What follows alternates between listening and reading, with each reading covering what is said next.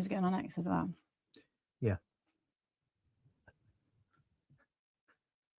We were live then again. We did it again. Well, welcome to Richie and Rogue Unfiltered. We are broadcasting from an undisclosed location, aren't we, Rogue? Indeed we are, and that is because there's been a lot going on, hasn't there? Yeah, has indeed. Yeah, your son's been poorly, isn't he? Very, very, very poorly. And so because he's been so poorly, I haven't made it out of anywhere apart from his little room. So we are talking about Advance UK. They are having their event in London today. Yeah. And we actually have somebody with us who is my favourite person in the whole wide world, and that is Dave Atherton. He is at the event where we should have been, but unfortunately we can't go. So Dave is actually going to be covering it for us and having a look at what's going on. And I believe right now there are lots of protesters there as well. Dave, tell us what's happening. So I might not be able to hear you properly, but to give you an idea what's going on here, we've got the great unwashed of Stand Up to Racism here. Some idiot's got a Palestinian flag. They've just been anti-Semitic. Oh yeah, you talking shit again? Yeah, we're talking shit again here. What are you talking about? Well, here we go. We got a flag. Whoa. Wait, Yeah. Just fucking give you a good idea. Didn't somebody just push him? Yeah, they did. Yeah, one of the pro-Palestinian protesters. Oh my God! We'll come back to Dave in a few seconds. Right, I'm doing a live broadcast. He interrupted me. And yeah, I love the If you don't like it, go out that side of the road because you're antagonising people, son. It's my democratic right to be here. But you're a journalist here. So, yeah, and you're telling him you're going to fill him in. Is that good, is it? Well, he insulted me, mate. No, he didn't. He insulted me, mate. You turn around and gone to him, I'm going to fill you in. So go out to the road, and then you won't have to put up with it then, sir. Well, why don't you arrest him? What, but you telling him you're going to fill him in? Well, because he deserves it, mate, I tell you. Yeah, we got it all on camera here, Dave. We've got it on camera. We've seen that he's just assaulted you. Well, it's never done moment, is it? Yeah. There's two-tier policing, mate, right in your very eyes, just as you've seen there, folks. We've seen what's going on there. The phone out of your hand as well. Yeah, seen that. Absolutely seen that. That's horrendous. So what? Sorry, guys. What's the police officer just said that you're actually antagonising them? Apparently, yeah. My very presence is antagonising them. Oh, well. There you go. Look at them. Do you have? So how many people have we got there? Another example of two-tier policing. You know, I had one of them literally put a loud literally to my ear, where I was having a civilised discussion with one of them. And of course, it was me who got bundled out of the way. You know. Yeah, so we're all expecting the arrival of Tommy Robinson. But if I assume he might be inside, but he's been one of the main draws to this. Yeah, absolutely. So, I mean, how many people would you say are there protesting, the counter-protesters? How many people are there? 50, 70, that kind of thing. Bit of a poor turnout, actually, considering there's Tommy Robinson. It looks like probably 300 or 400 at least from Advance UK have turned up. And I should imagine it's going to be kicking off in about 5 minutes' time. And there's still people outside. Waiting to get in. So looks like it's going to be a good event for Advance. That's really good. Okay, so do you know if Ben's turned up yet? What are people expecting from today? Well, so I think it's a debate on immigration. So be interested to see what kind of ideas that we have on this one. It's obviously the country's hottest button at the moment. And, I should imagine it's going to be quite fun listening to the various views. I think probably the contentious point is mass deportation. So, on what basis can we do it, and how can it be achieved? Yeah. So before you came on air and came live, we heard a man saying to you about Jesus being a Palestinian, and he was basically having a go at you. Did you actually kind of end that conversation well, or was that what antagonised? Well, no, I just pointed out the facts that Jesus was Jewish. He was born in Judea. He wasn't born in Palestine. I'm sorry. You're technically wrong. It's absolutely disgraceful what's going on here. And Palestine did not exist as a kind of a state or a country till 1964. well, Yasser Arafat tried to, he nicked it off the idea off of somebody. But it's, for example, in the Quran, Israel and Israelis are mentioned 114 times. There is no mention of Palestine in the Quran whatsoever. These people are historically and religiously illiterate. Yeah, but Paula's just saying, listen to that chaos in the background, and we're just trying to have a look just to see what is going on. Yeah, sure. Yeah, dude. Yeah. It's the bloke also trying to take me camera off, take me phone off me as well. Absolute scumbags. So yeah, far away.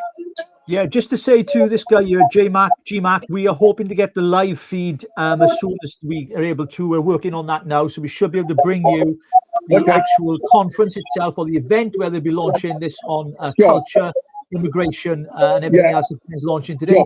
Part of their policy launch, so we're hopefully going to bring you that live.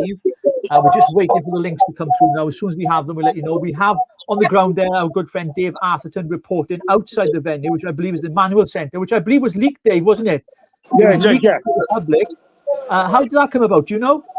Sorry, run that past me again. Sorry, I didn't quite catch that. So there was a leak for the event venue. Oh, right. Yeah. Okay, yeah. I don't know where that came from. Got no idea. But it's just livening things up today, to say the least. So I think how can I put it? I think people are really pleased that there's been such a big turnout, not only from the advanced side things, but also from the racism loonies.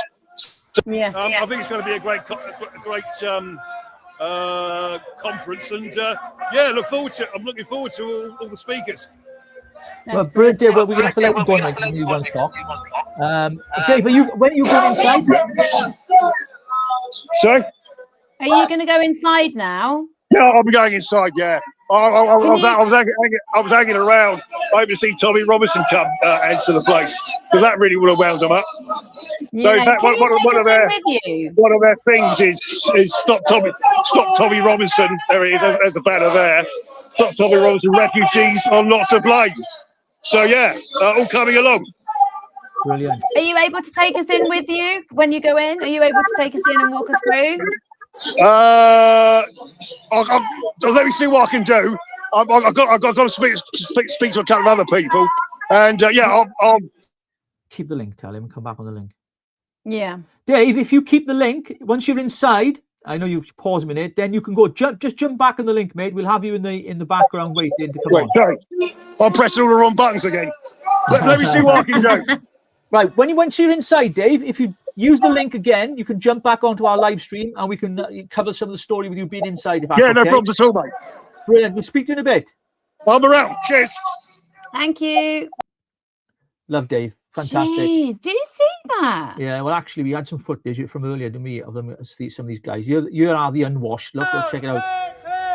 Refugees are welcome here. Say it loud, say it clear. Refugees are welcome here. Say it loud, say it clear. Refugees are welcome here. Say it loud, say it clear. Refugees are welcome here.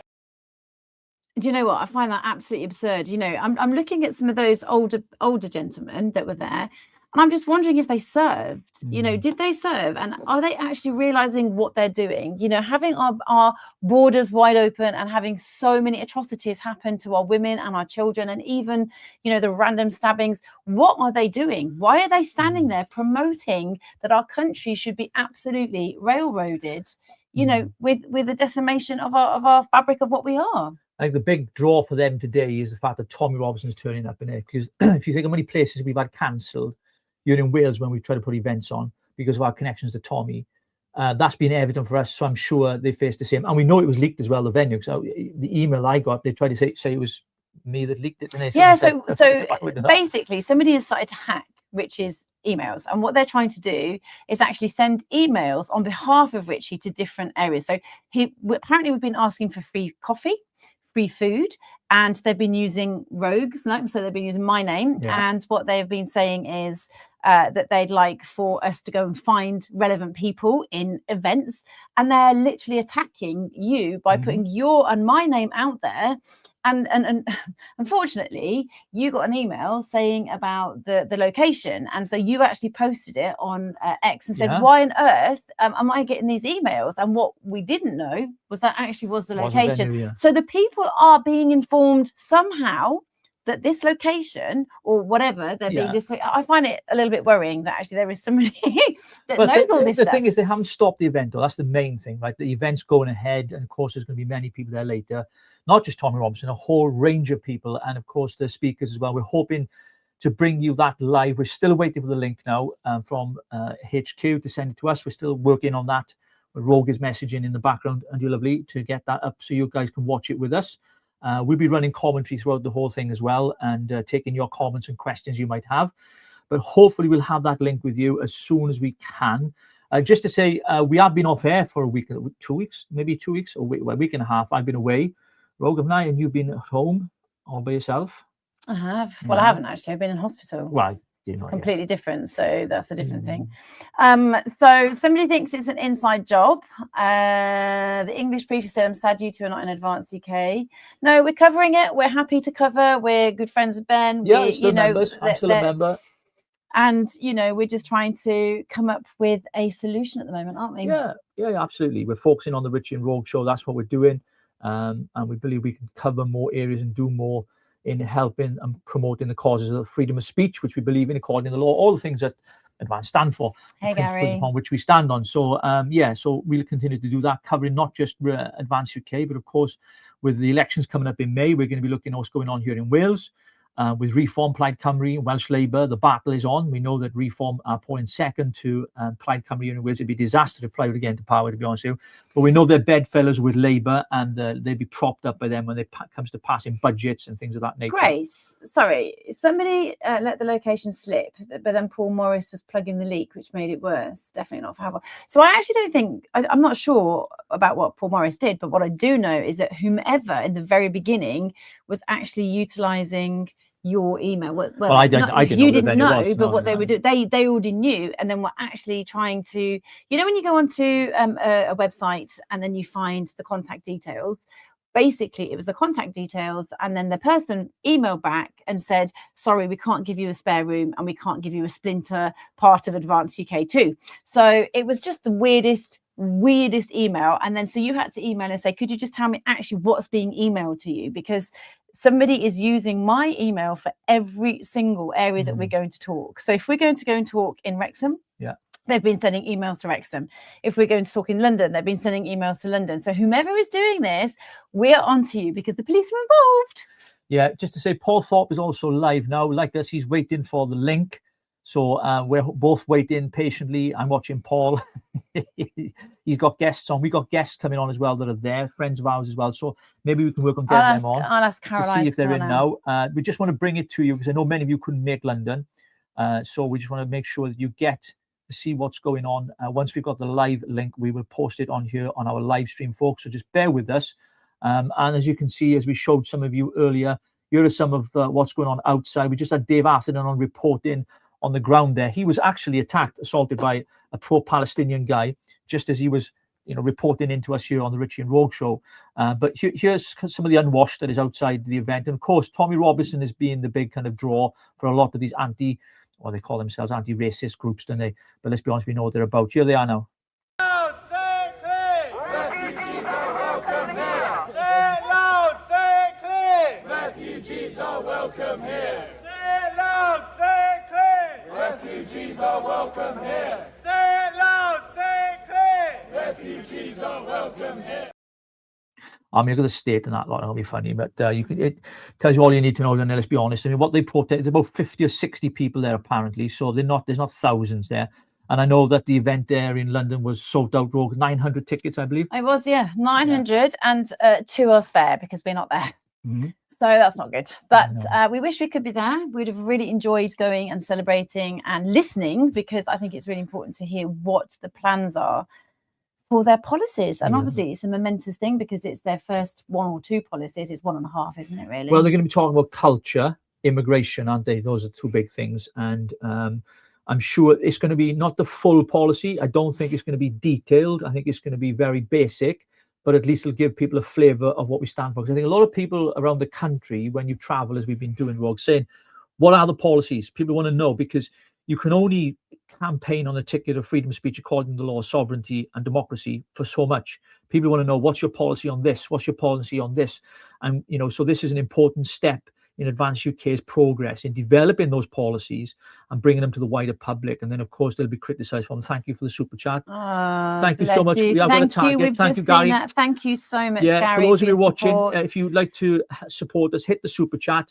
We got a goal set up, I think, actually, to get 10 super chats in. Let me have a quick look. Let's have a look. We just need a little bit of support. Oh, treat yourself to some flowers, Rogue. A tough few days for you. Thank you, Gary. I am exhausted. I didn't think I was even going to get out of bed today. I was just like, I can't do it today. But I want to honour what we said that we were going to do, and here we are. So thank you so much, Gary Smith. That has made my heart. I am going to buy myself some flowers. Right, we've got somebody here now. We've got Caroline. I'm going to just add her on, and she is within 2 seconds. Hi, Caroline. Hi. How are you doing? Very well. I can't hear you. It's very noisy and echoey. No, it's very noisy and echoey in here today. But with people are mulling around at the moment, just getting seated. It should be starting soon. We don't have an agenda as such, so I don't know who's speaking when. But I take it you're watching it live. Well, no, there's no live stream at the moment. There's nothing. We're waiting for the link, actually. There should be a link coming from there, but we're still waiting. I think Paul Thorpe is ready to live stream as well, but he hasn't had it either, so we're just waiting for that to be posted. Sorry, I'm really struggling to hear you. It's looking really full, though. It's looking really good. It's really full. It's quite nice, actually, because I'm meeting loads of people that I've made friends with. Sandra, would you like to be on video, on live? To the Wales team. All right. This is Sandra. Hello. We've spoken before. Hi. She's. How long have you been on Advance member? Since June. Yeah. So, and we've spoken a few times through my role with Advance UK. So I've kind of bumped into a few people and met a few people that that I've not had the opportunity to meet before. So that's been nice. But yeah, it was very echoey. It's like a round. I'll see if I can do a kind of. Yeah, show us round. Yeah, that'd be great. A round room, like a bit of an amphitheatre with a dome on the roof. Oh wow, that's really lovely. So is there any other faces? Is Tommy there yet? Pardon? Is Tommy there yet? No, not seen him. Donkey's there, Liam's there, Ricky Doolan, all the usuals, Howard. So yeah, Leo Cass, young Bob. So yeah, all the usuals are here.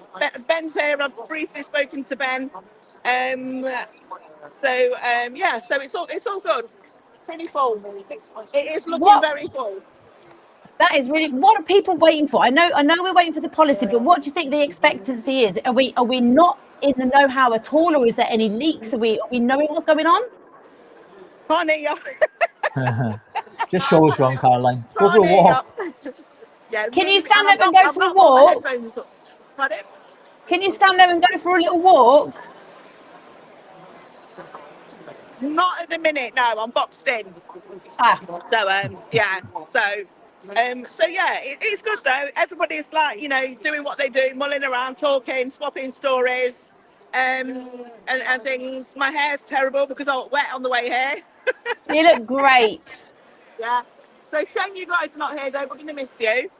Oh, we're really gutted. But as you know, my son's been very, very poorly, so it's been a real tough week. So. All right. So if you don't mind, I'm going to drop off because I literally can't hear you. And I'll try and dial in from a quieter area later on, yeah? Perfect. Let us know. Perfect. Thank you. Cheers, Caroline. Bye.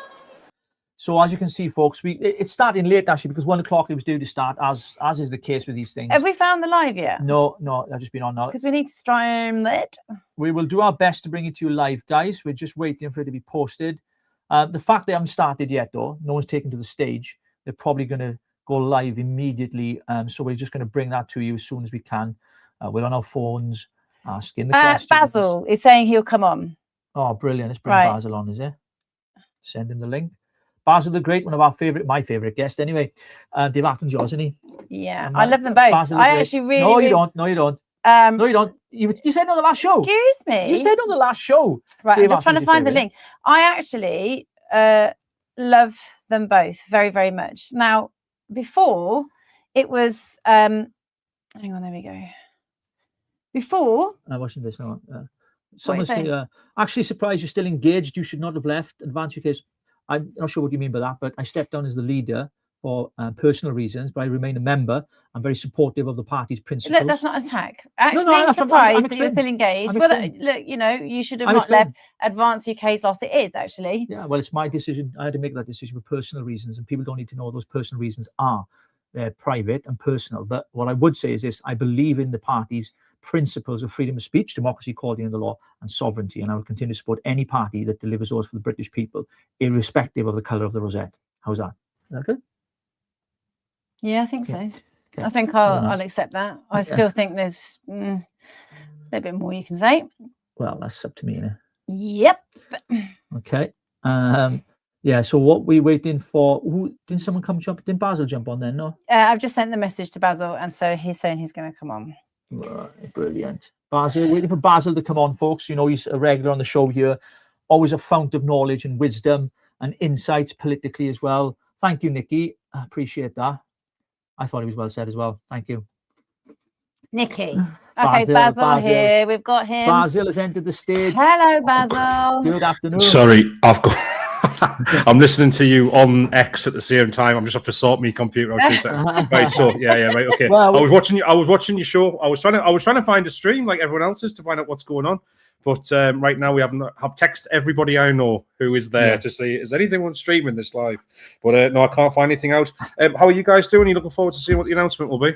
Absolutely. I am sort of sat with bated breath, kind of, what is it going to be? What is it going to be? But nobody seems to know of anything. So they've actually kept this really, really tight. Well, the link, I mean, assuming the link's going to come out as soon as possible, because you've messaged the key people that are responsible for that, haven't you, Rogue, this morning? So we wanted to bring the live stream to as many people as we can on here. But Basil, we just had Dave Aston there live on the ground. Oh, did you see that? And he was assaulted more or less by a pro-Palestinian guy. I don't know if you saw it on our X here, because he was in the middle of telling us what was going on outside the venue, and as he was doing that, the guy pushed him and his phone out of his hand. I mean, you're there, mate. They're the unwashed lot. This bunch here. I mean, we know what they look like. Let me just get it up here. This lot here, the usual crowd. Yeah, stand up to racism. I mean, honestly, I think that these people need investigating the same way we've seen the corruption in America with the things in Minnesota and stuff. And look, stand up to racism. An awful lot of them appeared. I remember when I went to the migrant protest in Newcastle to the hotel, and I saw I didn't see it, but one of my friends texted me saying, "Have you seen this?" And what it was people from down south getting off at the station and then getting busted, like literally shoved onto buses and minibuses and stuff. And it was all coordinated and organised. So they've been brought up from down south to go and protest at Newcastle. Again, these people are not doing this for free. They're not paying to get halfway up the country to go and do this stuff, right? They are being bussed around. They are being organised. This whole organisation needs looking into. Stand up to racism. When I went to the demo and I saw them and I seen who they were, so you could tell they all left at the same time. It was like there was a coordinated, like, right, that's us finished now, clocking off, you know what I mean? So these are paid protesters, paid agitators. We saw what happened in Epping when they were getting busted again, exactly the same thing. Police escorting them down, all the rest of it. These are not organic protests. And I personally believe there should be a law against this, right? I don't think anybody should be paid to attend a protest. I don't think that's right. I think that everyone should be, if you want to go to a protest, that is freedom of speech. Absolutely. It's your speech. It shouldn't be, it's not a job. And that's what I feel about it. I know, imagine getting paid just to do that. Like, literally, that's just ridiculous. You know, this is my job. I just get bussed around and go and protest. I know, it's insane. I mean, again, this is about political debate. So protests are always about politics. So when it comes to that, we try to get money out of politics. We don't want more money in politics. So at the end of the day, people should, if you feel strongly enough about something, that is what a protest is, right? It's a symbol of the government or anybody else being able to look and go, wow, that's a lot of people who support that cause. No, this is a lot of people people who are on benefits and who want to earn a bit extra cash. That's what it is. Yeah. So it needs to be sorted out. Another thing I would turn around and make illegal, by the way, is the unions taking part. I don't know if you saw this, right? You know, during the Southport riots, right? And then there was a lot of protests around the country. Obviously, classically, Ricky Jones of the Labour Party got up on stage at once and on a little plinth and he slit his throat and said, you know, all that horrible stuff, right? Found not guilty, obviously, just unlike Lucy Connolly, who was found guilty for a tweet. But those, right, the Civil Servants Union was at the protest with banners and placards. The Union of the Civil Servants, the civil servants are supposed to be neutral. So, and their union turns up to these things. So again, right, we have got a completely corrupted system. The left are always using it to their advantage. I mean, this is what they do, right? They love bureaucracy. They love looking into the rules and working out what they can and can't do and how they can exploit the system. Again, this isn't organic. So just remember, when you see these people and you see these agitators and stuff, and particularly people assaulting people like David Atherton, it's because they've got nothing to lose. These aren't people with families. These aren't people with kids. These aren't people with jobs and careers and all the rest of it. These are losers, dossers, who basically get paid to turn up and cause as much trouble as possible, just so the media can get a shot of a quote-unquote far-right person, i.e. just a patriot, defending themselves or pushing back or whatever, and then they say, look at the carnage caused here. I mean, that the officer said to Dave Atherton, he just said, "You're agitating. You're the agitator." It's like, what? He was just stood there and the guy pushed him and then tried to grab his phone off him. And it's like the officer just turned around and went, you're provoking, you're the agitator. And it's like, no, it's not. We've got it online here. We can prove to you that guy did it deliberately, like you said, because he knows that he's going to get away with it. Why though? Why is it that the police take the side of one side of a protest? Why does that happen? What? Look at some of the protests around the country, the migrant hotels protests, for instance, right? We saw a man get arrested for talking about eating bacon sandwiches, right? He said, eat a bacon sandwich. And obviously that is an instigation to provoke a Muslim, right? But the point is, he got arrested for that. No physical violence whatsoever, right? And yet physical violence happens and they don't get arrested if you're on the correct side, according to the police. And again, I just sit there and go, why? Why are the police being political? Well, we know why. It's because we've got police and crime commissioners who themselves are literally political. They are voted in and they have parties and all the rest of it. This is madness. It's absolute madness. This doesn't happen in other countries. Yeah. But Basil, just a quick, I'm just waiting on this here. What's your thoughts around these policies today? What do you think Ben is going to say about on immigration, on remigration? I mean, where do you think it's going, given the interviews he's done so far, the things that he said up till now? What kind of things do you believe are guaranteed to happen today in this policy? Is there anything specific you can say that's definitely going to be in the policy? I know it's difficult to tell, I know, but is there anything, any hints you've got as to what you believe will be in this policy today? Okay, so three things. There's what I think will definitely be in the policy. There's what I hope will be the policy. And then there's the middle ground where Ben might stretch a little bit, because I personally think I'm a little bit further to the, I don't want to say the right, I'm just a bit more realist about how dire a situation we are in terms of what we need in terms of deportations than many political parties. So I'll be pleasantly surprised if Ben gets anywhere near what I want. And I'll be over the moon. But I think what he'll do is, I mean, put this way, he will definitely be a lot stronger than Reform. There is no question about that. So we know where Reform are. That is, illegal migrants who arrive after the day government will not be allowed in. And then obviously the ones who are already here, 1.2 million to 2.5 million, the single adult men will be deported. That's what Reform have guaranteed, roughly. Okay. Ben, I believe, will go a lot stronger than that. I think he'll just blanket say all illegal migrants will be deported. There won't be a question of women, children, etc. It'll just be, you will be deported if you arrived here illegally. And I think there maybe a few exceptions in there for, let's say, I don't know. I generally don't know. But look, he might think of something. I don't know. I think the key thing is just to keep the messaging simple when it comes to immigration and just say, listen, if you are illegal, you will be deported. It's as simple as that. The interesting thing will be, is if the conversation moves past that, because that's pretty straightforward. And to be honest with you, I think that's where Advance UK should just take as read. I mean, it would be nice to have a political party in the United Kingdom that just recognise that illegal immigrants are criminals and shouldn't be here. So it shouldn't be up for debate. You know, this is the disappointment of Reform. The Tories are situated. They say, well, some illegal migrants shouldn't be here, but some of them are okay. That's not the case, right? So obviously Ben will go into details about, what ex-deportation numbers will look like and all the rest of it, where we're going to keep them, where we're going to send them to, how we're going to make sure that they don't want to come here in the future. All that stuff will be in there. What I'll be keeping an eye out for, though, is if he pushes the Overton window again. And that will be to say, will he talk about legal migration? Now, I've got to be honest with you. I interviewed Ben. I've interviewed him a few times now. And every single time he has said to me, yes, we need to talk about remigration of legal migrants who should never have been here. And if he does that today, now bearing in mind, even Rupert Law has said that, but hasn't produced a policy on that yet. So there's nobody out there right now that is big in the mainstream sort of thing that has produced a policy that says we are going to tackle legal migration. Obviously, certain smaller parties have. I hope Advance UK do that today. I will be over the moon if they do. And they just lay out the stall and say, look, this is what we're moving on to now. We want to move the conversations. And that also opens up a massive wedge between them and Reform, between Advance and Reform, and says, listen, we're not just here to talk about the 1 million, 2 million illegal migrants. We're here to talk about the millions and millions of legal migrants who are living in council housing, living off benefits, criminals who've never been deported, people who should never have been accepted into this country in the first place. That's what I'm looking for. There's a question here. Is Advance Is Advance a viable vehicle steering towards government, or is it more intended to drive the direction of acceptable national debate and policy within Reform and the wider right as a whole?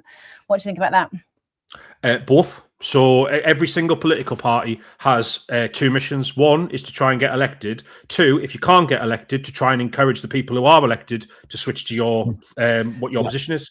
So you've got both there. I mean, to me, right now, you would say Advance is there to try and get itself into a position where it can be elected. But if it gets to say 2029, let's say, so we know there's going to be an election that year, and it's still nowhere near. Well, then the case is to turn around and say, listen, Reform, if you want us to stand down so you've definitely got a better shot of getting elected, you need to change some of your policies. And that is just the way democracy works, right? We get something of what we want. In return, we will make it easier for you to get into government. And that's what it will be. Yeah. UKIP did that in the past, remember? UKIP got us the referendum from the Conservatives because they worried that UKIP would get in, and Conservatives responded. That's exactly what happened.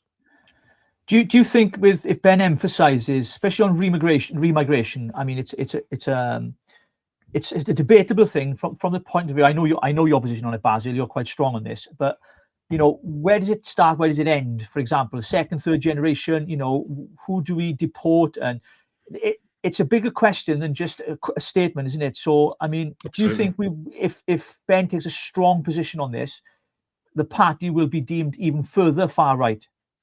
Look, the party's, again, this thing about far right? Anybody who's on the right wing of politics, stop worrying about being called far right, because it doesn't matter what you say, people call you. Go and look at Reform. We all know Reform is weak as wet water, right? And yet, the media, everybody calls them far right and says this is disgraceful. They hate to kick out black people and all the rest of it. It doesn't matter. They're going to lie about you anyway. So stop worrying about them. There are so many people. There are enough people out there to win an election and get this done without worrying about what the BBC and all the rest of it think about you, right? So here we go. What they need to do is, in my opinion, is put together a really achievable, sensible starting base for remigration that is very clear about what it actually is. So, for example, there's obviously a wide range of things you could turn and say, all the way from the true hardcore ethno-nationalists that say, listen, anybody who isn't a white British person should be removed from the country. And then there's all the way to say, civic nationalists who say, well, anyone who doesn't agree with what they call British values shouldn't be in the country. Look, there's a lot of scope for negotiation and debate around that. My issue is this. I don't sit there and say I hate anyone who's non-British. I genuinely don't. But the truth is, we face oblivion as a people. It's just a fact. I wish it wasn't true, but it absolutely is true. We know there is a date coming. 2063 is the current date, but it might change depending on how many more migrants come to the country or indeed the birth rate of migrant communities. But we will become a minority in our own country. Yeah. Now, if you go and look at what happens when white people, and I hate to talk about it like this way because I know it sounds like you're talking about race and racism, obviously, just ignore that. Don't get offended. Just listen to what I'm saying. Whenever you talk about what happens when white people become a minority in a certain country, you will find it never goes well for them. It never has. And if you look at the tolerance levels of white people to other races, it's a lot higher. It's just polling data than what other races are to white people. Am I saying there's going to be blood on the streets of Britain within a few years? I don't know. But what I am saying is, why would we want to just voluntarily give up our country, the home of our ancestors and our ancestors' ancestors all the way through time? It makes no sense, okay? Now, I understand there are a lot of people here who are absolutely peaceful, contribute towards society, no problem whatsoever. So I'm not of the opinion where I sit there and go, right, well, we just have to get rid of all non-white people. Because at the end of the day, that to me is way, way, way further than anything the majority of the population will agree to, and also possibly not necessary. To me, I think we should start off with the low-hanging fruit. I think we can get everybody together around the idea of going after the low-hanging fruit when it comes to remigration. So, for example, banning, I don't think we should allow halal in our country. I really don't, right? I don't think we should allow the spread of Islam in our country. I really don't. I think it's been proven that these Pakistani grooming gangs, their entire communities need to go. They covered it up and so on, and I think that should be done. I really think that anything to do with criminality, anything to do with taking benefits, social housing, all the rest of it, this should all be removed from people. And again, when you start doing this, millions will just leave themselves. We don't, people say to me all the time, Basil, what are you going to do? Go and arrest 10 million people with an ICE style unit? No, I'm going to arrest hundreds of thousands of people, possibly, but I guarantee you the vast majority will leave if you just make it difficult for them to settle here, to carry on taking things from this country and moving money out of the country. It will, they will just leave. When it comes down to ICE and stuff, Rupert Law's policy, which was written by Harrison Pitt, very clever dude. I absolutely trust what he was saying.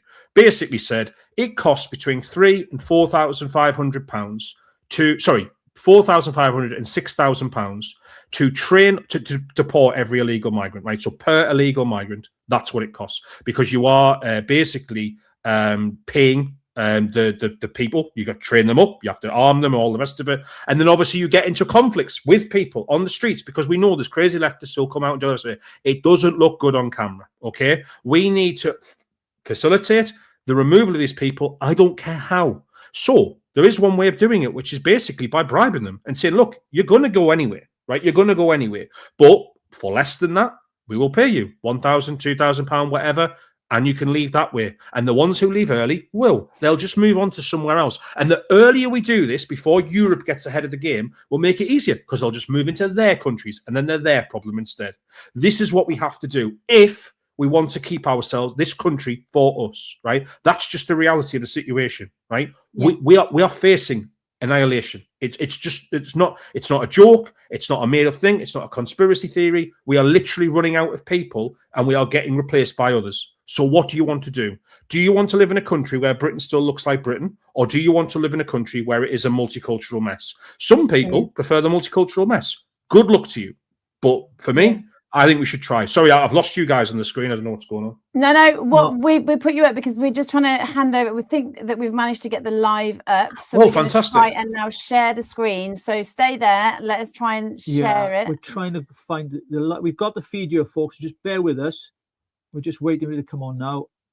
I think they're having troubles there end with the internet. Yeah, here we go. Here we go. So we're just going to share this now, folks. Just bear with us. Let me just get this up on the screen. Okay, there we go. And we'll hand over, and then we can commentate. Basil, if you're happy to commentate throughout it. So there we go, folks. Let me put the volume on there as well. 1 second. Just bear with me. As you can see, we're live, Basil. You can see it there. Yeah, I got it. Yeah, they're just setting up now. So, in fact, I think it's coming off the Barack show. I don't know how they've done that. Yeah, Barack show. Yeah. Barack is streaming it for them, I'm assuming. Then is he? Yeah. Barack is a good guy. He's he's actually funny enough, right? He's actually an asylum seeker. Came here when he was a child as an asylum seeker, a legit one though, not an illegal migrant. And came to the country. I've seen his show a few times. Now again, look, there's some people who sit there when you talk about remigration say we need to get rid of Baraka. I don't think that's an urgent thing. I think there's so much more we need to talk about before that when it comes to remigration.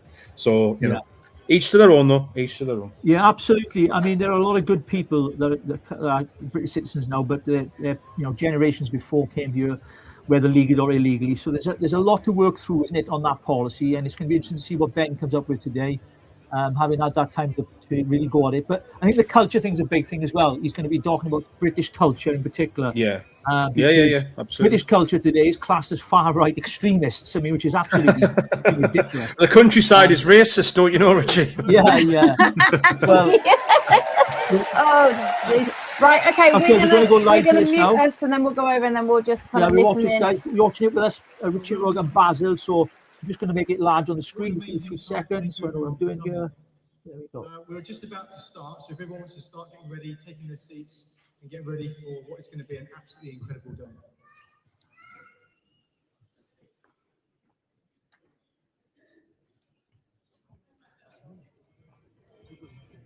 Sorry, no, I was just talking about when you sit down. Oh, then they're going to play the intro.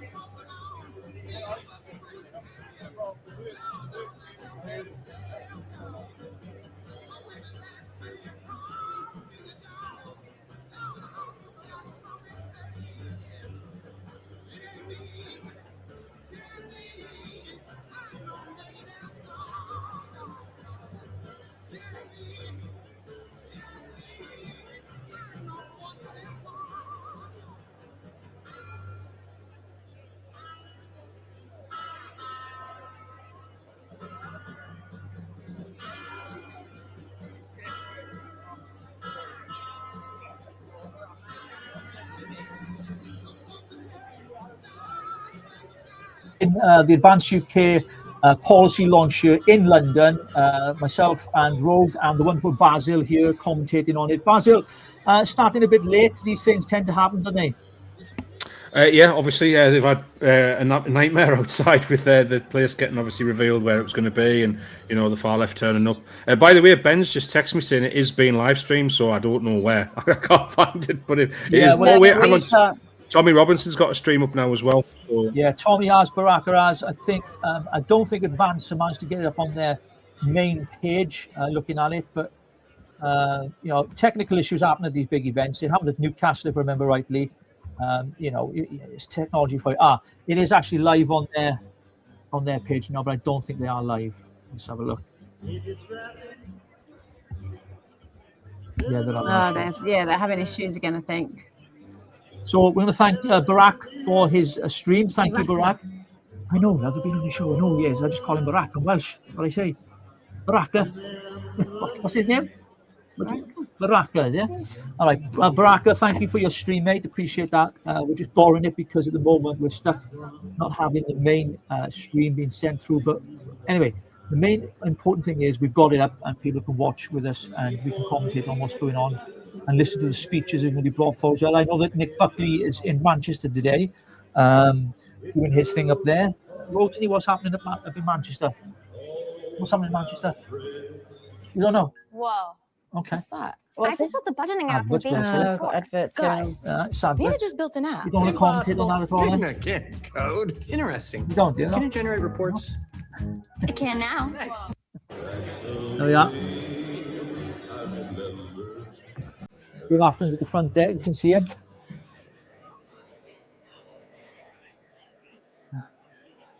Let's go back to the screen around here.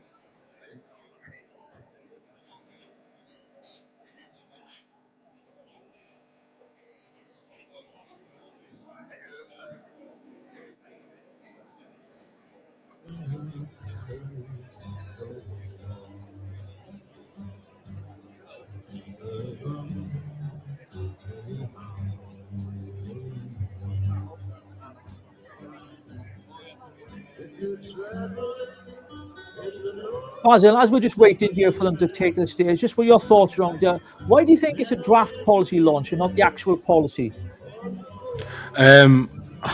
I have no idea. I guess it's because he doesn't want to say that this is the final thing.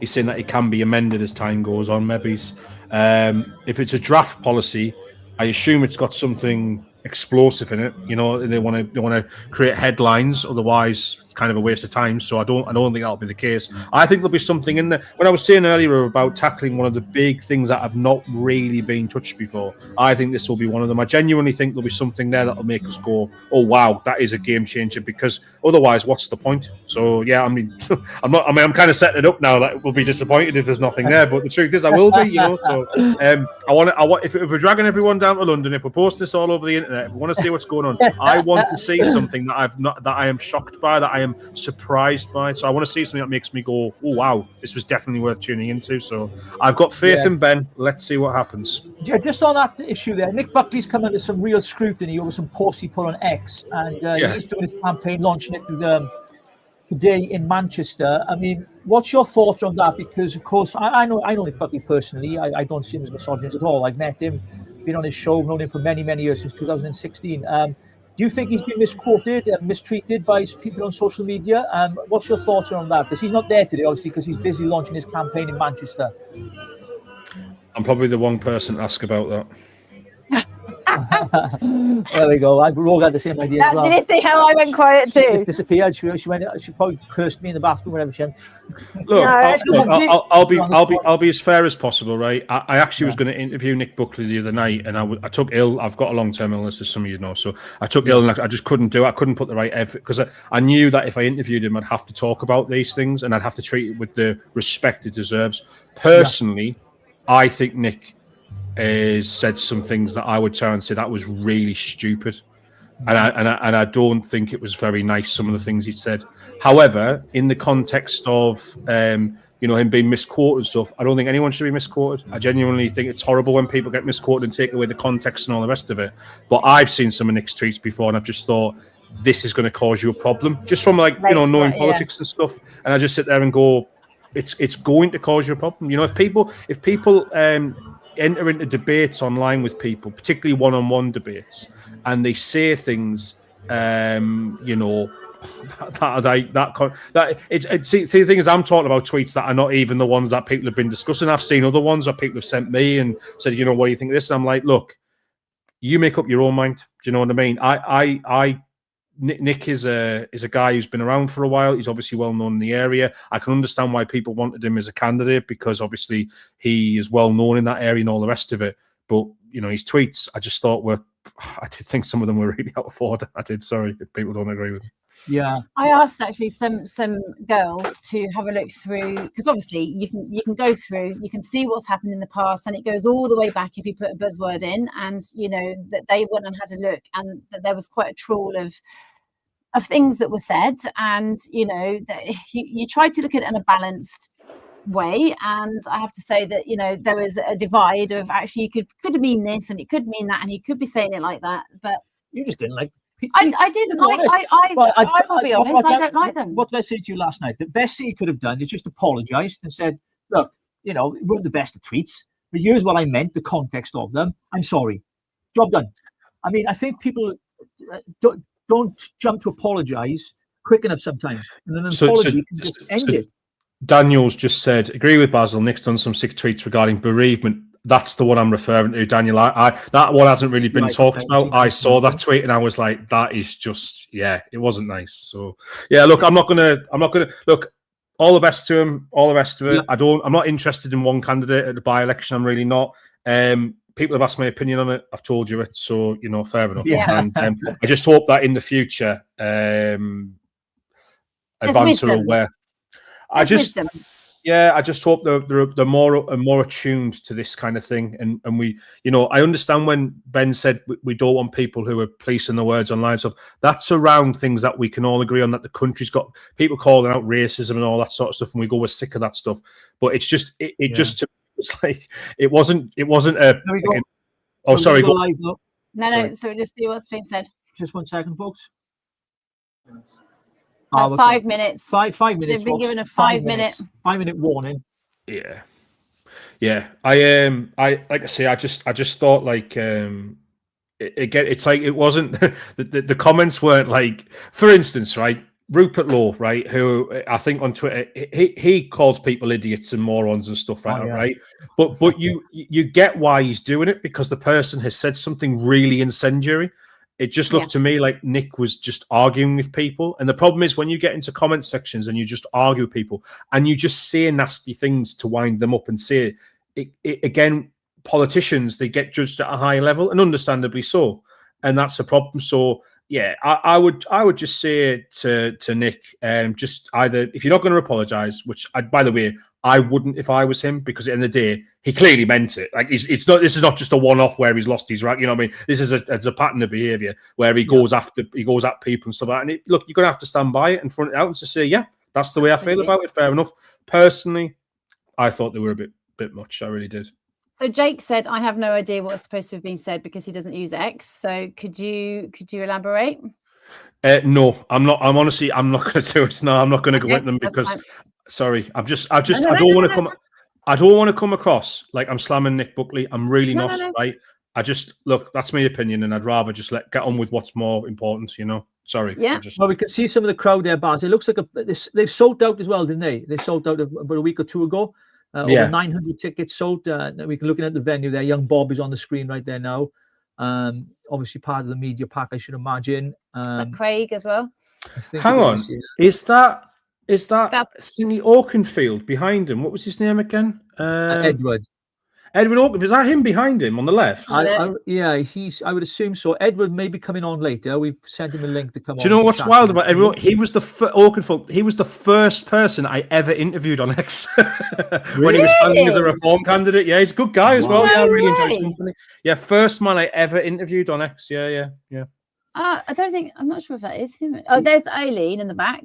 Is it Aileen? Aileen. It is. Yeah. I thought it was. Yeah. It is. Let me go and see what they're talking about now. He's another one, by the way, who he got binned from Reform for spicy comments, whatever you want to describe them as, Yeah. People, this happens sometimes, Look at how many people there is, man. See what? Look how many people there is.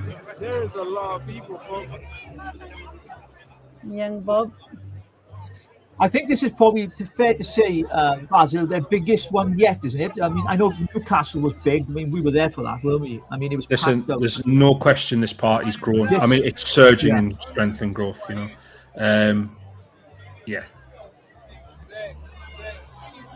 We're watching live images here, folks. Thanks to Baraka. That's is that Liam Tufts there? And there's Liam. Don Keith as well. I don't know if you guys have seen this face before. Yeah, Don Keith. Yeah. Well, we've got adverts coming on now, so apologies for that. Yeah. Someone's making money. Liam's a legend, by the way. He's absolutely fantastic. Isn't he great? One of the best interviewers I've ever. What the new policies are from Advance to see if they're going to be a good pressure group for reform and keep reform on their toes. Don't let them slide into the Tory 2.0 territory. So I'm excited. Thank you, guys. Nice to meet you. I'm looking forward to hearing the policies. That is it. I'm here to listen and learn and see where the country's going to go. How about you? Well, of course, I'm here to broadcast. And that's it. What do you want to get from today? I want to get to learn about their policies first of all. I want them to be my source of information. So I don't want somebody else to tell me what they said and what took place. I want to be here to see it for myself, and I also want to report it to the guys when I get home. Just to give you a shout out, I'm trying to think of who the guest was that I had on my podcast, and when part of my due diligence, doing my research on the guest, I come across you interviewing them, and I watched it. And normally, to get attention, there's a knack to it. I watched the whole thing, and I thought you were brilliant. And I nicked a couple of your questions, so thank you.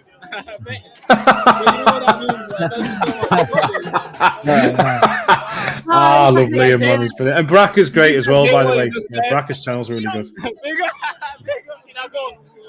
you so much. Thank you. Nice floss.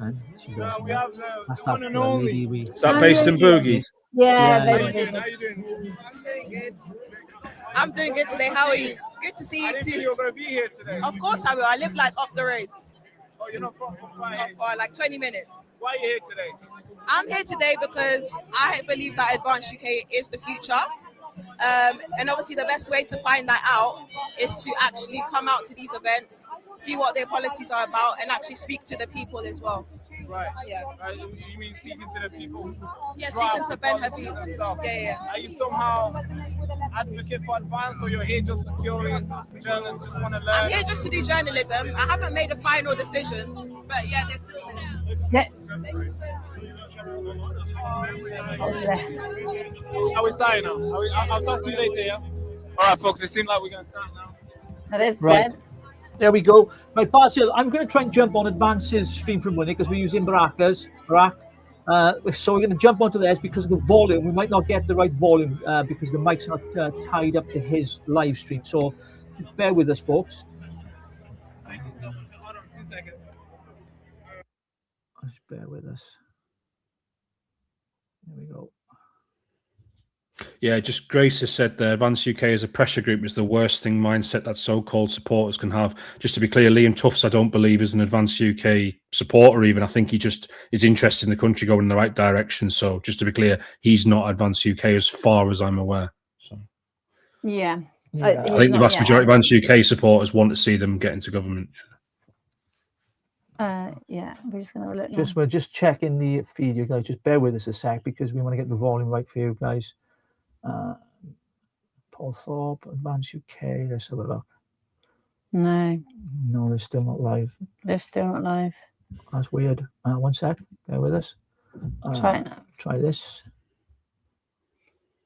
I think they're having problems with their live feed, to be honest. No, I don't think it's working. No, we're going to have to go back to Baraka's. Where was he? Up top. Oh, that's Paul's. Just bear with us, folks. Technical issues.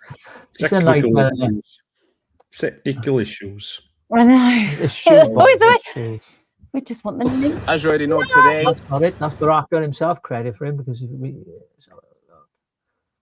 Yeah, they're not live. So there we go. We'll have to go back. I'm 65, and Well, today I'm nice. doing nothing. The Tai Chi chair workout. Richie, you need to get YouTube Premium, mate, and get rid of these adverts. I know, mate. I know. I need to pay for it tonight. There we go, folks. We got it back now. So if we can get the stream on, if Advance goes live, we'll get the stream up because otherwise we're not going to pick the sound up for the speakers. Just bear with me. I'm going to have a quick search now to save you guys doing it. We'll do the work for you. Let's have a look. Howard's just sent a photo showing the room and how full it is. It looks really good, actually. Yeah, they have done it quite nicely. The stream is down. Okay. Yeah, unfortunately, the Advanced site is actually down, isn't it? Yeah. Block ads. Block ads. We need to block the ads. Yes, bro. How you doing? Good to see you, bro. Good to Let's see have a you. look, see what's going on. There's Floss.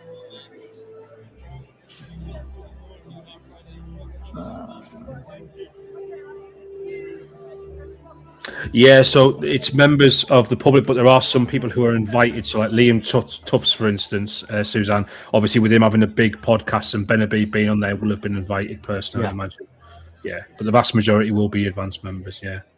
Oh, Yeah, no, it is absolutely, isn't it? Because you have, obviously, you get the media come in and they can do the coverage and just show, there's Ben. Yeah. And Floss. John Wong. Is it John Wong? Jonathan Wong. Yeah. Yeah. He's a lovely guy. Yeah, running over time here, folks. So I hope you're enjoying the broadcast. Please share it. And I want to thank Baraka again. And Mr. Sachs, you're absolutely right. Baraka might become the official streamer. His numbers will be flying. I know. We boosted his numbers anyway. It's all about helping one another out anyway, in the long term, isn't it? There's Will. Where's Will? Where's Will? You see Will? I wonder how Will is actually after his incident. Can't see him. Well, we had him on the show, didn't we? And we're going to catch up with him again, I should imagine. Here we go. All right, let's hope. Good crowd there.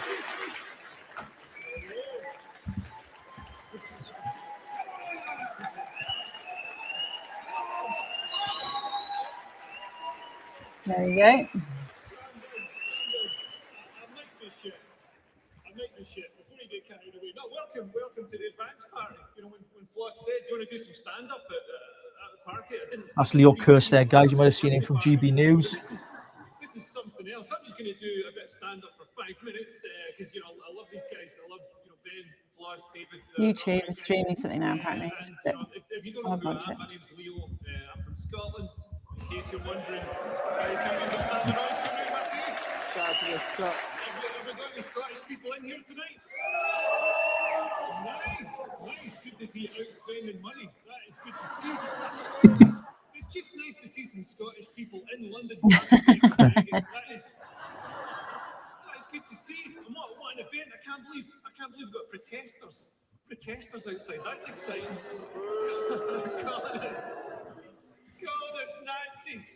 Calling us Nazis. What a joke. You know what I mean?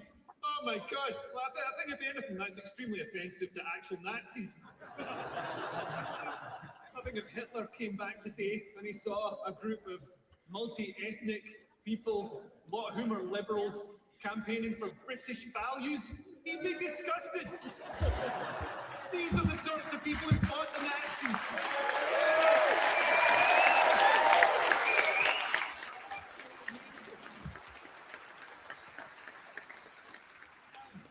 I'm not a Nazi. I hate socialism. I'm an open-minded guy. You know, I can see the good in communism. You know, I'm a fan of communism because it's actually the leading cause of death of communists. But, yeah, hope not hate. You know, hope not hate the disgraced far left group. Man, you know, a senior member of Hope Not Hate was arrested and convicted for paedophilia charges. And they reckon they're the good guys.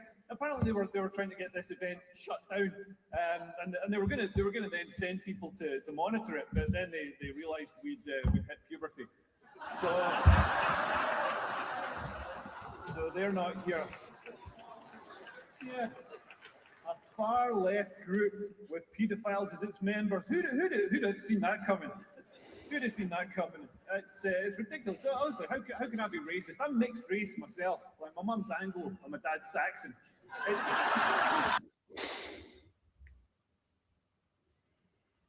Oh, that's the sound. Keir Starmer, who just yesterday said to be British is to be diverse. It's like, what about the ones who aren't? I mean, say what you like about Keir Starmer, but I think he's done a wonderful job. He's has ever had.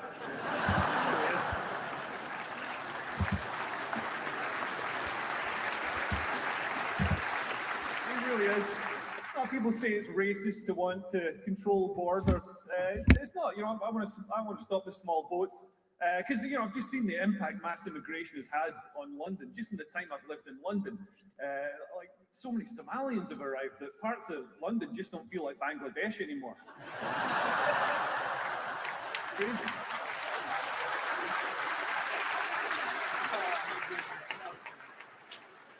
And stopping the boats isn't racist. Stopping the boats is sexist. Let's be honest, if those boats were full of hot Somalian babes, you know, all topless like in the National Geographic, like the men here would be down on the beaches saying, "Come on in, ladies. Let's mind your feet on the cobbles," you know. But they're not. It's all blokes. So we don't. And let's be honest. If it was women coming across in the boats, the French would be stopping them leaving. And also, if it was women coming across in the boats, all the liberal women in Britain would be down on the beaches campaigning to get the borders closed. It'd be like, stop these people coming in. No, it's ridiculous. It's yeah. Anyway, I've talked for long enough. I'm going to bring on Richard Thompson now, who's going to introduce some of your speakers for this event. So thanks for listening. I'll be Leo. Cheers.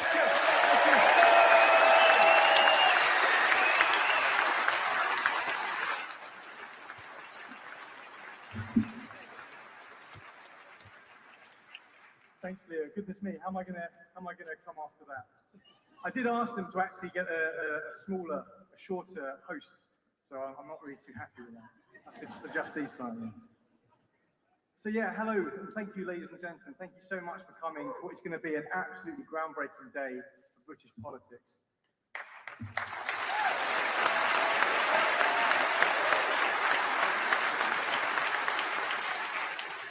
My name is Richard Thompson, and I'm the National Director for Advance UK.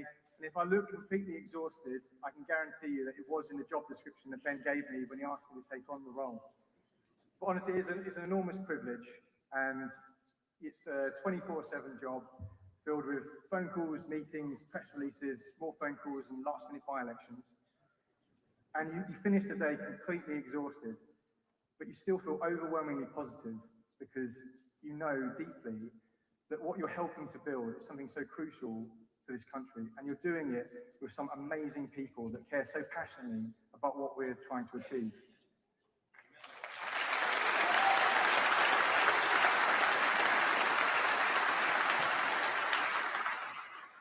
Now, it is an honour to be speaking today, but it did make me reflect, and I certainly wouldn't describe myself as a professional communicator. Publicly speaking doesn't really come very naturally to me, but it did help me sort of think about the message that I had and what I wanted to discuss. And I thought back to a speech delivered recently by a serving MP at a certain party conference. Now, this MP was quite clearly told what he could and couldn't say. Entire sections of his speech have been forensically reviewed and censored. And this MP is no longer serving with that party. And I'm sure many of you could hazard a guess at who I might be talking about. But it wasn't the MP or the individual that struck me. It was the culture. It was the party so fearful of its own message that it didn't trust its own representatives to speak freely. And then it dawned on me. At no point had Ben or anyone at Advance UK asked to see my speech. Nobody was looking to steer or censor anything. I can see Ben looking a little bit uncomfortable, probably wishing he had done. But that, ladies and gentlemen, should really tell you everything you need to know about the mindset and the values of Advance UK. Because freedom of speech isn't a slogan for us, it's a core value.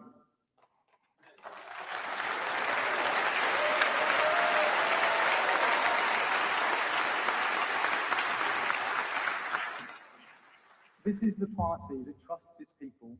This is the party that believes in independent thought and that the people's voice should be heard and not managed. Now, we are very fortunate to have some remarkable public speakers within our ranks. Ben, of course, being one, the amazing Howard Cox, another.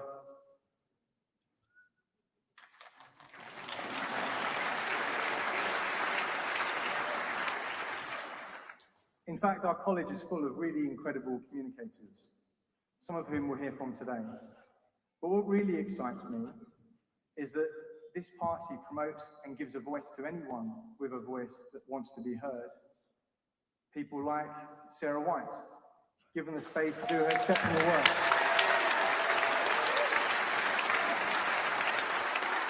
Or Tim Power, our Deputy National Director, helping to build the structure that our future leaders will grow and develop from. In fact, all of our regional directors are genuine champions of the people, and I can't wait to see what incredible work we continue to accomplish together. Now, in fact, I would invite everybody to try and find them now, because ask them how you can get involved locally, because I genuinely mean that this is a party that will listen to you and hear your voice. Not career politicians or showmen delivering rehearsed speeches in front of flashing lights and pyrotechnics, but genuine, authentic people with conviction, courage, experience, and integrity.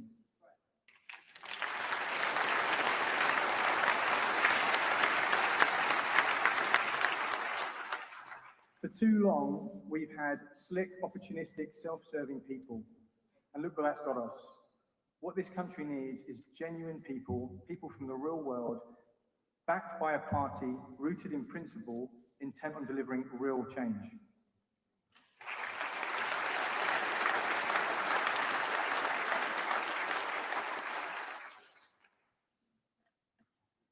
Now, for the time that I've been involved in politics, and whenever I've spoken publicly, I've often opened with something along the lines of how I'm not a politician.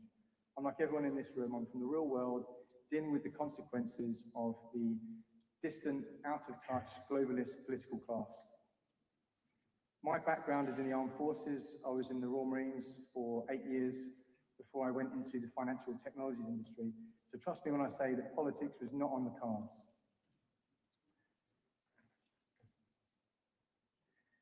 But my job, essentially alongside the incredible team of the Deputy National Director, the Regional Directors, the organisers and branch chairs, is to help to build a structure that gives our members a voice.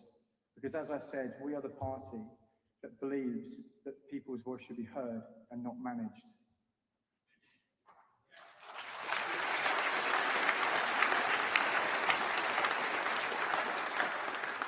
Because you, our amazing members, are genuinely the beating heart of this party, and the structure that we will implement will enable you to have a voice and will enable the college, as long as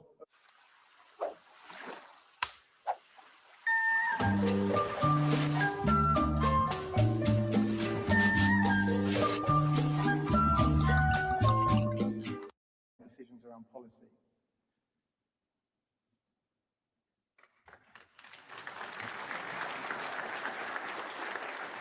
And we need people like you. We need you to be active, to contribute, because this country is in crisis and we need to save it.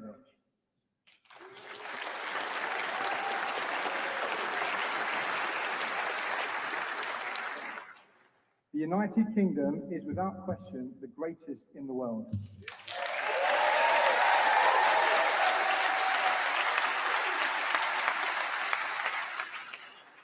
We gave the world the Magna Carta, the birth parliamentary democracy, the standard in the Western world. We abolished the slave trade and enforced it globally. And we stood up against tyranny, even when we stood on our own in the darkest days of the Second World War.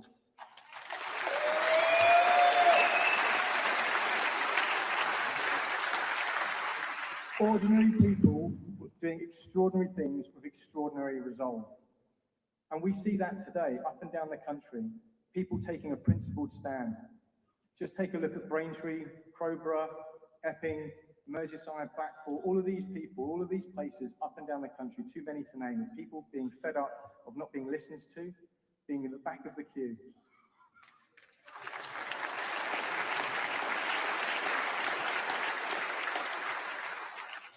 You know, I often joke about, from my time in the military, in the Marines, when I was on operational deployments, and I would be kicking doors down to apprehend some rather unsavoury people, to now politely knocking on doors to deliver leaflets. And it helps to remember which approach we're using. But my time in the military, it really sort of taught me many things, but one real endearing life lesson, which I hold close to my heart, and which is self-motivation. When times are hard, physically and mentally, you get up and you keep moving forwards. And that is the spirit of Advance UK.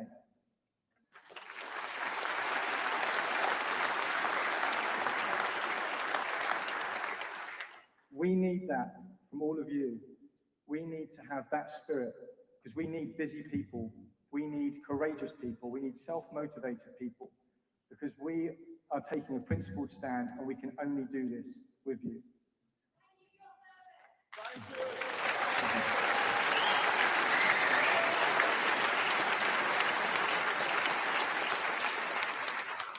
Because only together, with you, can we advance the United Kingdom. Thank you.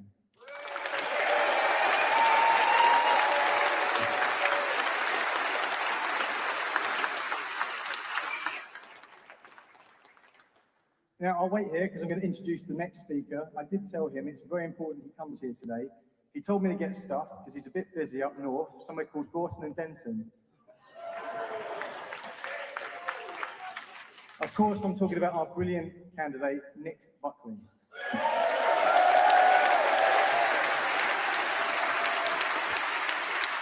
Hello everybody, my name's Nick Buckley. Sorry I can't be with you today, but as you may have guessed, I'm a little bit busy.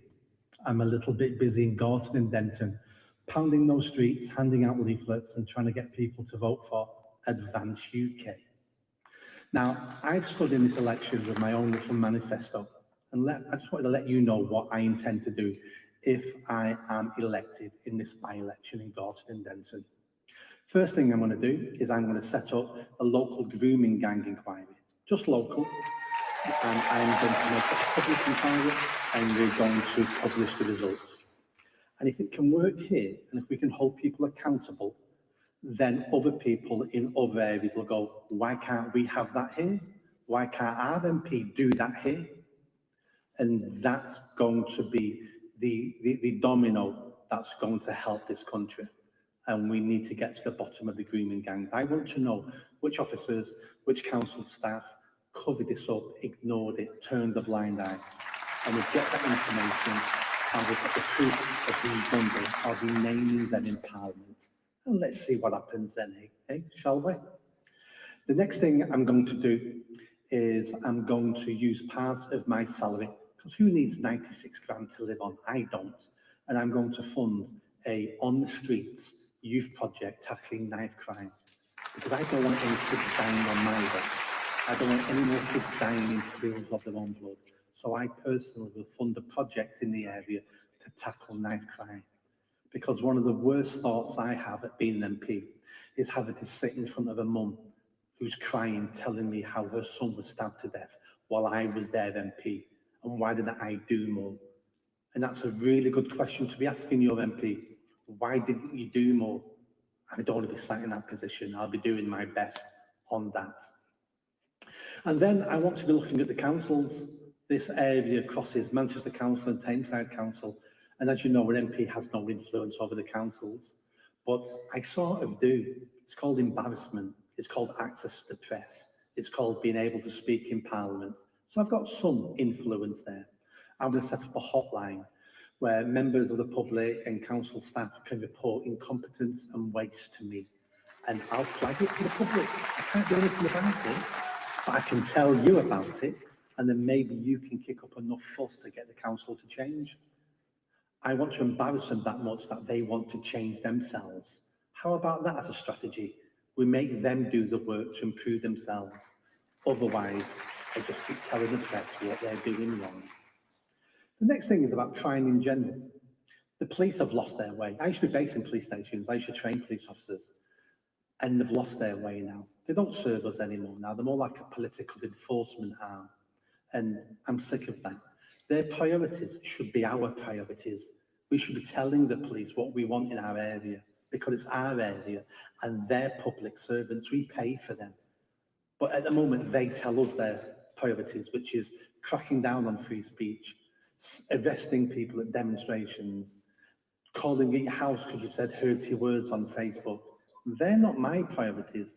So I'm going to ensure we get a top senior police officer every month at an open public meeting where they can update the public on what they're doing, their strategies, and then the public can tell them if it's good enough, what's going on, why they're failing, what needs to change, what their priorities should be. It won't be to report crime, because you'll do that somewhere else. I'm talking about holding the senior management of the police to account. It'll be uncomfortable, but do you know what? We're paying their wages. We're entitled to make it uncomfortable. My fifth point is really about me, because I can't exactly hold the police to account and drag them over the coals if I'm not willing to do the same myself. So I'm going to do 10 a year where the public can pull me over the coals. I'll update them on what I've done that month, what I'm going to be voting on, why I voted certain ways in Parliament, and then people can tell me what they think about me. Because it's not really fair for the public to wait another 2, 3, 4 years before they judge their MP. You should be judging them basically on a monthly basis and telling them this isn't good enough. because they're our boss. They'll be my boss. And any job you do, your boss tells you all the time if you're doing good or bad. And that's what the public need to be doing to MPs. And I'll implement that there. And the reason why I've picked these 5 things is because I know I can do these things with no help and no money. There's no point me promising the world and then saying, oh, the government won't give me the money to build that new road or build that new hospital. So what's the point of promising it? I'm promising 5 things I know I can do with no money, no help and support from councils or the government. And that's how you're going to judge me, because they're 5 things I guarantee will be done if I become the MP for Gorton and Denton. And it works here. And if I can get change here. I used to say, if I hear AI one more time, I'm going to lose it. But Monday.com is super easy to use. We'll have people across the country going, I want my MP to do that. Stop with all the big ideas. Stop with all the lies. Stop with all the propaganda. Do smaller stuff, but get it done. Because it has to start somewhere. Let's start with the smaller stuff and get it done. Little improvements add up, and we'll encourage other people to improve things. But at the moment, just saying, vote for me, and if I win, Keir Starmer has to resign. It's like, are you mental? Keir Starmer's not resigning by losing a by-election. I don't think any Prime Minister's ever resigned over losing a by-election. They expect to lose by-elections. And whoever wins this by-election, it will not change the country, because it's one by-election. But if they vote the right person in, it'll change the area. So that's me. That's why I'm standing. That's what I'm going to do. So enjoy the rest of your day with Advance UK. And hopefully I'll see you soon. And if you're near Greater Manchester, get in contact and volunteer. We've got 3 weeks now to win this election. Thank you and enjoy your day.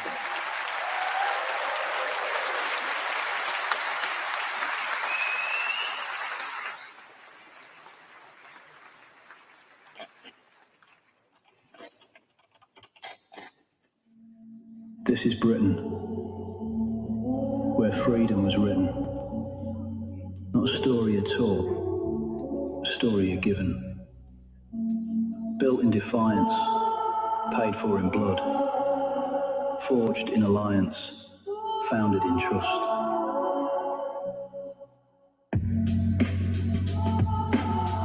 Rome arrived.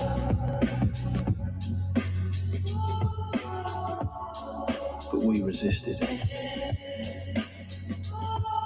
A kingdom took shape.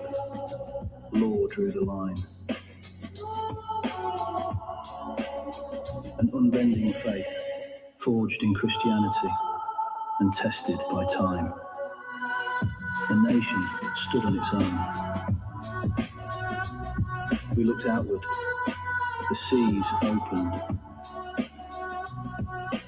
Iron, steam, the modern world was built. Everything was tested. We held. Words became power. Ideas became machines. Stories went global. Music moved the world. That's our history. But our future is up to us. An Advance UK government will fearlessly protect our inheritance, honour what was built and secure it for future generations. A culture worth defending.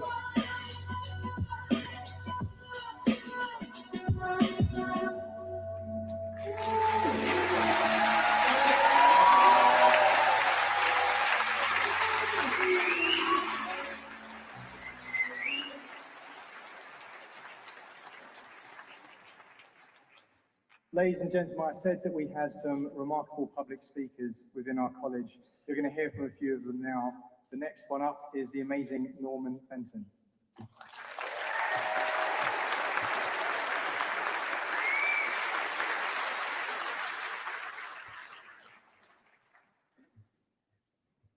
Ladies and gentlemen of Advance UK, I wouldn't have been able to get away with saying that at an academic conference. I want to speak about how our universities have been the cancer corrupting our culture.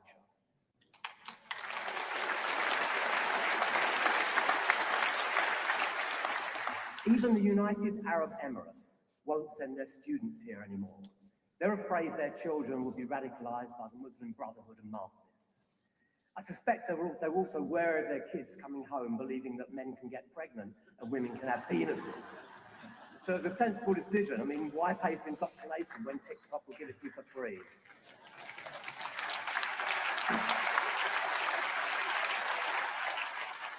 So after 47 years in academia, a student, researcher, lecturer, and professor, I speak as an insider who's watched this rot spread from within. And it's far worse than people realise. For many years, I was taken in myself as a socialist who generally believed that the system was serving truth and justice. I know exactly how the indoctrination works. I eventually woke up. And when I publicly challenged, for example, academic claims on COVID and climate change, the exaggerations, suppressed data, and false conformity, I was branded a conspiracy theorist and quietly erased by institutions I'd served for decades. Dissent's no longer debated, it's destroyed. Just last week, young freedom fighter Montgomery Toms was attacked on campus for politely inviting debate on remigration. His friend Will Coles, who I saw is here today,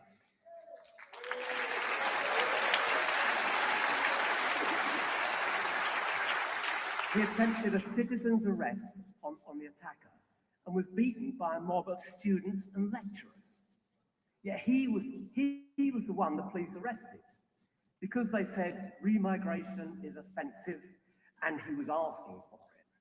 That single episode tells you everything.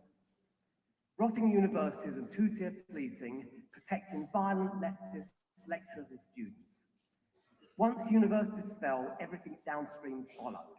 Courts, policing, media, even common sense. The results were all around us. Politicised justice, captured institutions, propaganda posing as news, and a generation trained to loathe its own civilization. Universities don't just reflect culture, they manufacture it. They train the teachers, journalists, politicians, lawyers, and regulators who now enforce the worldview, capture the campus, and the culture follows. This cultural Marxist long march through the institutions didn't begin in the 1960s. It began in the 19th century with the Fabian Society, the wolf in sheep's clothing, preaching gradual socialist infiltration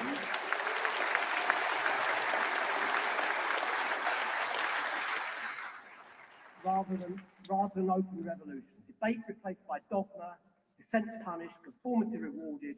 Successive generations of credentialized conformists captured every institution. Fabian Tony Blair,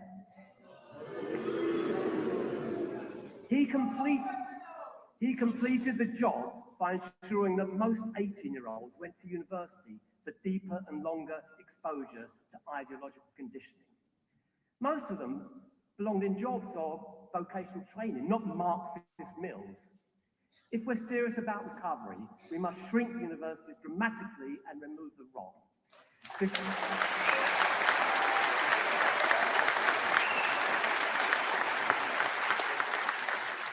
This isn't a matter for timid reform, it's civilization fight. Our answer is clear.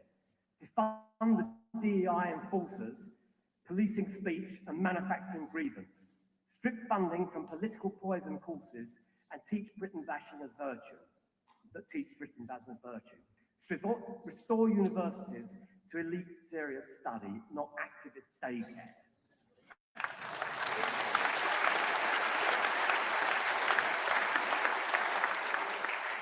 Bring back merit and free speech. Reward rigour, not ideological loyalty. Cut hostile foreign funding that distorts priorities and undermines sovereignty.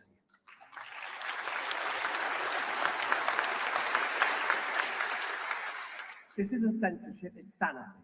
Not exclusion, excellence. Not nostalgia, survival. Every successful civilization defends its knowledge fortresses. Ours were captured by people who think that decolonising the curriculum means replacing Shakespeare with grievance studies. That ends now. We must take them back for merit, truth and survival.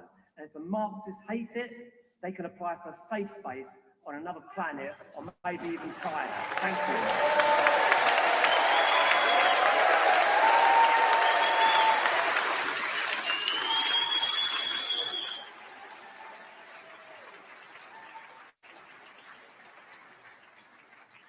Thank you so much, Norman. And now for our second helping of common sense, the formidable Kathy Grengle.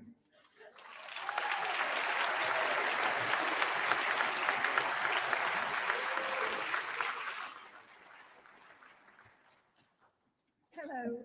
For those of you who don't know me, I edit a dissenting website called TCW Defending Freedom, otherwise known as the Conservative Woman, the true conservative woman.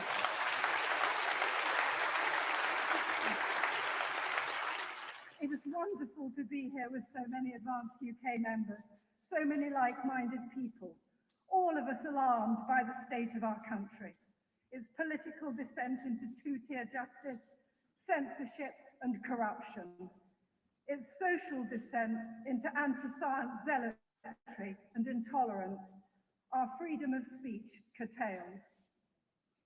All of us, I hope, set on reversing this, knowing that it requires nothing less than national and cultural renewal.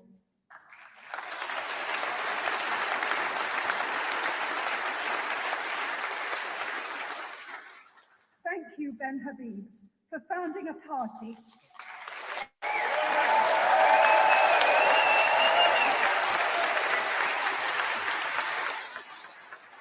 that at last puts this front and centre. Also for inviting me to be a college member. And thank you, Floss, for inviting me to speak. It's an honour.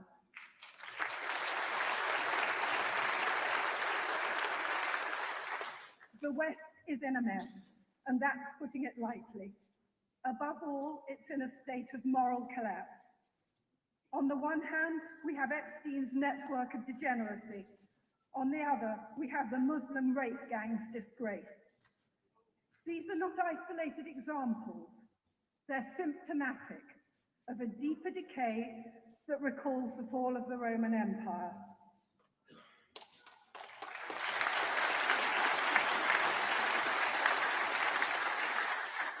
It has been said that civilizations usually die of suicide or murder. Well, we are dying of both. From the twin evils of homegrown zealotry and imported fundamentalist Islam. These are the colliding forces we're up against and have to take on. But consider first our own social suicide. The rapidly declining proportion of white British births, which at the current rate, according to one analyst, could fall below 50% this year. White women have turned their backs on babies and motherhood. 225,000 abortions a year. The spread of one-and-done families, and the growing decision to have no children at all, whatever the reason for this. These facts cannot be denied.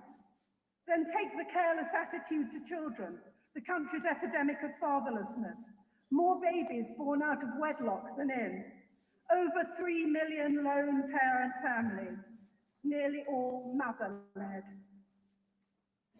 Marriage out of reach for all but the better off, and catastrophic for the rest.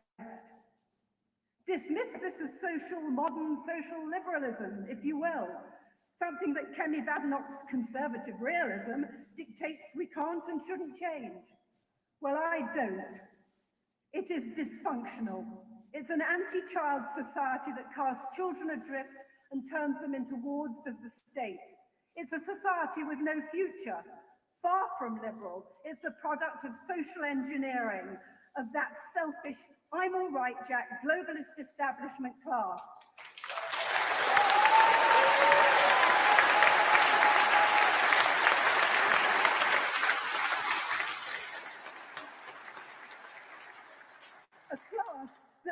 refusers to acknowledge the cause of the malaise, its decades-long assault on the traditional family, and the feminist war on men. A war, I'm sad to say, men lost.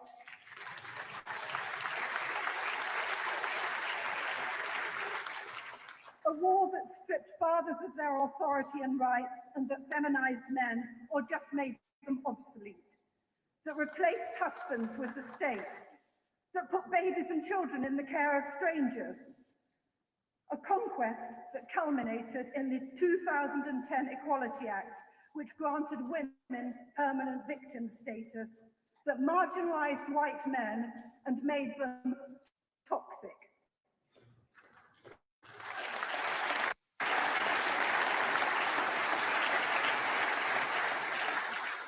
All this successfully prosecuted by a minority of radical feminists, helped by some honorary male feminists, knowingly or not, fulfilling a Marxist agenda.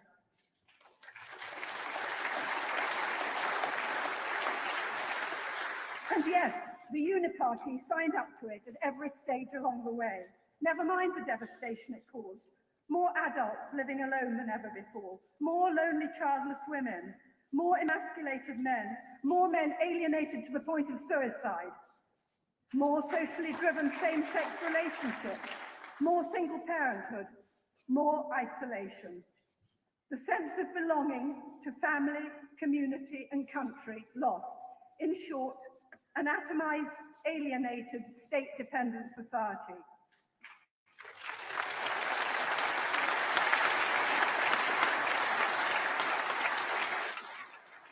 This is the feminists' brutal legacy. No wonder today's young people are so vulnerable to identity politics, to victimhood and offence, to fictitious virtues and intolerant new religions, whether climate change, gender ideology, or Palestinian activism. They have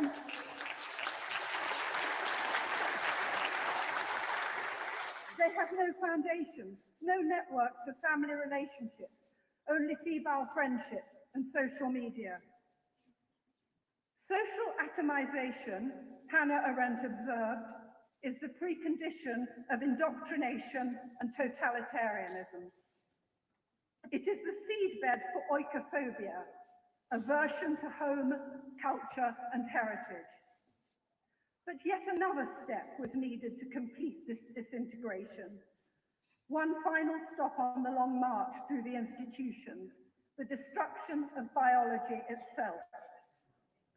The big LG, I can't say it, LGB.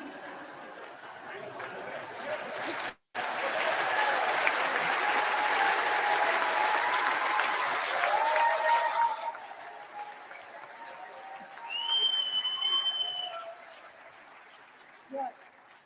I think I left off the TQ and INA plus.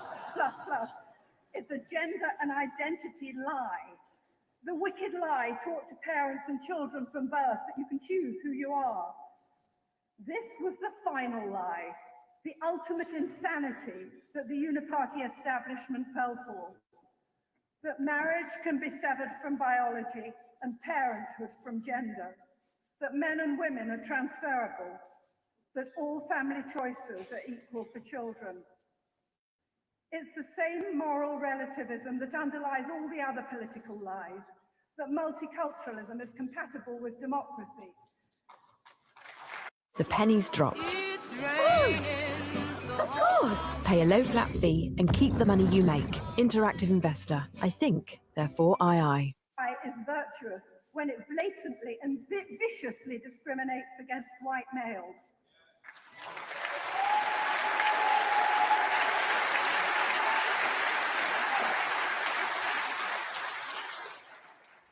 These are all moral inversions.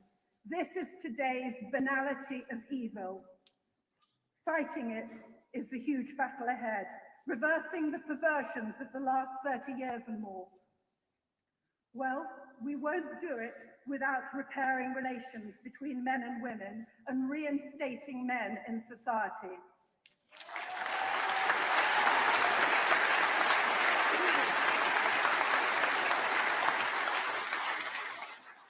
We won't about restoring and renewing our Christian-based marriage culture.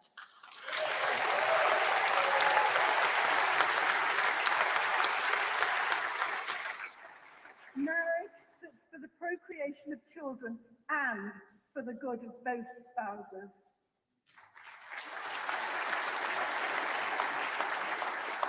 This is imperative if we're to arm ourselves for the confrontation with that second existential threat to our future, Islamic conquest.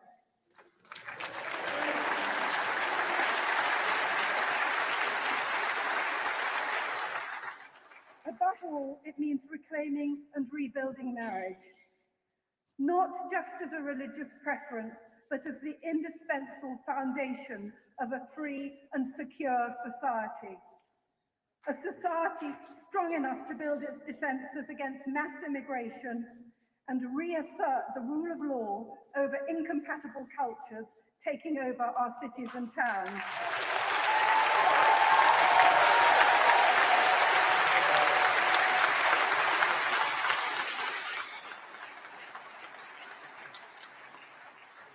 Winning that battle, in my view, cannot be accomplished without it. Thank you. Can I just say, by the way, I genuinely think that's the best speech I have ever heard any Advance member ever give. That was fantastic. I was going to say the same, mate. Absolutely spot on.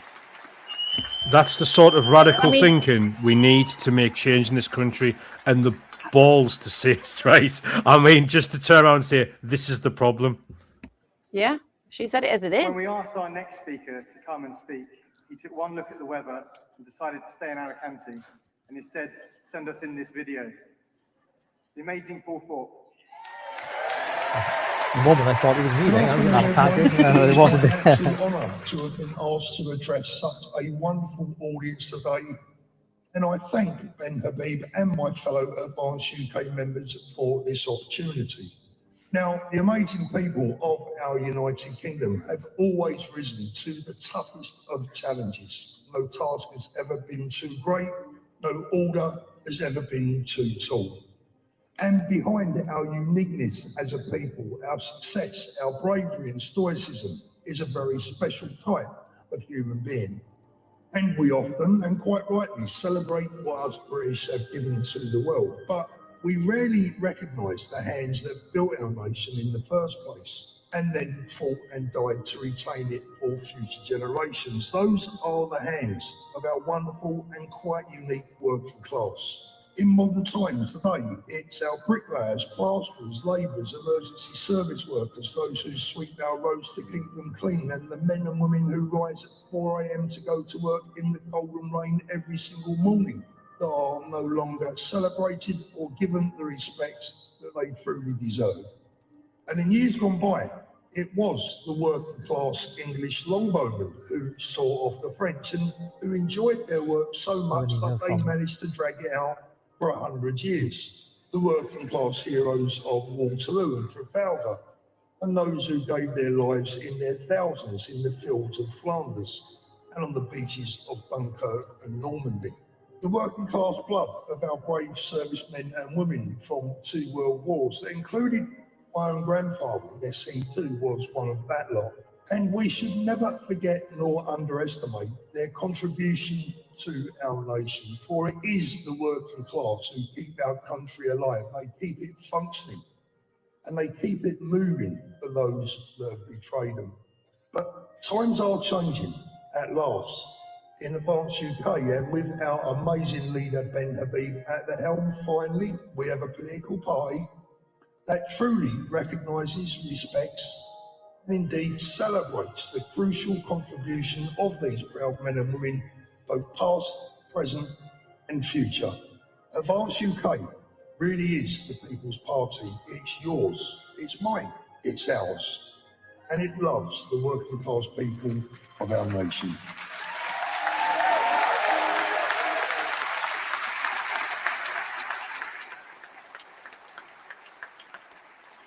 But I love Paul Thorpe. Fantastic from Our him. next speaker is the incredibly righteous Ricky Doolan.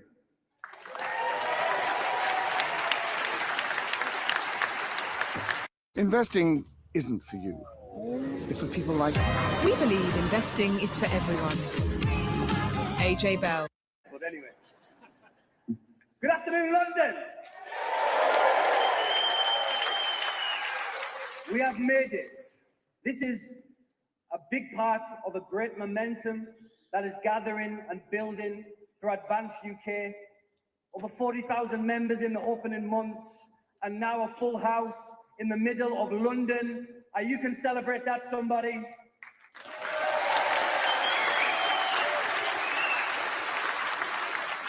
So thank you to Ben. Thank you so much, sir, for starting this party and for allowing us to be here today gathered. And we're here on a very big task. We're here to save our wonderful nation, and save it we shall.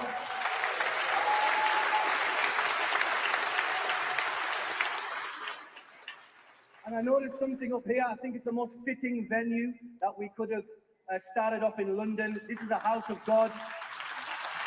It's a house of worship.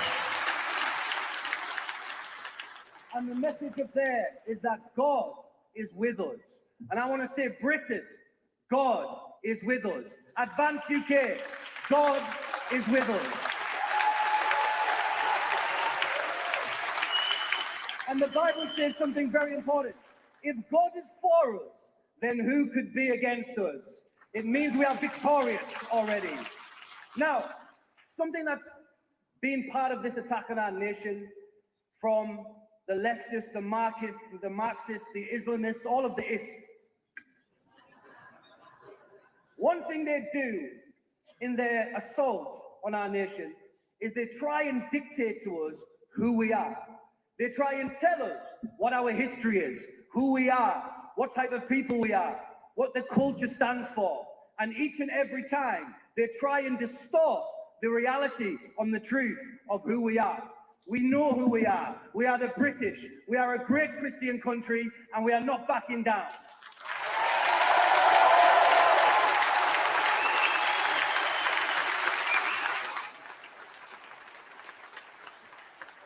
Now, I want to read you something. Some of you may recognize it, some of you may not. It reads like this. Know that, having regard to God, and for the salvation of our soul, and those of all of our ancestors and heirs, and unto the honor of God, and the advancement of his holy church, and for the rectifying of our realm. Do you know what that is? It's not the Holy Bible. It's the Magna Carta.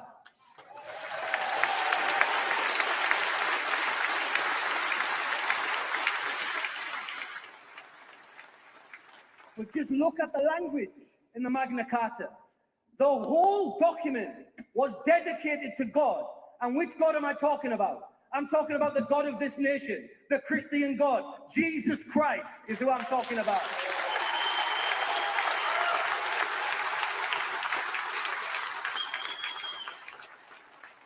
The Magna Carta set in motion the absolute foundation for liberties, not only in this great country, but across the world.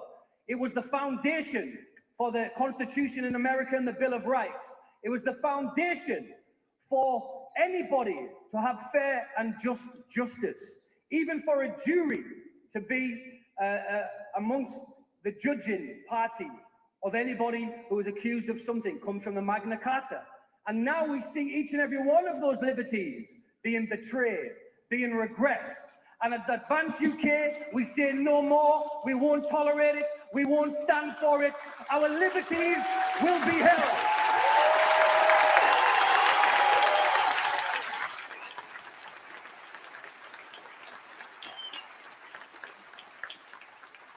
So this is the Magna Carta, which I read to you.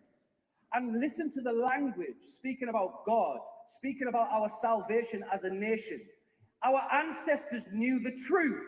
Our ancestors knew that Jesus Christ is the one and true living God, and nothing else can change that fact.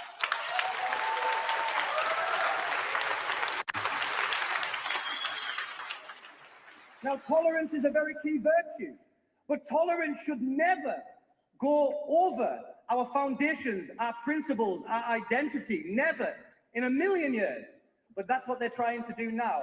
And what is so wonderful about Advance UK is that while we are advancing, we are going to look to the past. We are going to look to our foundations to bring a new future for our children and our children's children.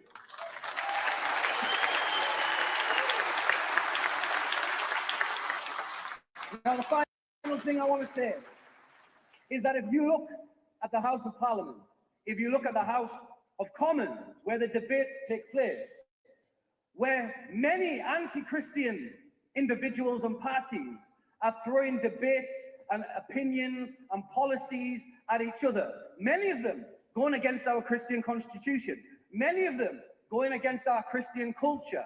Well, do you know that very House of Commons used to be a chapel? Oh yeah, St. Stephen's Chapel, that's what it was. And the royal family used to worship there, and then they allowed debating to begin there. The very pews that the governing party sit in, and the ones opposite for the opposition party, were actually the pews for the choir.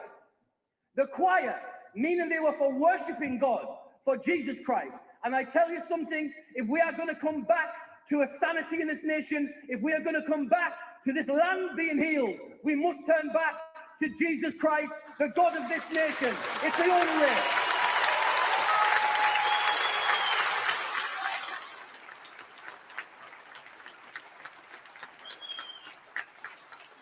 I want to leave with this statement.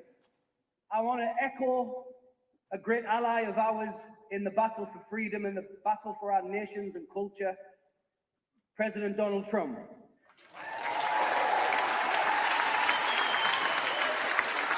He said something that I am going to echo for Britain.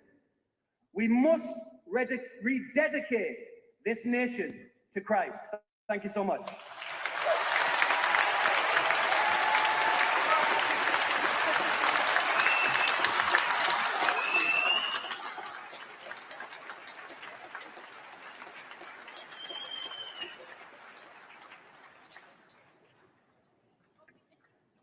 Our next speaker is talking about a part of our culture that is very dear to me, our military.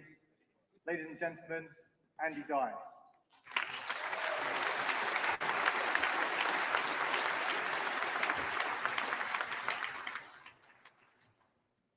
It is impossible to talk about British culture without mentioning the part that our military has played in shaping it.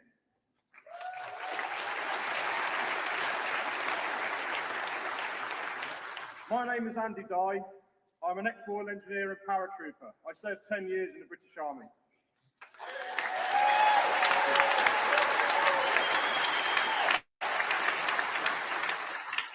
I am fiercely and unapologetically proud of my country, its history and its achievements.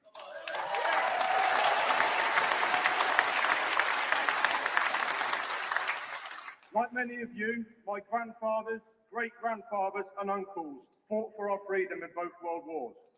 The debt we owe them is beyond measure.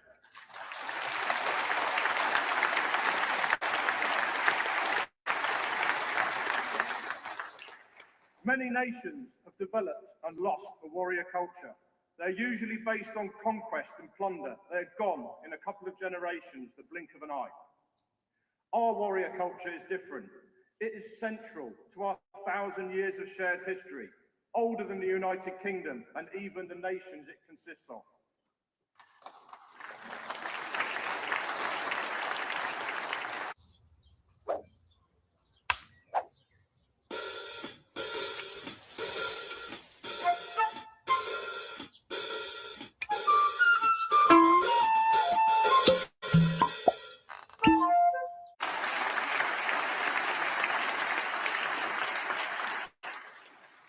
Tommy Atkins is the finest fighting man that ever walked the earth. He has won 2 world wars, 3 if you count beating Napoleon, repeatedly saving our European cousins from each other. Some of them are even grateful.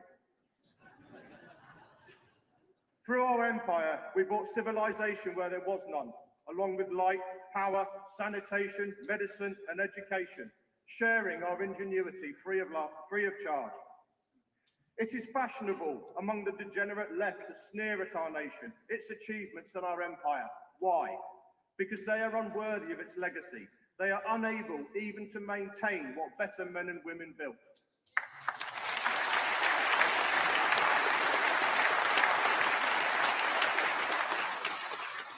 We expended vast amounts of our blood and treasure to end transatlantic slavery. We only finished paying the debt in 2015. Who dares to denigrate us?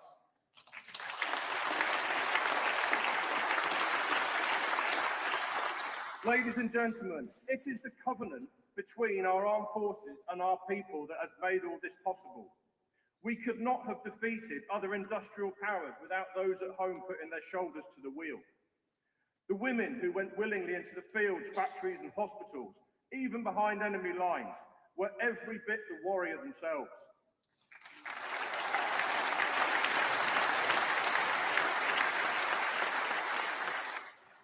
The part of the covenant that is now broken is that between we the people and our establishment.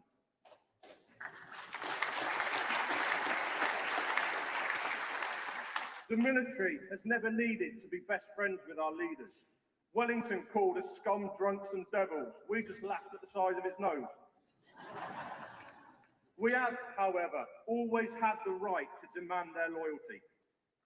Can you imagine explaining to your forebears who endured what they did that our government would allow British soldiers to be prosecuted for the crime of doing their duty?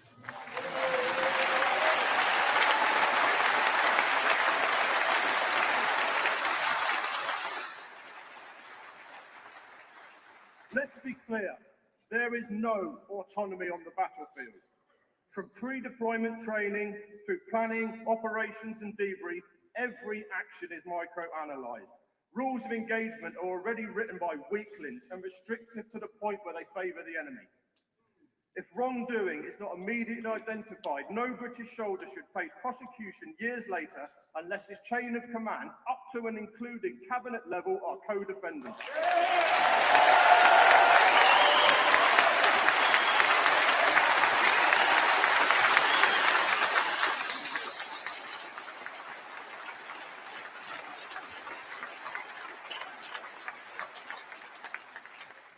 The day that veteran prosecutions affect senior officers and politicians is the day that they will stop.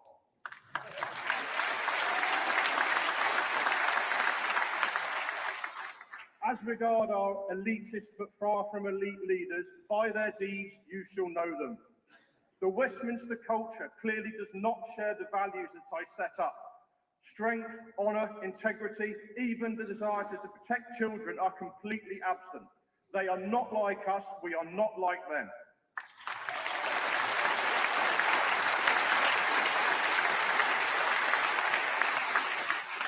We no longer trust or respect career politicians. The two-party system has been the first casualty. Our current situation is bleak, but we have first faced worse and prevailed. After Dunkirk, my granddad and his mates never gave up. They took the fight to the enemy in North Africa, Sicily and Italy before we went back to Normandy on the morning of D-Day. By comparison, our outlook is bright with freedom in sight. It took our forefathers 1,000 years to build what we have today and only 30 years of malfeasance to drive it into the ground.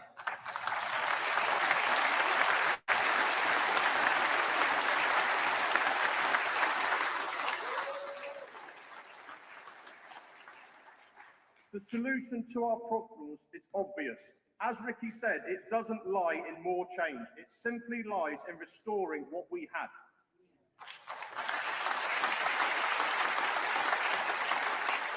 In rejecting outside influences, prioritising our national interests and handing power back to the people. Advance UK is determined to do exactly that.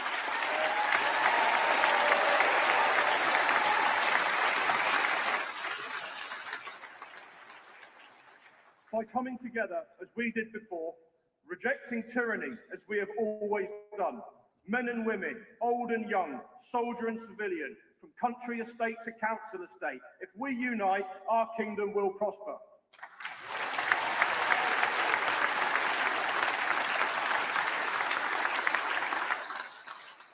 By being in this room today, you have declared that you are ready to fight for this nation and its future.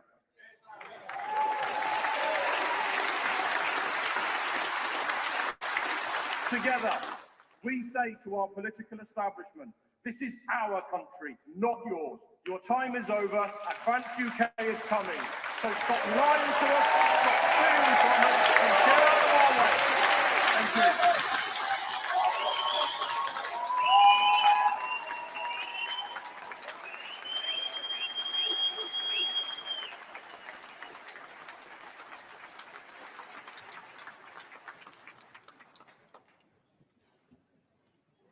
Thank you very much. Our next speaker is going to talk about an industry that's been absolutely decimated by this latest government. I'm of course talking about our incredible bowler hat farmer, Mark Blyford.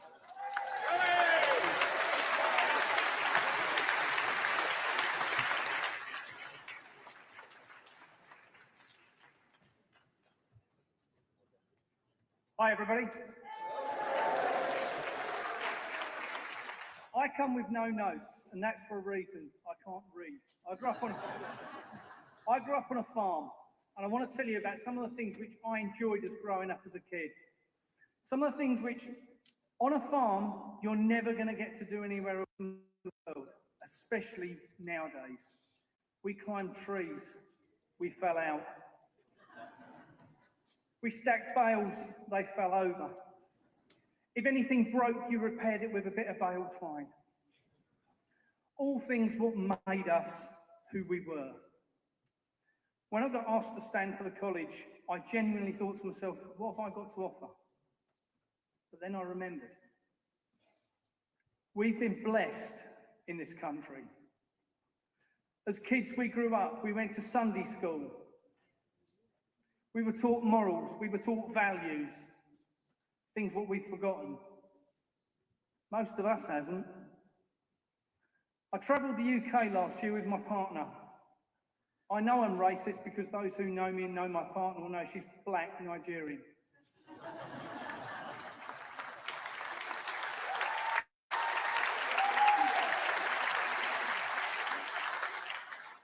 And for those who say the British are racist, excuse me, but fuck you.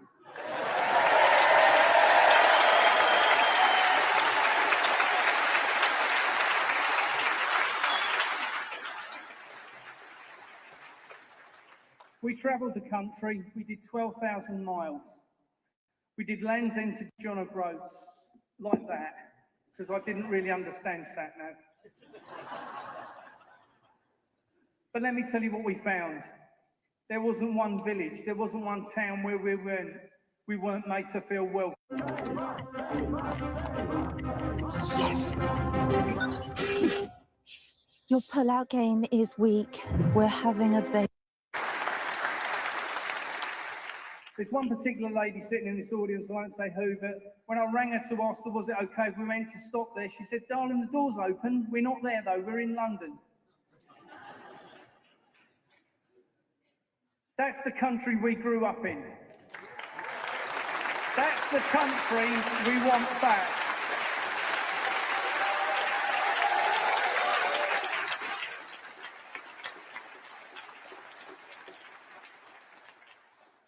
It's fair to say we've lost our way as a nation, as a country. The problem is when you dilute what the belief is, things change. I went to school, despite the belief, a Christian school.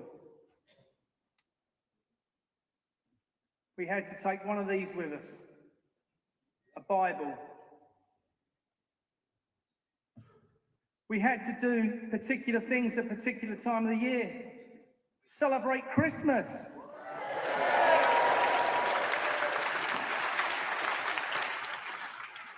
Easter. See, guys, when I went to travel the country last year, I realised something. I thought in the start of 2020 that I was mad.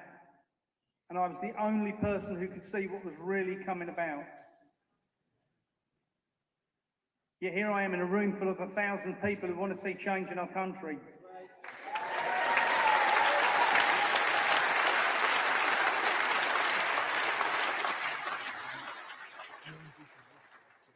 As I toured the country, farmers came out,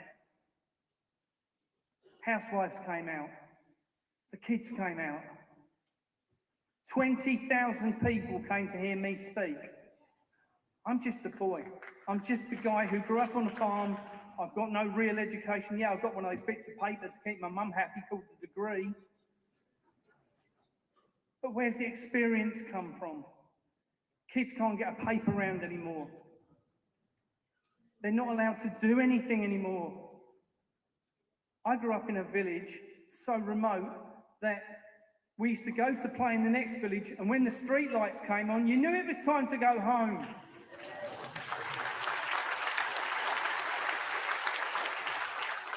Guys, I've only got one thing left to say.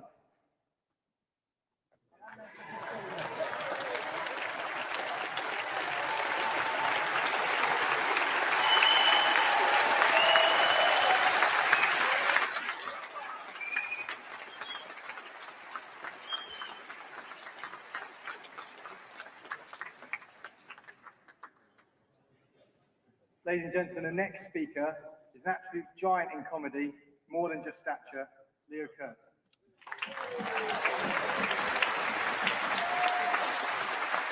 Sorry, I don't know why I'm doing two bits. I could have just done one big bit at the start, but yeah, man, I just wanted to come up here and talk about freedom of speech and why it's important, especially in comedy. You know, I've had people trying to cancel me, people successfully cancel me. I used to do a show every month at Top Secret Comedy Club in London. It's a great club. They didn't cancel me, by the way, but this complaint email, this just shows how people go out of their way to get offended. The complaint email said, we came to see Leo Kearse's show in July, and it was horrific and offensive, and we left in disgust. And then we came back to see it again in October. And still horrific and offensive. Can you please stop putting him on? It's like, why don't you go see somebody else? You know what I mean? Other comedians are available. People just want to get offended these days. Well, I got cancelled from some venues because of my comedy about trans people. I think we've got to be able to talk about this stuff. You know, we can't have transgender sports becoming a dumping ground. Like, female sports can't become a retirement community for mediocre male athletes. It's a nonsense. You know, even if it is more entertaining to watch, it's just not right, you know? Because you got to understand, when you go through male puberty, you get certain advantages as an athlete. You get stronger muscles, you get greater bone density, it's easier to parallel park outside the stadium.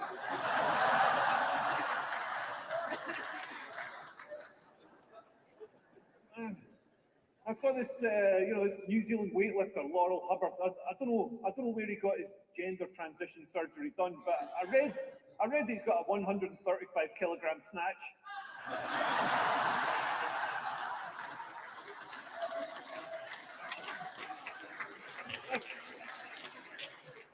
That's got to be one of the bigger ones, you know? And they say things like, I just want to be seen. It's like, Susan, you're 6'5", and you're dressed like a Japanese schoolgirl. Like, everybody can see you. Don't worry about that. You are not getting hit by a car, because frankly, you'd write the van off. And then people say, like, oh, how can you talk about this? How can you talk about this as a straight white man? It's like, straight white man? What do you think transgender women are?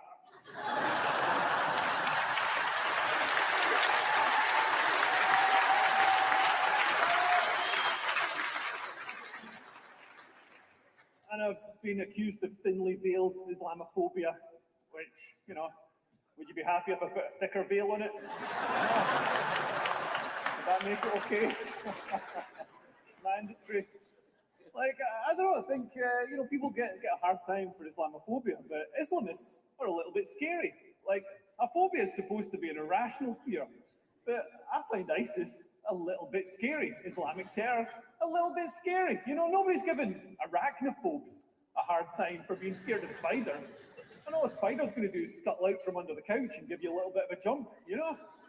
Not that I'm saying there's any similarities between Islamists and spiders.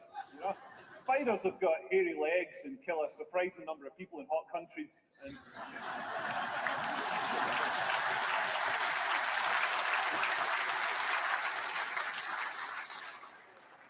but Islamists are definitely scarier. Now, imagine if you got home tonight and you sit down on the couch to watch some TV, and an Islamist scuttles out from under the couch.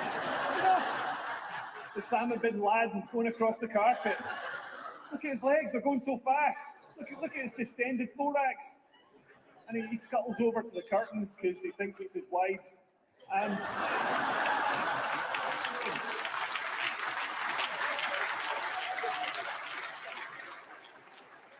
he disappears, so you think you're safe, okay, he's disappeared, he's behind there. I just hope he's not, laying 500 eggs to create more Islamists, which you can now. They've suspended the 2-child benefit cap. I hope he's not.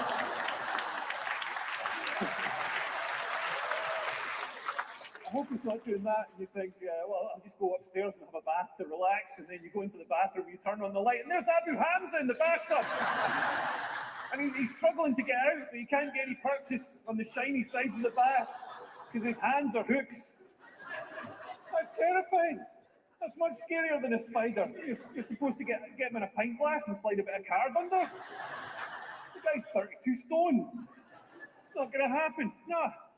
It's ridiculous. We've got to be able to talk about these issues. We've got to be able to joke about these issues because that's how tensions are diffused.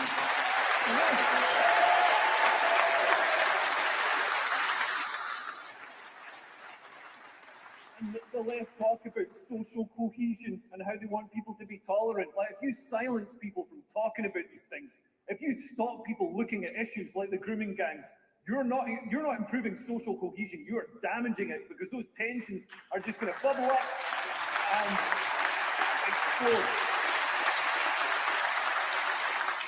And Britain is the birthplace of Western democracy. It's the birthplace of free speech, and that's got to be protected. Britain's culture has got to be protected. Thank you very much. Happy New Year. Cheers.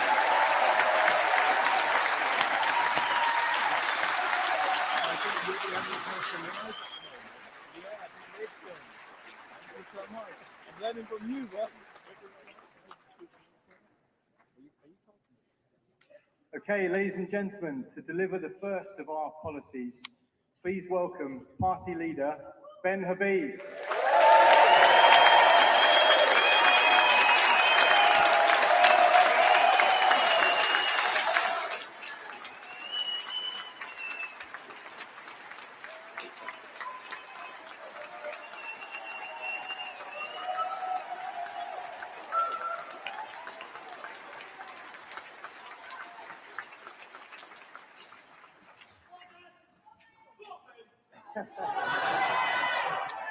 Thank you very much, folks. Now, normally, if you've heard me speak, I do it without notes.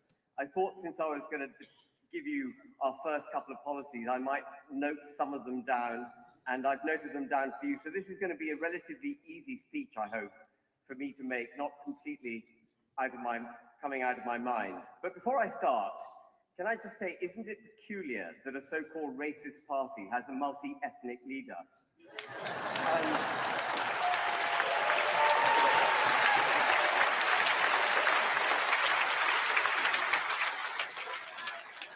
You lot clearly don't know what you signed up for.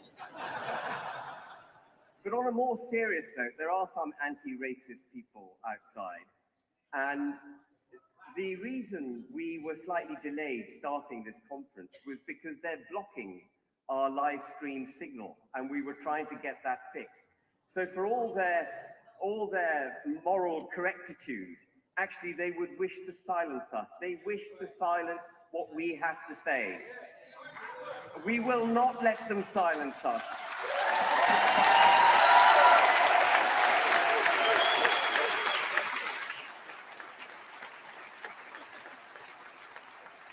Now, when I first indicated on the 30th of June 2025 that I was going to launch, I was considering launching a political party, I set 2 hurdles for the party. The first was that we would have to hit 30,000 members. And I thought that might be a get-out-of-jail-free card, that I wouldn't hit it and that I could retire back to my normal life and say, well, I gave it a shot, it didn't work. Within a couple of months, we hit our target. And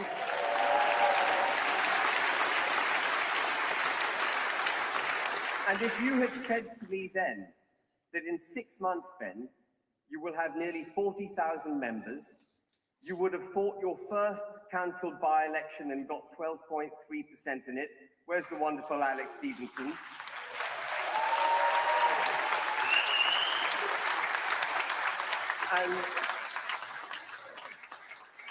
And that you, at the time of speaking on your first policy, you would have a candidate standing in a by-election that has got so riled up my erstwhile party that they've been denouncing him non-stop on X. I won't name the party, I think you can guess. But for all the banging of drums that party does about freedom of speech, actually, it stands against it. It wishes to silence Nick Buckley.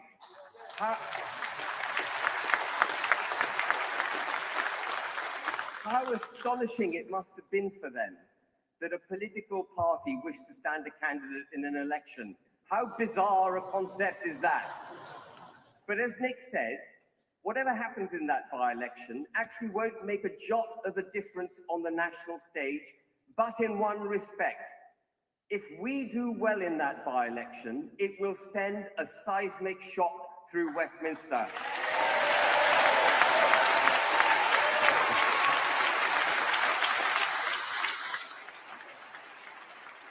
So it was absolutely vital we stand. Absolutely vital, and that's why they didn't want us to do it. So to the extent that any of you have got free time coming up over the next couple of weeks, I plead to you, please go up to Gorton and Denton, support Nick Buckley, and let's win this by-election.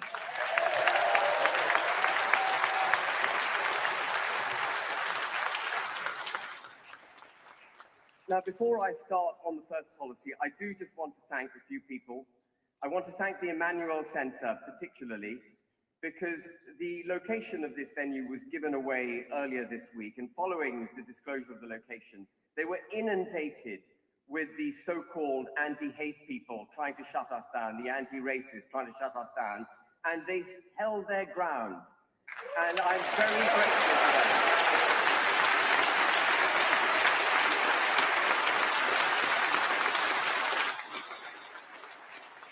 The only way we're going to prevail, ladies and gentlemen, is if we all hold our ground. We must not bend. We must keep standing up, whatever they do and whatever they say.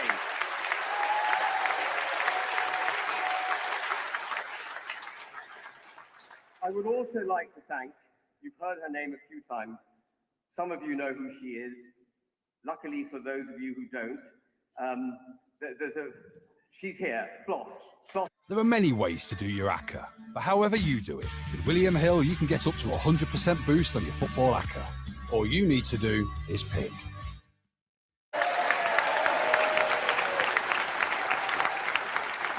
She can be a bit of a pain sometimes, but she got this together. I want to thank Françoise as well, who's head of events. Françoise is here somewhere, who's been instrumental in doing this. And then I want to thank David Rhodes, who habitually repeatedly tells me he wants to take a back seat. Well, for someone who wants to take a back seat, he's heading up the policy development of Advance UK. He's a phenomenal member of our college, and without him, we wouldn't have what I'm about to disclose to you.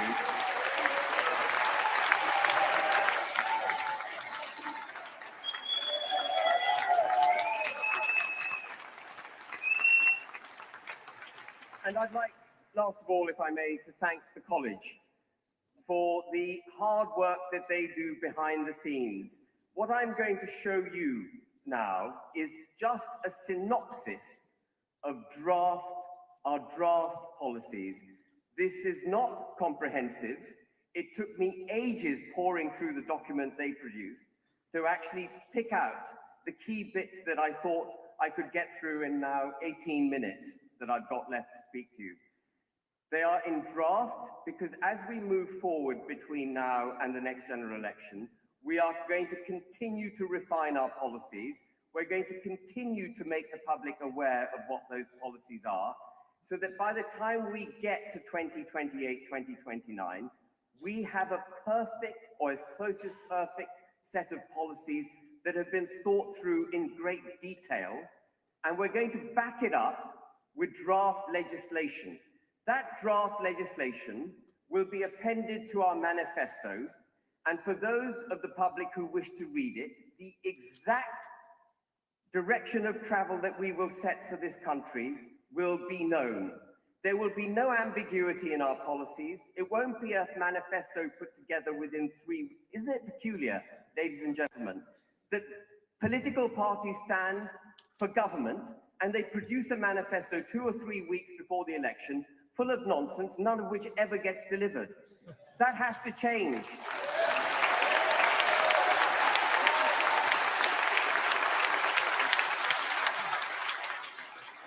And so we will have draft legislation. And the benefit of having draft legislation, there's multiple benefits. The first of which is that the British people know precisely what it is we're going to do, so we can't let them down. We've made it crystal clear.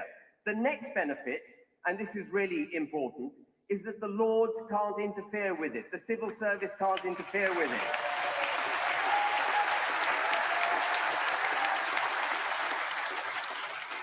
When I walk into the Commons in May 2029 for the first time as Prime Minister of this country,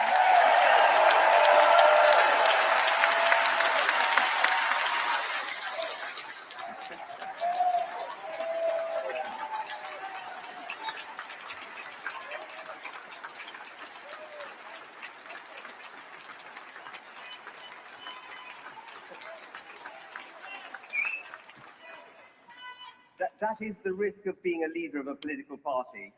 You may end up as Prime Minister, but when I walk into the Commons, I'm going to thump this document down, this draft legislation, and I'm going to look across to the opposite benches, and I'm going to address the Lords, the civil service and the British people, and I'm going to thump this document down and say, I have the democratic backing of the British people to deliver this agenda.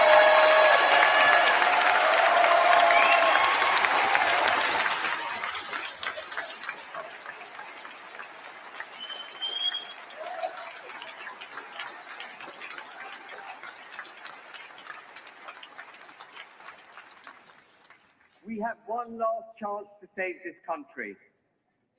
I think I can't remember who said it earlier, but it took 1,000 years to build this great country. It's taken 30 years to trash it. And we have to save it, and save it we will. Now, the first policy that we were going to draft was on immigration, because that is the thing that really exercises the people's minds. 80% of people in this country put immigration at the top of their concern list. But as we were drafting it, a couple of things happened. The first thing was that we realized, the group of people that were drafting it and myself, that actually there's something more fundamental that has to underpin not just our immigration policy, but all our policies. It is who we are. What are we as a country? Who are we? What do we wish to be? How do we wish to move forward? Unless you've established that principle, those sets of principles, you're at sea making other policies. You won't know how to make the other policies you need to make to save the United Kingdom if you can't first establish who we are. And I'm afraid, as much as Keir Starmer and the liberal globalist lunatics would like to categorize British culture as something of an inferior debate, they call it the culture wars. We're not going to entertain the culture wars. As much as they might wish to categorize it as that, actually British culture is what we're fighting for.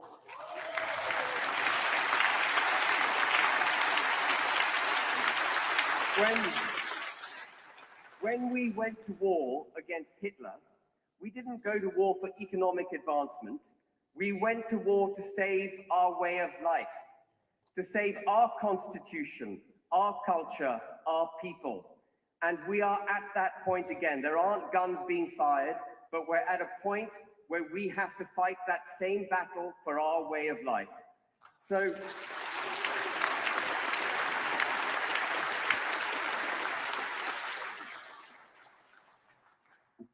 The government, in its desire to set aside this nation, has defined cultural nationalism as far right. How many of you in this room were aware of that before I just told it to you?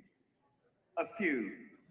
The government of the United Kingdom has denounced British culture. If you look up far-right terrorism, you will find that it defines it as violence perpetrated in the pursuit of far-right ideologies, and one far-right ideology that it cites is cultural nationalism.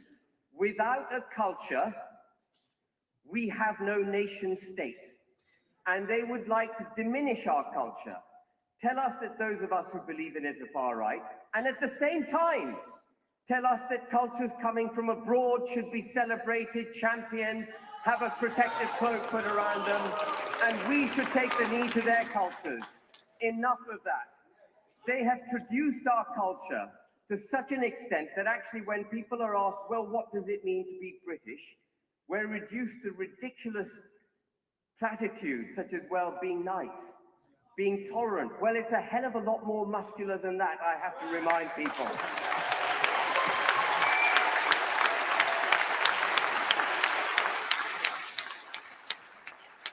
British culture is a rich, woven web of brilliance. And I've highlighted a few points on the screen, as you can see. Morality, customs, behaviors, laws, art, music, architecture, a shared history, shared values, language.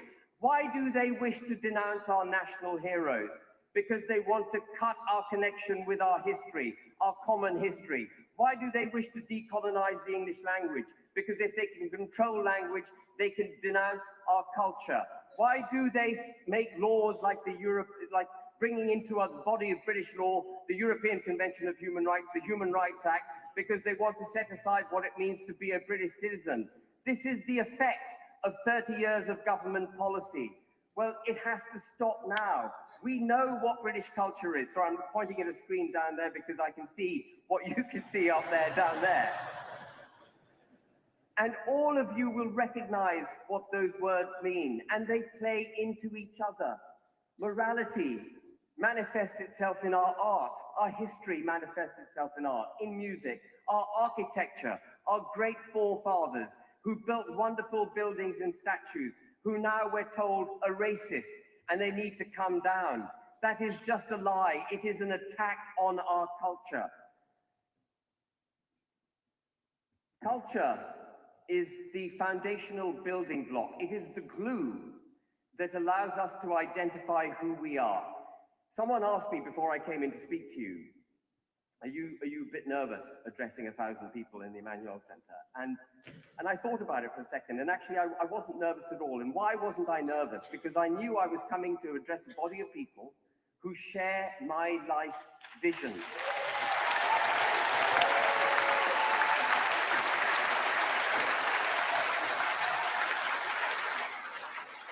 We are of the same culture. You are our family and I am your family. And that's how it has to be.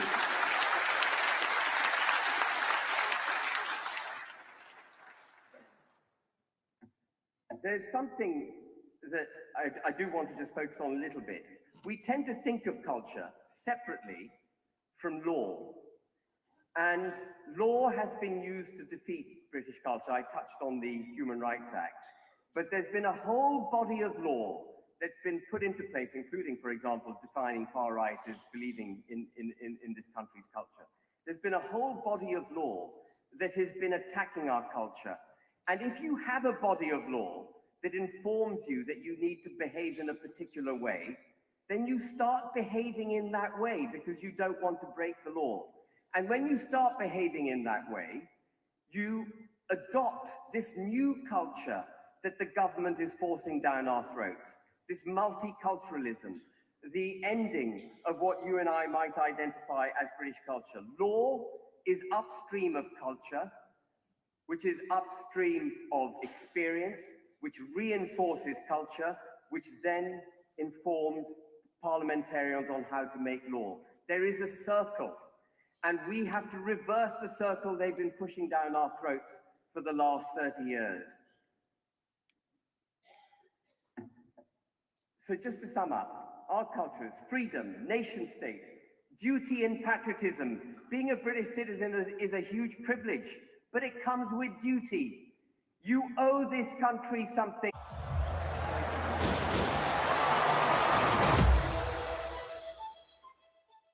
Fulfilling your duty.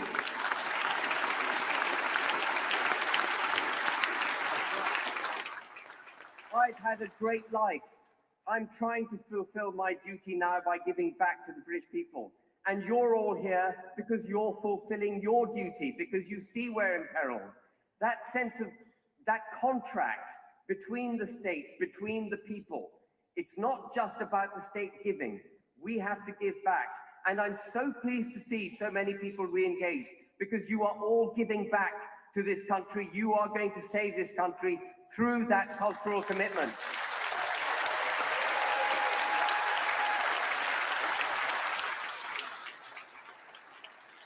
I want to talk about aspiration and merit as well.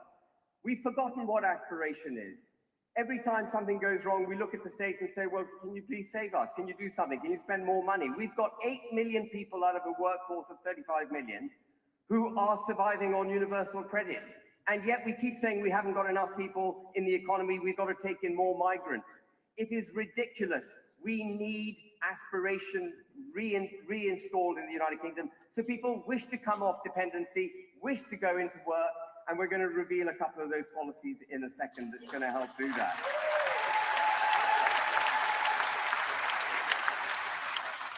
But as I said, law comes upstream of culture.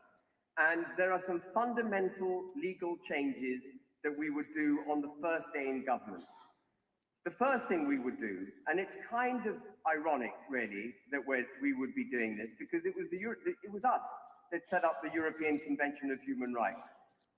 I can't remember again which brilliant speaker earlier said that some European countries are grateful for us having saved them from the grip of Nazi tyranny. But we set up the ECHR not because the United Kingdom needed to be policed, its human rights needed to be policed. Our human rights have existed for over 1,000 years. It was the Europeans who needed the European Convention of Human Rights because they just can't help tearing themselves apart. But that European Convention of Human Rights has now been put into such, it's turned into a mill round our necks.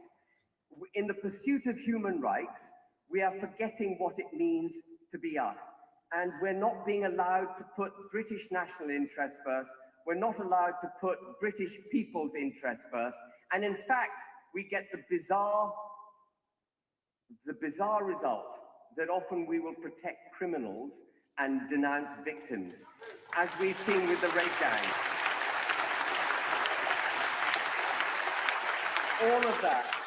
All of that comes from the European Convention of Human Rights as put into the body of British law through the Human Rights Act.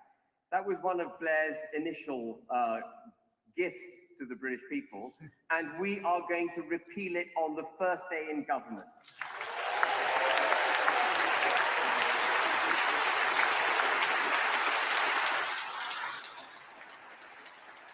We are going to abolish the Equality Act. There's nothing about equality in the Equality Act.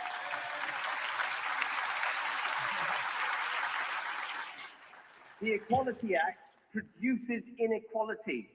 It informs us that you will be judged by the color of your skin, your ethnicity, your religious beliefs, not by the content of your character. Quite the opposite of what Martin Luther King had in mind.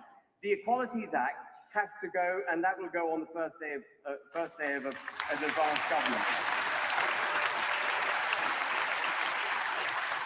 All hate speech laws will be abolished.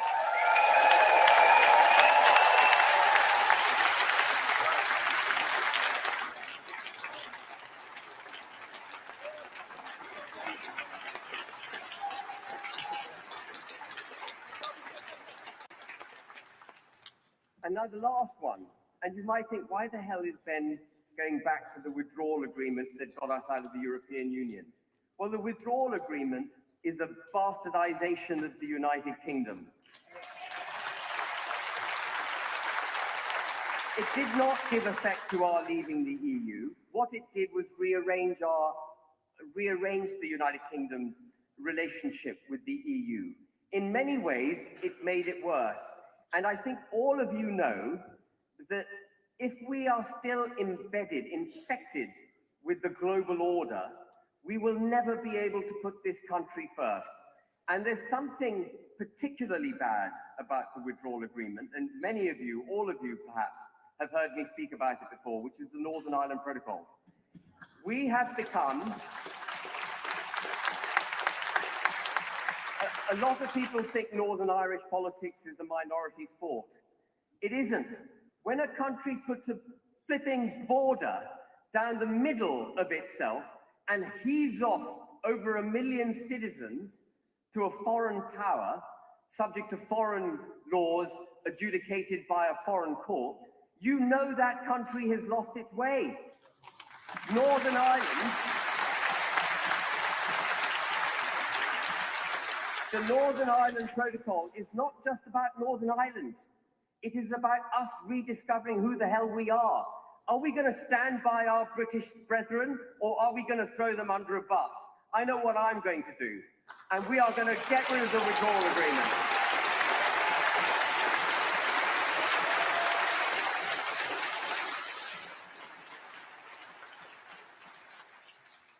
And there'll be a whole policy on how we're going to deal with the EU, none of which von der Leyen is going to much enjoy reading.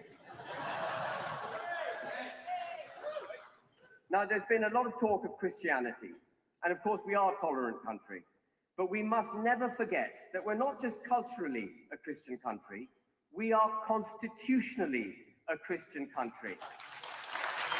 We must not forget that.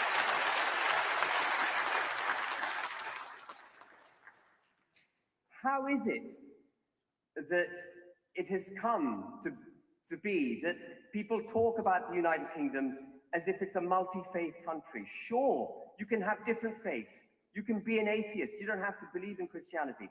But if you live in this country, you must recognize that this is a Christian country.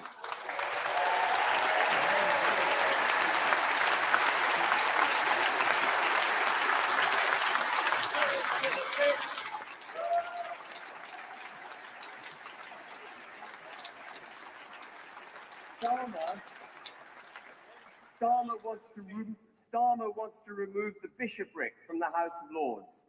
Why does he want to do that? I mean, the bishopric are a pretty useless bunch of people now because the Church of England itself has lost its way. But the reason he wants to remove the bishopric from the House of Lords is because he wants to remove the last constitutional vestige of Christianity manifesting itself in our constitution. He wants it gone. And then it's a hop and a skip to say, well, actually, we're a multicultural, multi-faith nation, and that's the end of Christianity at the heart of things. So the first policy we're going to introduce is that parliamentarians, public officers, anyone taking public office of any description has a choice. They can either swear on the Bible or they can swear on a neutral oath. But there will be no swearing on a foreign religious text.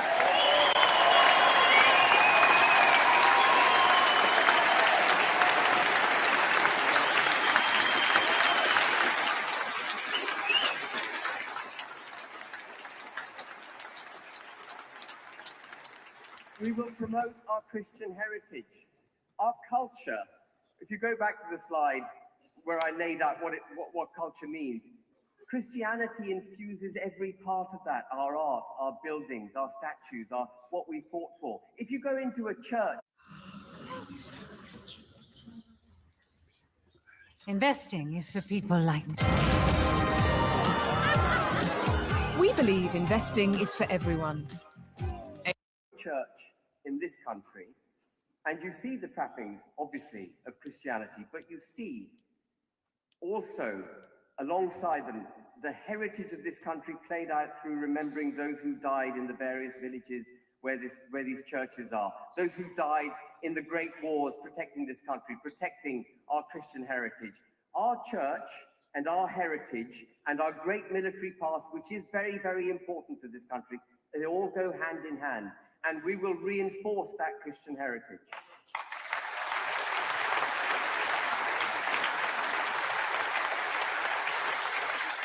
And we will prohibit the conversion of churches to foreign religions.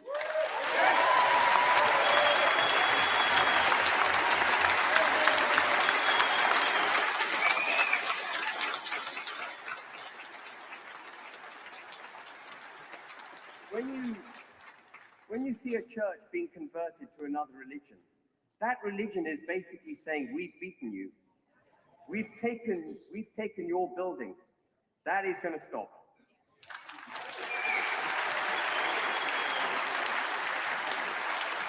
How is it that our flags have become so toxic to the British people? There's nothing toxic about our flags. Yes, they're Christian too, by the way. They're Christian too. Maybe that's why people find them offensive. But our national flag, it'll be mandatory under an advance government that our national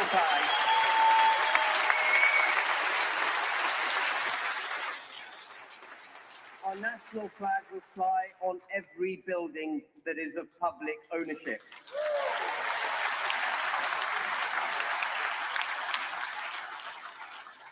And we will recognize our great heroes and national figures.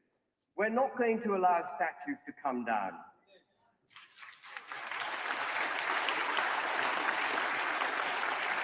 If you let your statues come down, you forget who you are. And I did a debate recently at the Oxford Union in which I talked about Cecil Rhodes in glowing terms. You can imagine the kind of response that got. But the Rhodes Scholarship was bequeathed by Rhodes, saying that it should be blind to ethnicity and religious beliefs. Did you know that, folks? He was not a racist. He was a good man. And we are allowing our national heroes to be denounced. That has to stop too.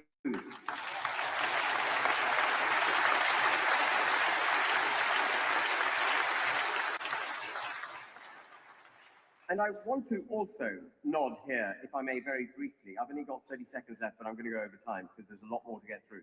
I'm going to nod very briefly to the people Paul Thorpe remembered in his little speech.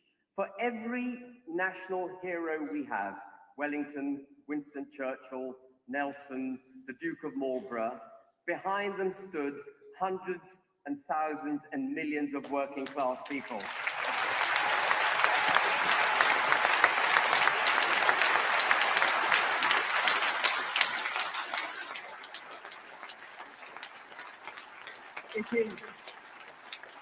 It is the British working class on whose back this country was built, and we forget them at our peril. When Nelson said, England expects every man shall do his duty, people, the working class who manned those ships weren't petrified as I perhaps might have been. They cheered. They went into the French and Spanish fleet, bold in heart, and they laid down their lives to save our country. That is what culture is.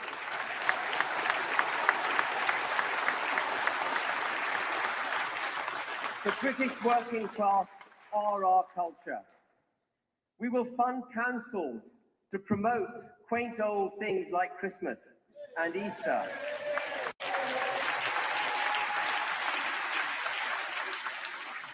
And we will speak English in every public sector.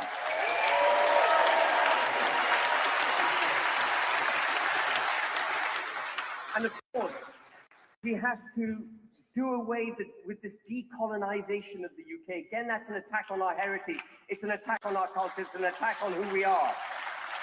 We will recolonize the curriculum.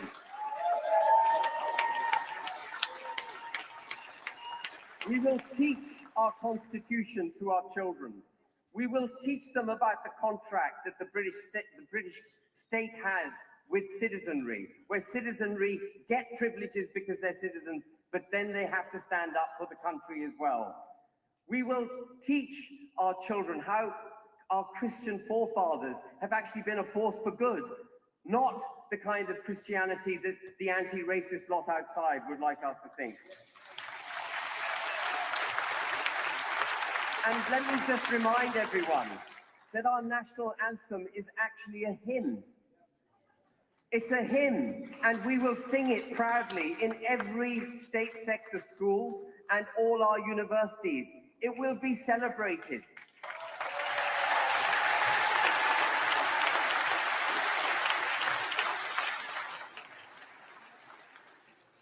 At the heart of all of this is the family. And we are going to protect the family. We are going to destigmatize actually having children. We're going to destigmatize women looking after their children.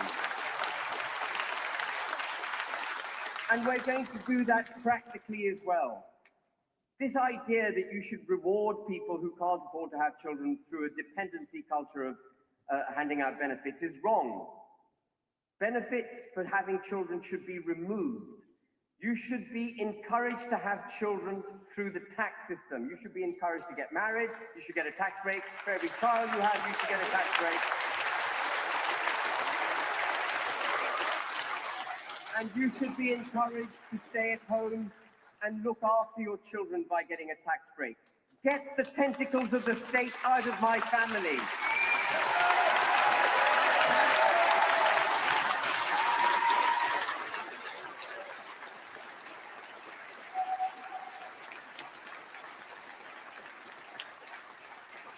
And now the last one, the last line here you might think is a bit odd.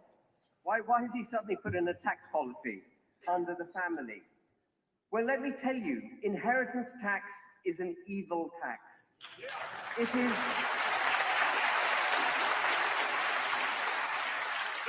It raises not much for the exchequer, but it's a fantastic tool for the far left because it forces families to sell their homes, break their connection with the country, sell their businesses, break their connection with the economy of the country, sell their farms, break the connection with making food domestically in this country.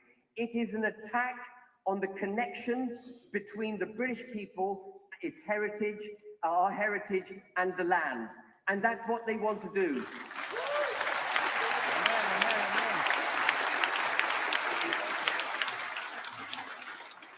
Inheritance tax, if we want to save the country, inheritance tax has to go. We have to reintroduce, I've touched on this briefly before, we have to reintroduce aspiration. You have to know that when you work, you will be rewarded for it.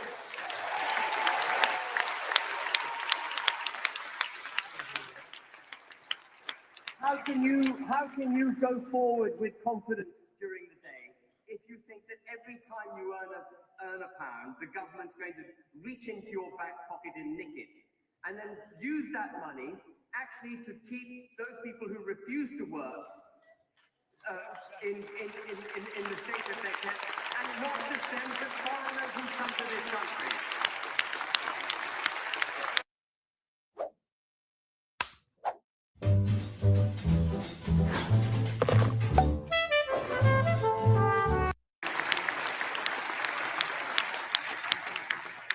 And we've got to be grown up.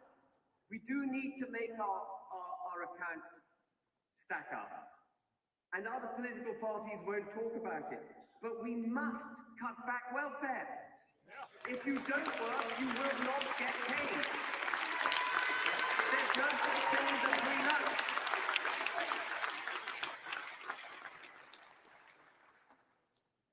We're going to pursue British farming. I'm going to have to rush a bit, folks. We're going to pursue British farming.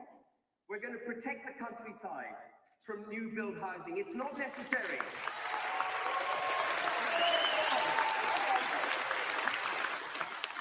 We've got exhausted villages and town centres across the country, full of property that's vacant, that can be repurposed. You know why we can't repurpose it? Because of net zero. We can't repurpose it because of net zero, so they go and build on the green countryside. It's lunatic. And they take our country, once the countryside's gone, it's gone. We will reverse that.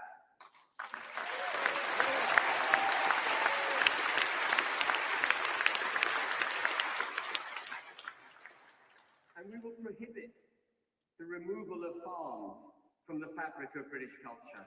Yes!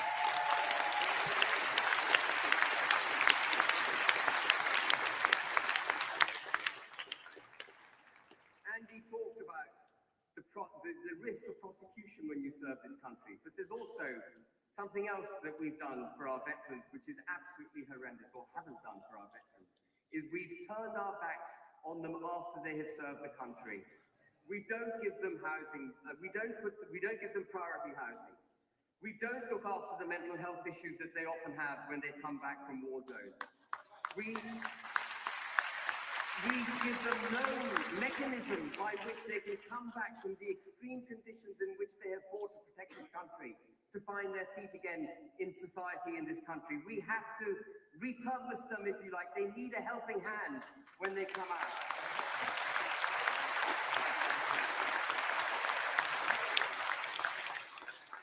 And we will obviously get rid of any, I mean, I love the way Andy said it, you know, if we're going to put an officer or a member of the military on charge, well, then it has to go all the way up to blooming cabinet ministers. That could be that's a good one. I think that will be the end of the prosecution of anyone in the military.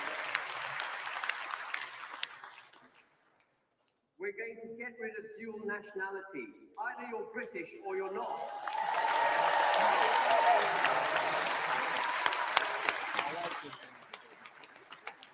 We will define multiculturalism as an extreme far left form of ideology, which we will denounce.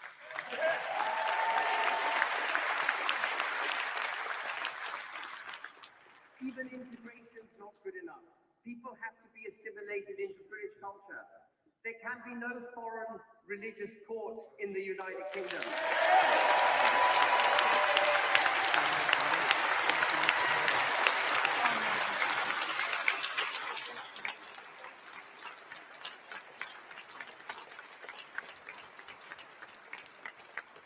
There can be no public calls to prayer.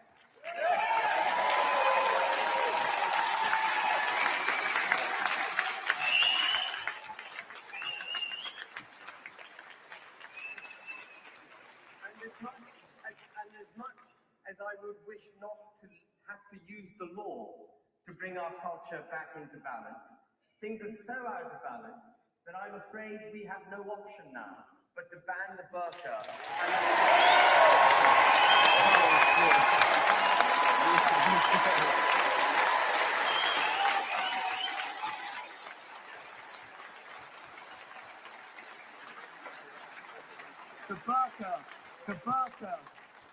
The burqa and the niqab are the outward expression of the repression of women.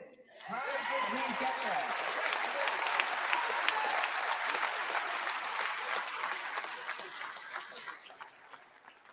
It also is an overt rejection of British culture. When you see a woman wearing the burqa and niqab, she is looking down on British culture. She is rejecting us. How can you be in our country, claim to be British, and reject Britain?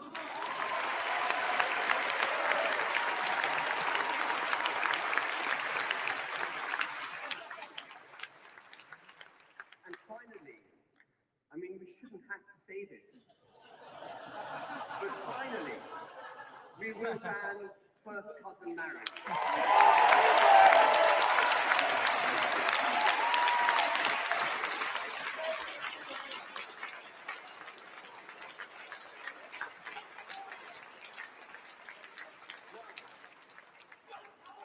I've spoken for 6 minutes beyond what I was allocated. I'm going to shut up. I think you'll get another dose of me in a second. But I want to say one last thing. What you've just seen is just a synopsis of the draft policy. The draft policy for the restoration of our culture, which will underpin every other policy we make, is a thug document. I'm very grateful to David for having produced it. And if I may, I might take a bit of gratitude for having distilled it. Thank you very much, folks.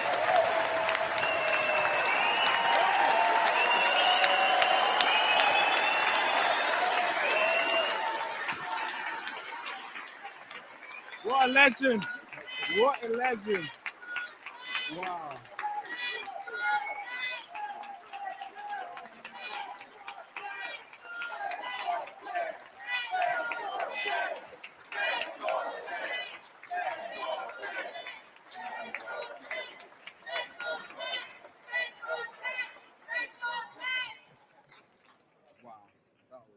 Ladies and gentlemen, we're going to have a quick break. Let them get refreshed, ready for the round two. Thank you.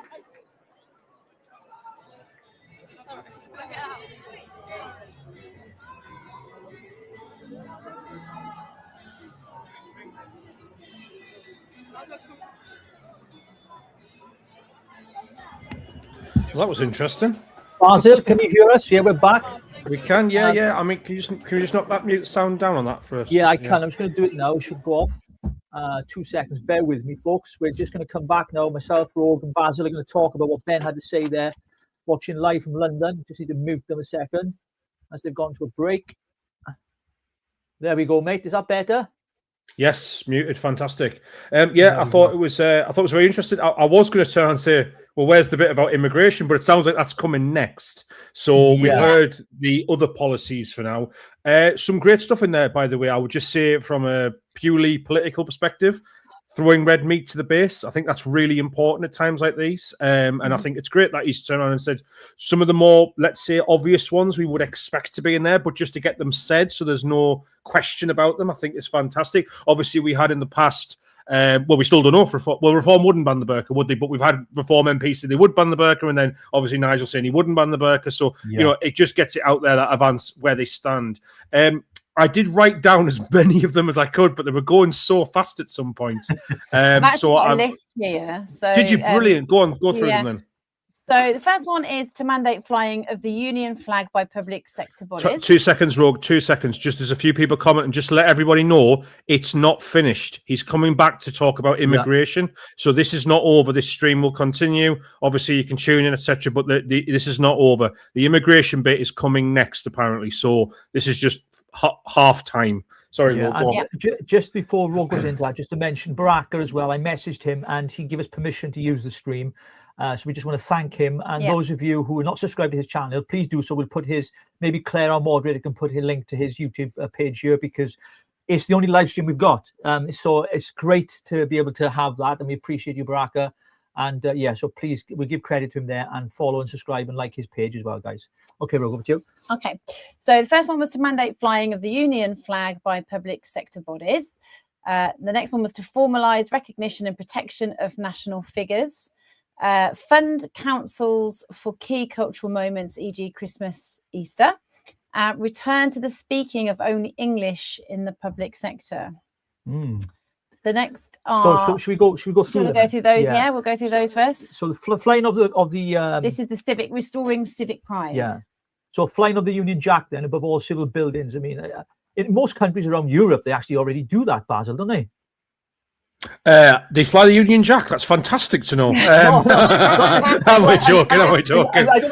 Listen, I've always said the British Empire. They always wanted to be part of the British Empire. They were so jealous. It is the greatest flag in the world, and I'm over the moon to hear that. But no, I think it's policies. It's one of my policies. No, I think it's great. Well, look, at the end of the day, right? It's common sense, right? Every single British public building, it shouldn't be up for debate, right? They should fly the British flag as a standard. I mean, look, if you want to fly, I think they should allow, regional flags, national flags, etc. on top of that. But as a standard, one flag that always should be flown is the British flag. I don't see why that's controversial, but that's the times we live in. Absolutely. So then the formalised recognition and protection of national figures. Well, we've seen that in Wales, but if you come in this, they pulled down statues of certain figures in our history because of their so-called connection to racism. And these are people who were involved with abolishing racism across the world. And nationally, street names have been changed, statues have been pulled out, oh my God, all in the name of a woke ideology, Basil, isn't it?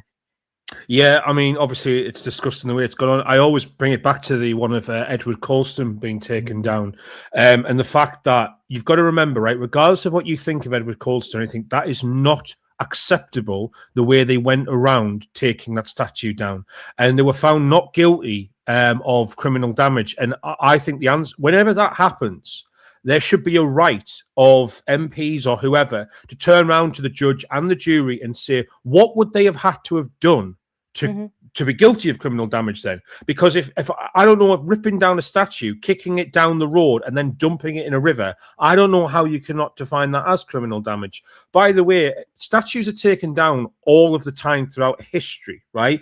But they are placed in museums or they're placed in other places. They're not destroyed, okay? We're not ISIS. We don't destroy our culture. We learn from it, we might change it, and we observe it, but we don't destroy it. So the fact that Ben wants to put protections in around that, absolutely. And let's be honest, right? It needs doing.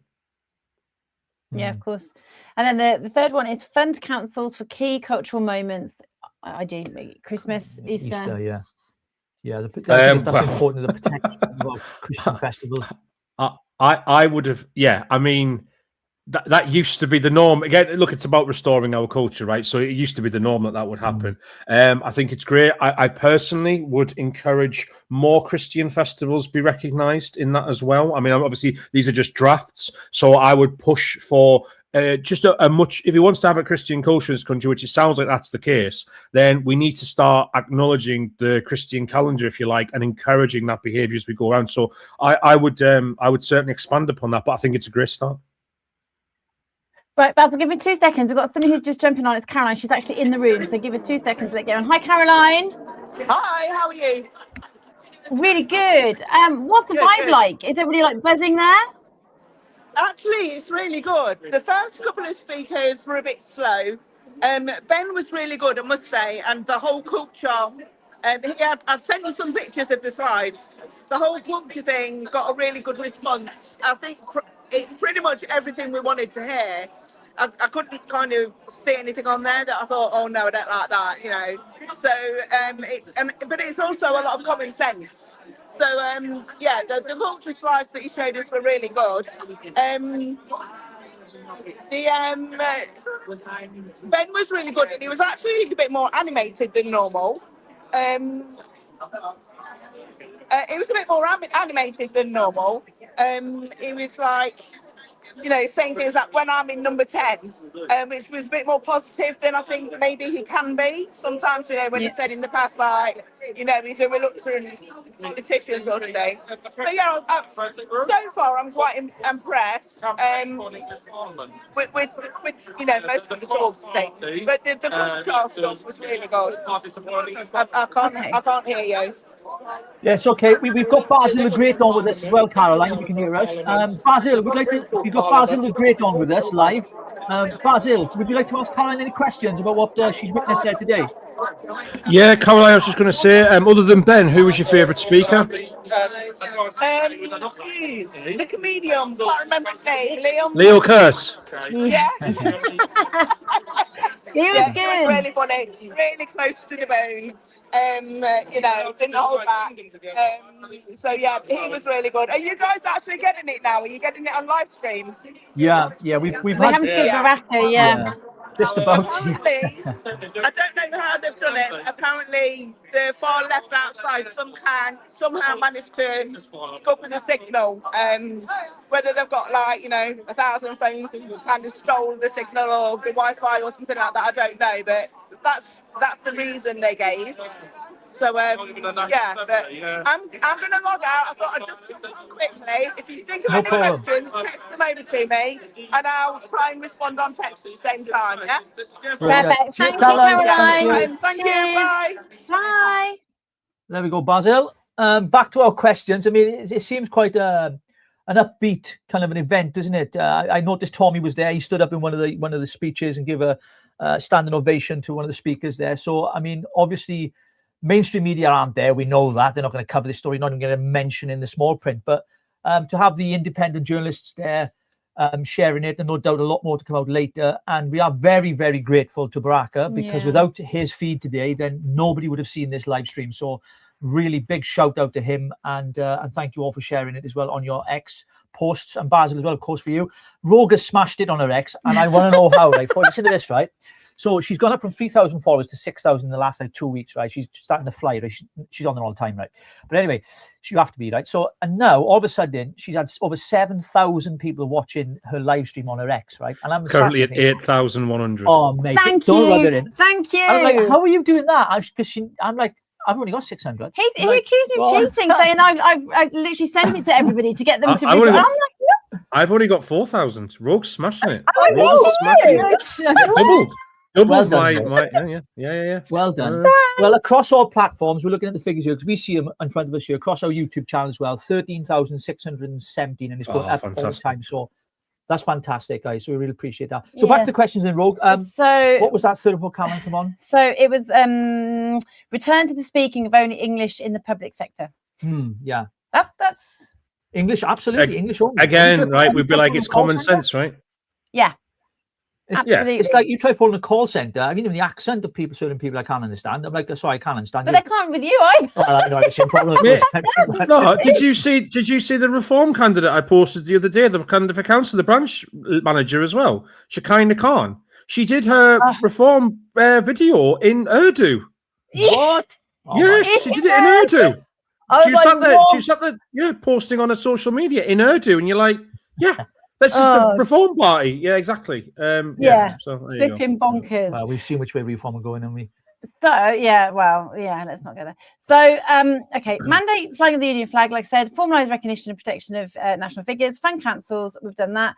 Return and speaking of only English, and then to recolonise the curriculum, so our constitution and the privileges and obligations of citizenship. Yeah, you mentioned on that, Basil, before you come in, on citizenship, that you'll get rid of dual citizenship altogether. What do you make of that? Fantastic. I love it. I listen. I don't see what dual citizenship is all about. I don't get it. The point of being a citizen is you get prioritized within that country. The country is designed with you in mind, right? So if you're dual national, that just means you're playing both sides. So I just don't understand it. For me, it's like, well, what's the point in that? So you're either British or you're not. Many countries do this. I don't mind. Absolutely. Yeah. So British history in primary and secondary schools. Yes. Well, look, it's a bit mixed right now regarding that. So the British history is taught in secondary and primary schools, but also other histories are taught. There's there's a range that teachers can choose from. Now, I'm not necessarily wedded to the whole, you have to teach just British history. However, I think maybe at least half should be British history, because, you want kids to know about the Romans, for example, which isn't just Britain, is it? Do you know what I mean? I don't think you can class the Romans as British history. It's only a small part of it. But when it comes to, there should be certain things that are just absolutely taught, and in a certain way. So I think British Empire, World War I, World War II, obviously the Norman conquest, that kind of thing is the story and the fabric of our nation. I also wish they would teach more things about the Act of Union, why the Union was formed in the first place. Yeah. Nobody teaches this. No one knows why Britain is a country, right? Not the United Kingdom. No one has a clue. So these things should be taught more. So it sounds like it's a step in the right direction on that, because unfortunately there are a lot of teachers who, because they've got the freedom to go, let's teach American slavery. Now, obviously a hot topic, but not really that relevant to our country. I think Welsh history, we were taught that the English invaded the whole. We basically occupied the whole United Kingdom. It was all Wales once. This is what they taught me in school, literally. And the Anglo-Saxons came over here. They raped our women, pillaged our villages, and left us with a small bit of the island. That's what I got taught in school. Now, it's I think that was last Saturday, actually, that happened. To be fair, right, Irish history is taught exactly this. I got friends in Ireland, and they say it's taught exactly the same. And it's so wrong. It's taught as, but once upon a time, there was a place that looked like the Shire out of Lord of the Rings, and everyone lived happily. And then the English arrived and destroyed everything. And it's just not the way it was. But interesting. Okay, so the other two things are how Christian thought moulded the United Kingdom and Western civilization, and we need Christian assemblies with the national anthem. Can I just jump in quickly there, Rogue, if I can?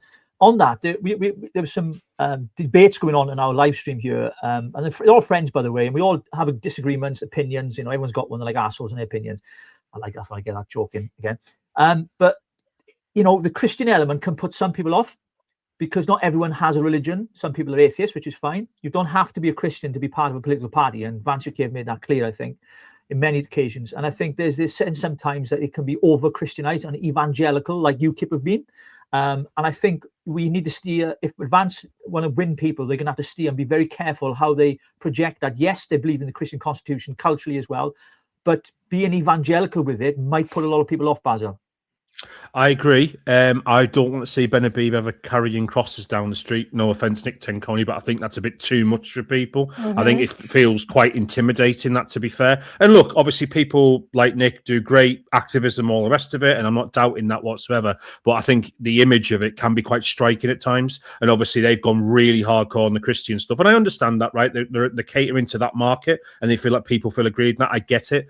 I think Ben's win for a wider appeal here, and I agree with it. And it's the fact that, listen, even though, like, I'm an atheist, for instance, but I live as if there is a God. You know, I was brought up a Christian, and I think what he wants to do is reinstitute that idea that even if you don't necessarily believe in Christianity, you are brought up with the same morals and principles as if you were one.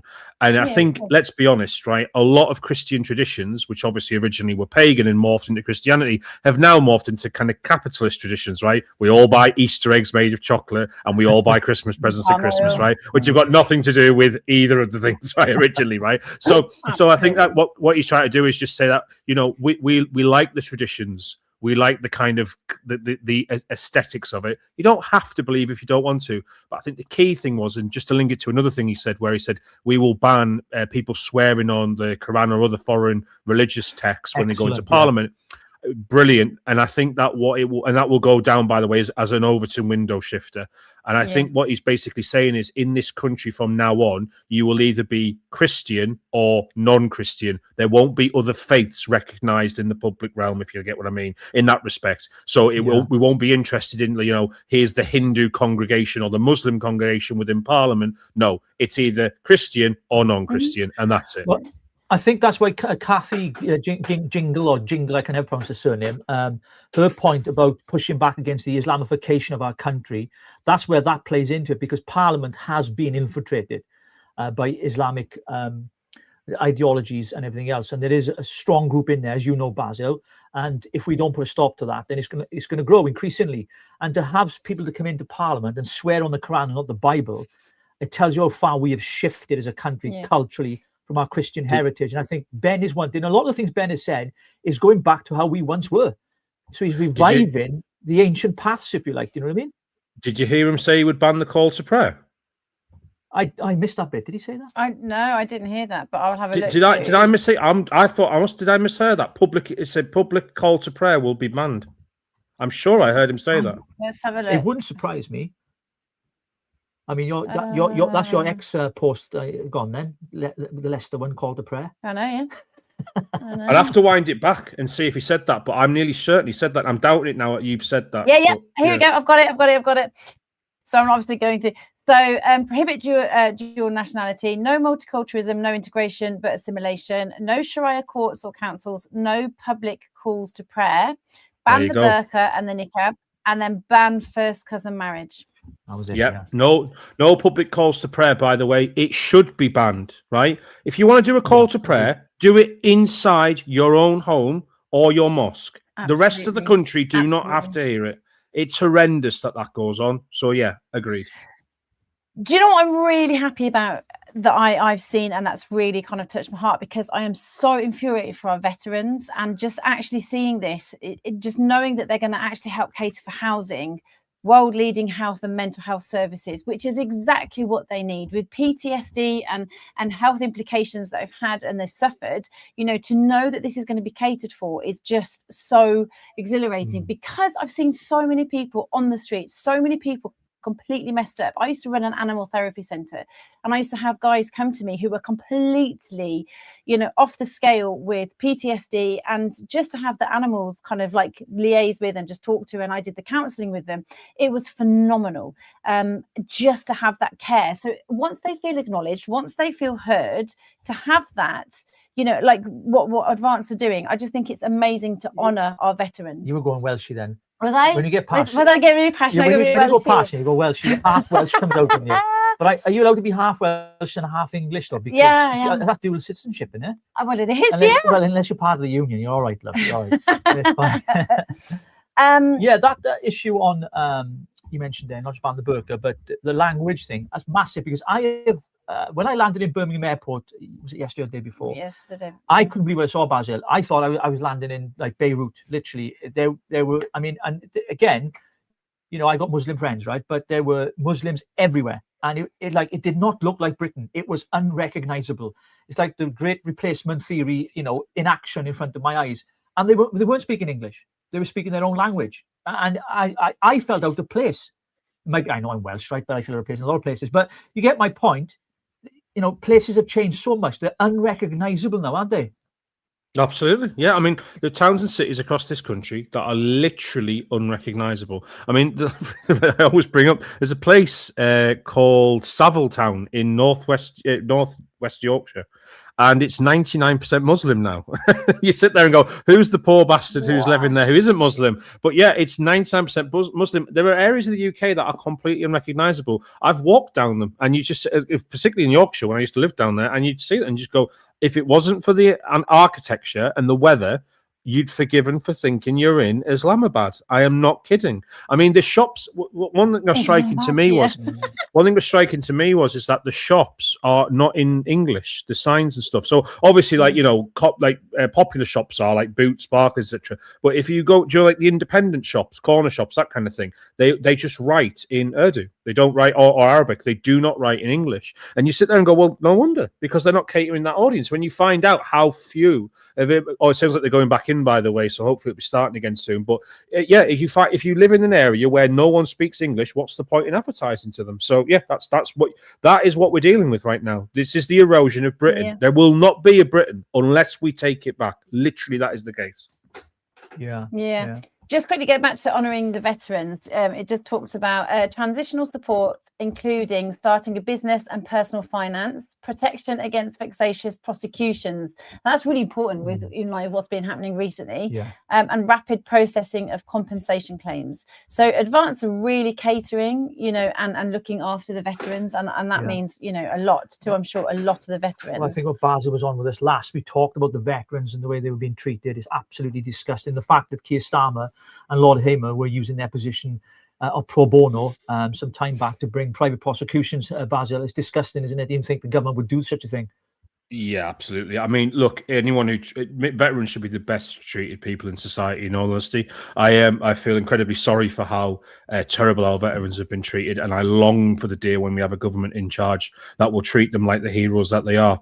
I absolutely commend Ben Abbey for bringing this up. I absolutely do. And I also commend, I can't remember his name, the veteran who got up on stage, I can't remember his name, sorry, who said that he wanted to change the way in which veterans can be prosecuted. I think this should have been done yesterday. It's ridiculous that we live in this country where veterans can still be prosecuted for things that happened decades ago when they were just serving men on the ground without taking into account the people who gave the orders all the way up to the top. So, yeah, agreed. Yeah. Absolutely. So then we just quickly, because I think they're all heading back in now. So there was another, which was promoting marriage and family, which again is really, really important. So what they have said is that they will give back tax breaks to married couples, tax breaks for having children, tax breaks to care for those children, and to abolish inheritance tax. Well, I'm a little bit more nuanced on inheritance tax. However, if we don't need the money for inheritance tax, and there's no point in having it. So, yeah, all right, then get rid of that. However, I'm much more interested in to see what happens with the tax breaks for marriage and tax breaks for having children. Tax breaks for marriage don't really particularly bother me, but tax breaks for children, absolutely. I think this is why we have a crisis in our country, right? We basically decided that we would go the feminist route of saying women need to go into the workplace. Yeah. And unfortunately, women can't. Look, when women have babies need their mothers. They can't do both, right? So we need women to be at home. It's a job. It's the most important job anyone ever does, is raising children. So I just don't know why we've gone with this madness. So yeah, it would be nice to have tax breaks. I saw in Hungary, they had a really good scheme where basically what they said is that you get a 25% cut in your income tax for the rest of your life for every child you have. So basically, you have 4 children, you never pay income tax again. I think for women, that's fantastic, because what it means is if you take time out to raise those children, obviously, if you try to go back into the workplace, you will be behind your male colleagues. You won't earn as much. However, remove the tax, and sure enough, you'll be earning about the same. Well, that would be great for us if you got 5 kids, I've got 5 kids from previous. That's 10 kids between us. I know, it's we wouldn't have to work a ridiculous. day in our life again. You're right. We're talking. Oh, jeez. I'm just trying to see what else there is. Yeah, promoting family and marriage will be, someone said, seized on by the left as a Nazi adjacent. I mean, anything that we come up with is going to be seen as a left-wing kind of, from the left wing, is going to be seen as a Nazi kind of racist attack on their kind of way of life, Basil, isn't it? Really, nothing we can do is going to please them, is it? Can I just acknowledge a commenter as well? Lee U4Z1B's been just writing nice things about me all the way down. He says he's a veteran. And I just want to say thank you very much for your service, Lee. And obviously, the fact that you even listen to things I say, I appreciate it. Thank you very much. All the best of it. I did see you asked if I would stand for election myself. I've spoken about it in the past. I've got a long-term health condition that holds me back right now, but I'm hoping to get better. And you know what? I will never say never. Possibly one day. Amazing. And on that, I think you should stand as Basil the Great, because no one will know your real name. It'd be great. I'm voting for Basil the Great. Well, this is the thing. I'd be like the Stig, wouldn't I? I'd become less famous if I revealed who I was. Do you know what I mean? So, yeah. It's like the Stig of what's it called? Yeah. I just said the Stig. The Stig off Top Kids. I'm not a drink either. The thing is, if I did stand, I probably just wouldn't reveal it was Basil. Basil's bigger than who I would ever be. Do you know what I mean? I mean, it's like a character, isn't it, who can play a part? So Yeah. Here's your character. Yeah, look, there we are. Yay, there he is. So quickly, just going on to the promoting stewardship. So it was pursue British-owned farming, protect the countryside from new build housing, which, as we live, well, I live rurally. You live over in South Wales, and it's rural as well. And literally just having a look at what is going up quicker than you can blink your eyes is literally housing estates upon housing estates just going up. Prohibiting the use of farms and AONBs for solar farms and wind turbines, which is, again, something that a lot of people are fighting against, and the fight is real. But actually, when you look deeper and deeper into actually what's going on, you recognize that BlackRock is behind all of it. So we're kind of fighting a big fight. Well, these big super international institutes, I mean, they've always interfered with our domestic politics. And one thing Ben, I'm sure, will discuss further down the road on some of the policies. He's always stated that that's one of the things he wants to do. He wants to repeal and reverse all what Tony Blair did in the 90s that brought about the infection into our society and into our politics, Basil. And I'm sure he said that many times before, hasn't he? Yeah, absolutely. I mean, Ben basically wants us to reset the clock by 30 years, and I don't blame him. Do you know what I mean? Wipe out everyone. Blair, Brown, Cameron, May, all of them. Forget that whole sorry mess and go back to the way things were in the 90s. The country was in a much better place back then. And if that was what it takes to get us on track straight away, and then a few tweaks on top of that, then absolutely fantastic. On the farming thing, though, what I will say is our farming, it's an absolute catastrophe. And we have some of the best, most fertile land in Europe, right? We have some fantastic farmland and fantastic countryside as well, by the way. And all we need to do is introduce a policy of rewilding, along with a number of pro-farming policies. And that includes no solar panels on it, no wind farms. It shouldn't be used for those things. It's the countryside. It's for nature, okay? So, again, we need to go back to basics on this stuff. I tell you what, there's a small party called the SDP. Some people might have heard of them. They've got a green paper on what they do with the farming sector. I thought it was brilliant. The idea that we would basically turn farms into co-ops so that they can compete with the big corporations around the world and so on, working together so it reduces the paperwork and all the rest of it. I think that's a great idea. I also think that they need to watch how we infect the environment with farms, because right now we have a farming sector where basically anything goes, and certain rivers are suffering as a result of that and so on. So again, the wildlife is important in this country. We need to protect it. We have to preserve it. And there's certain things we can do that will help that. Yeah. Can we just go to Don Keith here a second? Can we listen in to Don Keith here a sec? Basil, do you have to say? We got the sound here. 1 sec. Unfortunately, bear with me. Our good friend Don Keith is speaking. People where it's at. Thank you so much. Absolutely, man. Thank you. Oh, we've just missed it. It's always good talking to you, bro. I'll catch you at the very end. Yeah? God bless you. Good to see you. We're Good just to see listening you. to you guys. Finally, we got to I meet know, in real life. I know. Oh, man. First time I noticed you was when you got arrested outside the Downing Street. All right, okay. No, that was not me. I don't think. That's hilarious. Nah, mate, that wasn't me. I didn't get arrested. Oh my gosh, and it's going out to like 20 odd 14,000. thousand. We're on 14,330 people watching across all platforms. That's Basil the Great. Rogue is smashing it. I just looked at the numbers now. She's up to 8,374. Thank you. But it's good though, because we're getting the message out there to a wider audience. And, Absolutely. and we need to, because mainstream media ain't going to touch it. Basil, are they? Absolutely not. Of course they won't. They'll pretend it's never happened. Well, why would they? But yeah, absolutely. There's the man himself, Ben. There he is. Looking forward to the second half on immigration, because I gather. Is he being interviewed now? Should we, let's just go to his interview. Just unmute it there. It doesn't work. You've got to go to the page. 1 second. Like when you're doing this live, folks, just bear with us. Where did that come from? The boldness to address the public on those topics in terms of like a lot of people are gonna call you Islamophobia for that. Why? Because you're saying stuff that we're not allowed to say anymore. Yeah, but I'm going to say it. How can you be a Christian country and promote religions over and above into the detriment of Christianity? You can't be, you know. That's true. And how are you going to go? How are you going to muster the public, not just this building, but the whole country support in you banning the burqa? Because that, if you was to say something like that, you instantly get attacked. You instantly get exiled, kicked out to the dogs. Well, exile me. Try it. I love your energy, bro. No, it's sick. But obviously, we're going to start now. Yeah. I'm going to get another 10 minutes at the very end, if you're generous enough. Yeah. But thank you so much. No, thank you. Thank you so much. And we need to get you on the podcast again. We've got a lot to talk about, especially after this.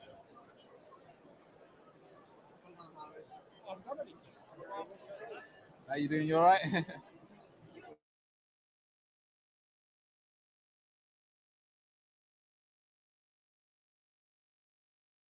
Well, that was a quick, short, sharp answer from Ben there, wasn't it? Brilliant response. The first question. Yeah, well, probably was Why not? Islamophobic. So who cares? Exactly. Come at me. There's a bit of sass attitude going on there. I love it. He is just not going to like budge because he knows what he's doing is right for this country. Absolutely. And you know what? I mean, let's be honest, hopefully it'll get even more Islamophobic when it comes to the next the next half of the conference. I mean, look, I just don't care anymore. We're on a timeline now. It's time to get serious about fixing our country. What's the point in standing for election and saying you will be different from other parties if you're not going to say what is needed to be done? And for too long, we've got a myriad of parties in this country that are too scared to admit the truth. So we need to stamp out our positions, say this is where we are, and drag the rest of the country towards us. If you look at the polling data, most people in this country are sick of having Islam shoved down their throats. Most people in this country are sick of multiculturalism. Most people in this country want Britain to return to an earlier time. So how do we get there? And why? How do we make the case that Advance UK are the only ones that will do it? You've got to remember as well, right? I know that people don't like to say the word reform. I don't care, right? I will keep saying it because they, at the end of the day, are the ones right now that are taking up all the oxygen on the right wing of politics, or the patriotic side of politics, shall we say. Ben doesn't like using left and right, and I understand why. So how do we turn around and show that we're different to them? Well, what's the point? If we're not different, what is the point in doing Advance UK? Well, now we can say we are, because look at the difference in the policies. But Reform UK would not ban the burqa and niqab. Advance UK would. Reform UK will not ban the Islamic call to prayer. Advance UK would. But Reform UK will not do many of the things that Ben has just said that they will. So there you go. Step in the right direction? Yes, it is. Absolutely. I think we're going to come to the second part. Look at this video trailer here, Basil, on getting rid of the ECHR. And obviously that's to do with immigration. We know that these European Convention of Human Rights have given protection to illegal immigrants coming over here, and legal immigrants, to the extent that the demographics in our country have changed so much. Yes. Well, I'm hoping we'll find out more about this in the second half. Here we go, folks. We're going to go live now. What's now? I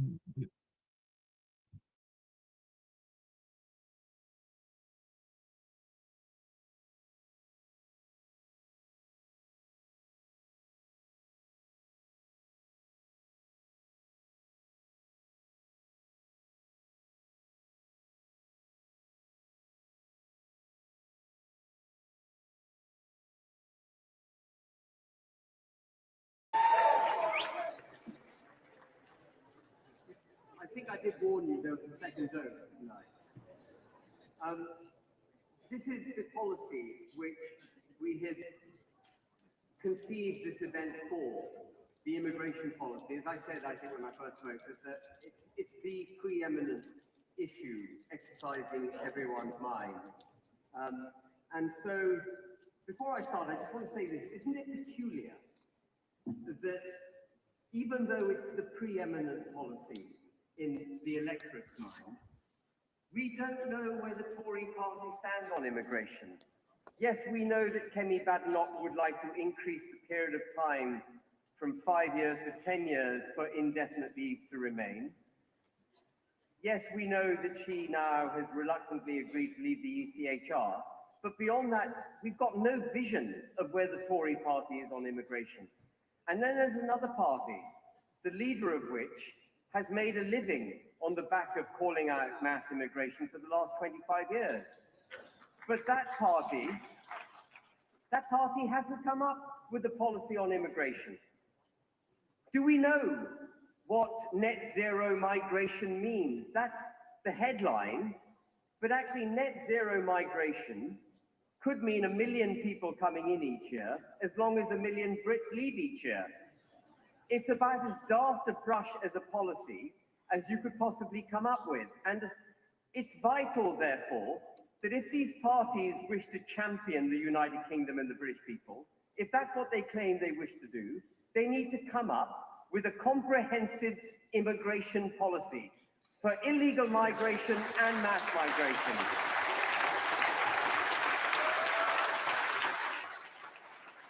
And even though we're only 6 months old, or 2 months since we got our registration with the Electoral Commission, you will see from this brand new party a complete holistic approach to how we're going to deal with immigration. So it's not rocket science. These other parties could do it if they wish to. They just haven't got the courage to do it.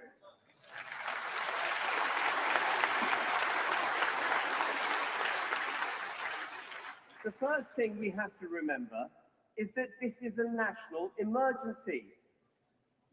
Our population is growing rapidly, not because we're all reproducing like rabbits, but because we have taken our borders down. This is an emergency. So the first thing an Advance UK government will do is declare a national emergency and use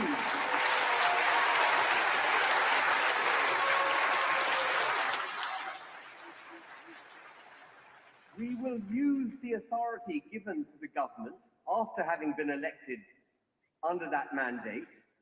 We will use the authority given by the national emergency to pass the laws that we need to pass to save the country being completely taken over by foreigners.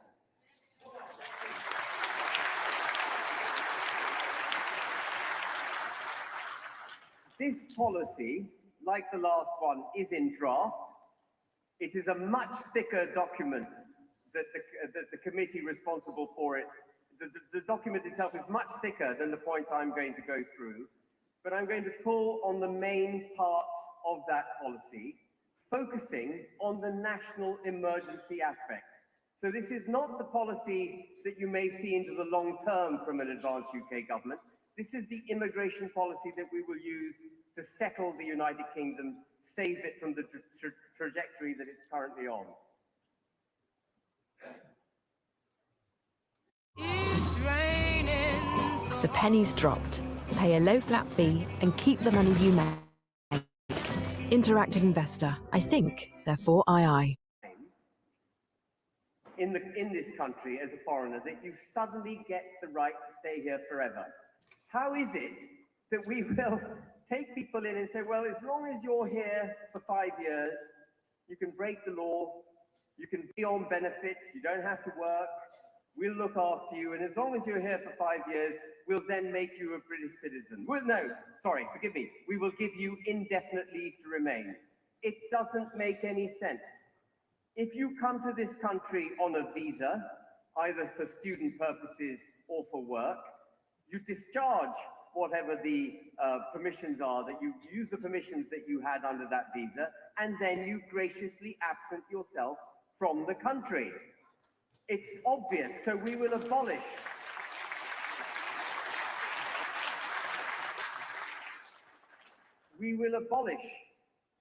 the granting, any further granting of indefinite leave to remain. But it's already taken quite a grip of the country. The Boris wave of immigrants, remember the guy who said he'd deliver Brexit and then stop immigration? He actually let 5 million people into the country under his tenure. And if we don't reverse indefinite leave to remain back to a point in time where that Boris wave began, we will not be able to save the United Kingdom. So we have to not just abolish ILR, we have to reverse it back to 2019, when Boris Johnson became Prime Minister.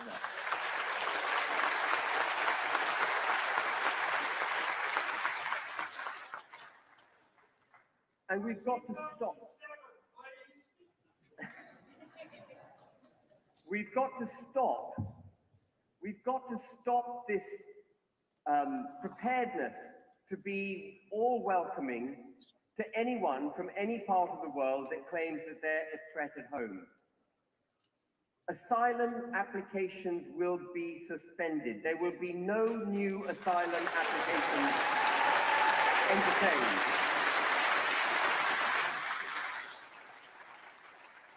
And we will reverse back to 2019, perhaps with 1 or 2 exceptions, but we will reverse back to 2019 any asylum grants. I know for a fact that the civil service has been issuing asylum, the right to stay in this country, not because the people applying for asylum deserved it, but because they just wanted to get rid of the embarrassing backlog of asylum applications. They wanted to look as if they've reduced the asylum backlog, and so they're rushing through the granting of asylum status. So we have to reverse that back to 2019 as well. And for goodness sake, stop giving away British citizenship as if it's confetti.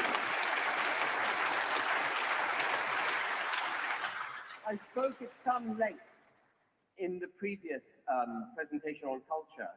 I spoke at some length about the contract that exists between the state and citizens.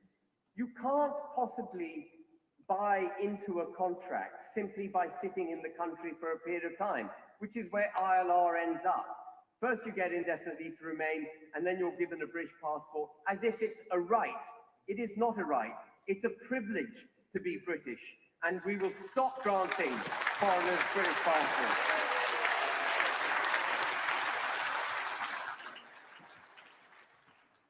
And we've reached the stage under this national emergency where I'm afraid we're going to have to be pretty hard on people being allowed into the country for work. Visas will only be granted to people who are coming from a country that is on our new green list, which I will reveal in a second. We can't have wholesale mass migration from parts of the world that actually detest the United Kingdom. People have got to come.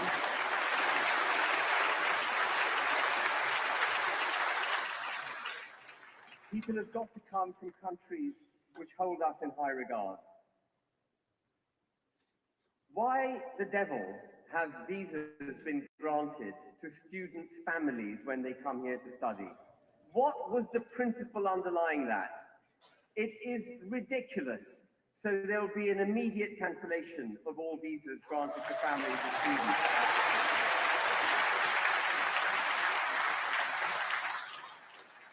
All work visas will be honoured, but when they come up to their expiry, the employing companies or public sector body that was employing these foreigners on visas will have to find British workers to fill those jobs.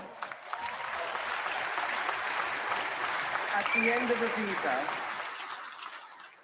at the end of your time under your visa, it should be absolutely natural and expected, as I said, that you graciously go back home.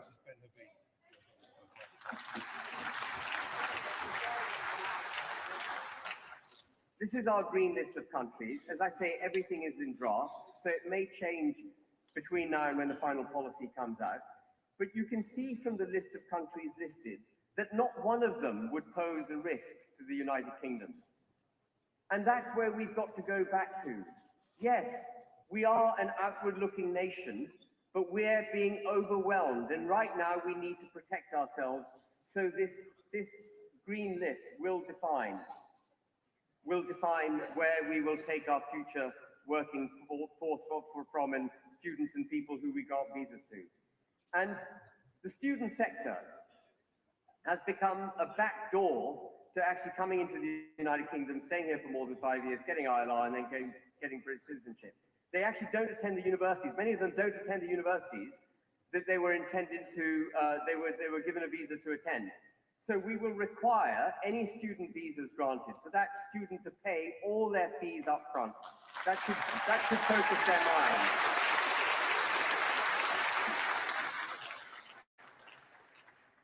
There are 1.5 million foreigners in the country, 775,000, I think, from the European Union, who come from the withdrawal agreement, and I'm going to come back to that. The rest from other parts of the world, who are getting the benefit of our ridiculously generous state welfare system. It's costing us the thick end. These are the official figures. I think the figure's much higher. It's costing us the thick end of £10 billion a year officially. But 1.5 million times 10,000 each takes you automatically to 15 billion. And it's probably higher than that as well. I'm sure we all know that. So benefits for foreigners has to stop. Why did we even think that was a good idea?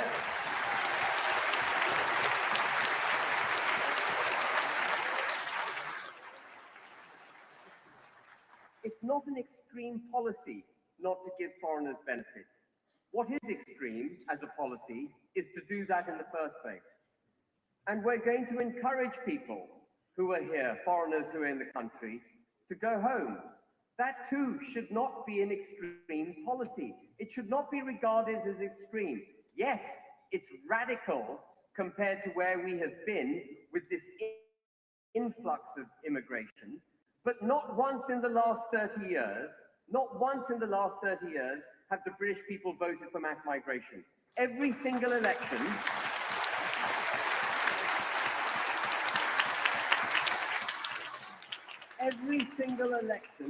we have voted for less migration. We want it stopped.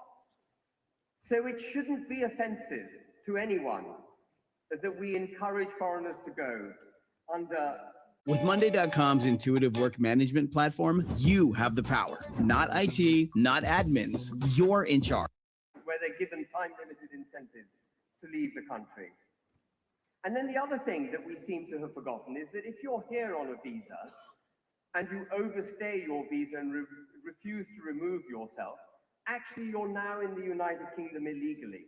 But we don't recognize that. We think they've come on a visa, we don't know where they are, we'll turn a blind eye, they can stay, they can go on benefits, they can take jobs from British workers and so on, and they can stay in the country.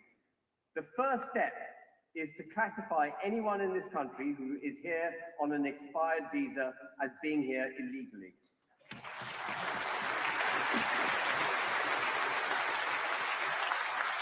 And once we've cut mass migration and encouraged some people to go home, as I mentioned again in our culture policy, the importance there being the reintroduction of aspiration, the work ethic, and so on, we are going to have to replace those immigrants on whom we've become so dependent and so lazy in our own habits. We're going to have to replace them with British citizens. We're going to have to encourage British citizens to come back into the workplace. As I mentioned, there are 8 million British citizens on universal credit at the moment, 4 million of which are not even looking for a job. They're not even looking for a job. I do not accept for one moment that all 4 million have such significant issues with themselves that they are unable to come back into work. That 4 million figure back in 2018 was 1 million. That's how accelerated our state of dependency has become. So we have to refuse to pay welfare to people who refuse to work.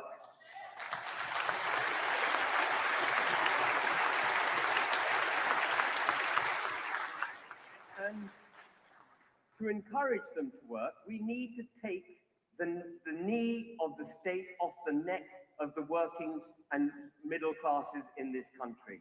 We must reduce taxes. It's actually of cultural, national importance.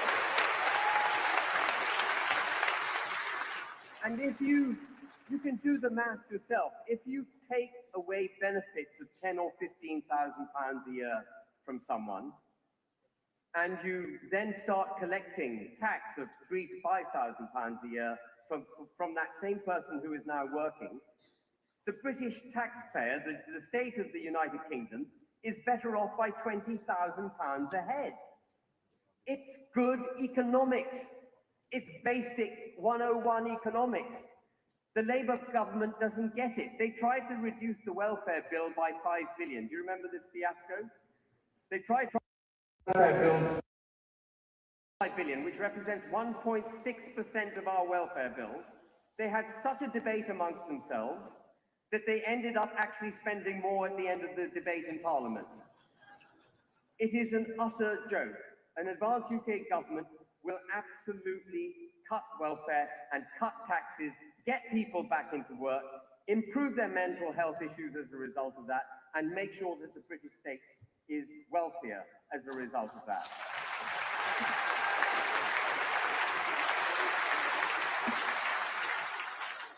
And the next slide comes to something that, again, no government of which I'm aware has done in the past. We take people into this country, we give them a visa, we give them all the rights to roam and to work and to take our benefits and so on, and we ask for nothing in return. We don't even ask for some basic commitments in return. Well, every visa granted under an Advanced UK government will require the adherence to what we now call our new residence covenant. They must obey the law. If they break the law, their visa is cancelled. They must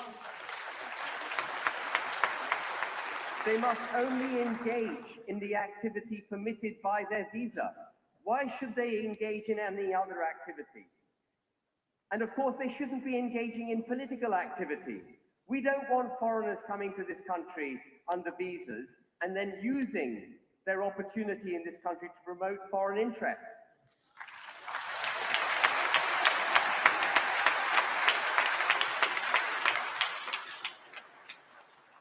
They will not be allowed to advocate for foreign countries. They will not be allowed to process down Hyde Park, down through Parliament Square, and abuse the British people on their route. That will be stopped.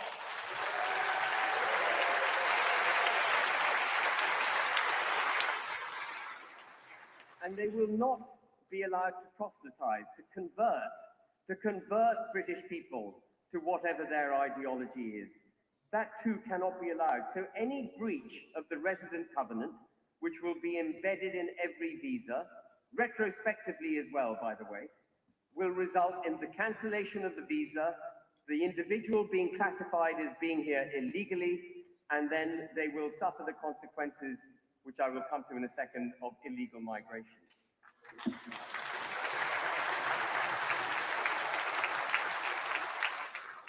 Somehow, the government has convinced itself, and many in this country, that stopping illegal migration is somehow an extreme thing.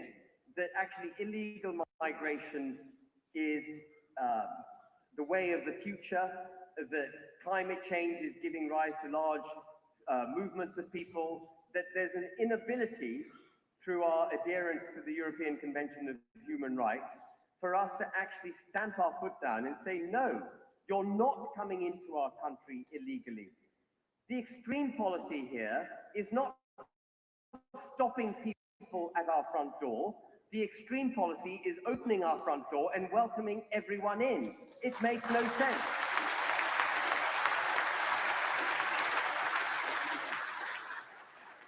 So in addition, obviously, to stopping, granting them the right to stay in four-star hotels, on our air bases, in our social housing, getting free medical care, free dental care, free iPad, translators, cash in their back pocket, and goodness knows what else. Instead of that, we're going to do something radical. It's not extreme, it's radical because it changes from the past. We will recognize them to be what they are, which is here illegally. They would have broken our laws, so they will be arrested, they will be detained, and then they will be deported to the maximum extent possible.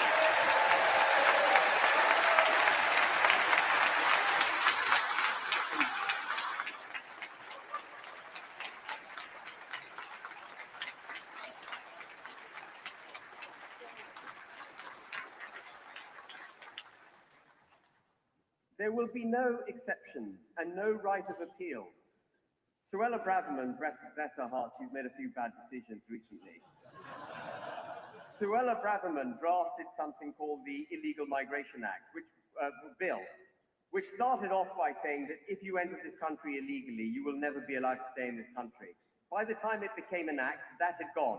It became a shadow of itself, and that Illegal Migration Act has never been enacted. We must reacquaint ourselves with the notion that British law applies in the United Kingdom, and if you've been judged to be illegally here and judged to be deported, you will be deported. You can't appeal. Why the devil should you be allowed to appeal?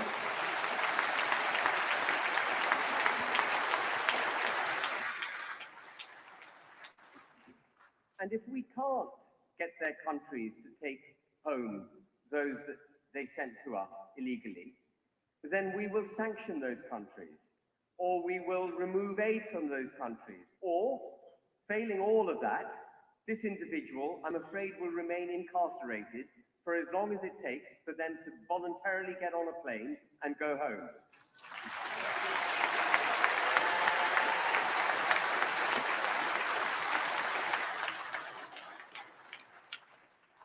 And the last point, there have been so many points which are really needless to make, but if you're a foreigner and you've broken the law and you're in a British jail, there are about 100,000 places in British jails, and 10,000 of them are taken by foreigners, costing us over £50,000 per head per annum to keep these foreigners in our jail. Why are they here? Deport the lot of them.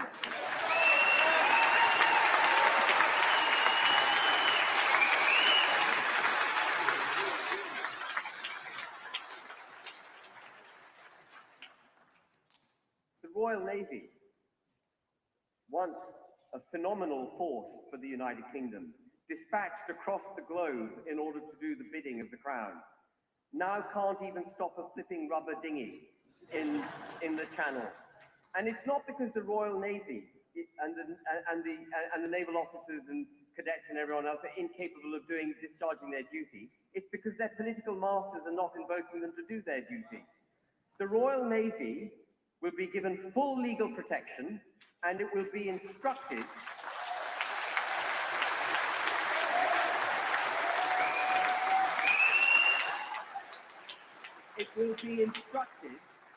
to intercept dinghies, turn them round, and invite them to go back to France. I know France is an awful country, but we need to develop a bit of stiff upper lip and send them back there.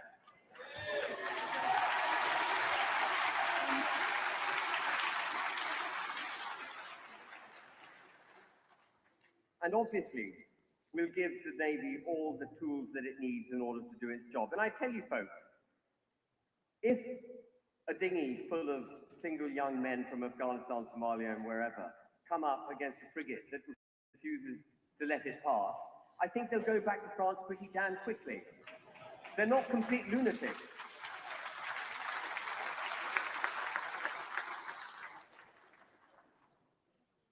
And, Starmer makes a big thing about breaking the smuggling gangs. I don't know if he's aware that most of these smuggling gangs are based in Europe.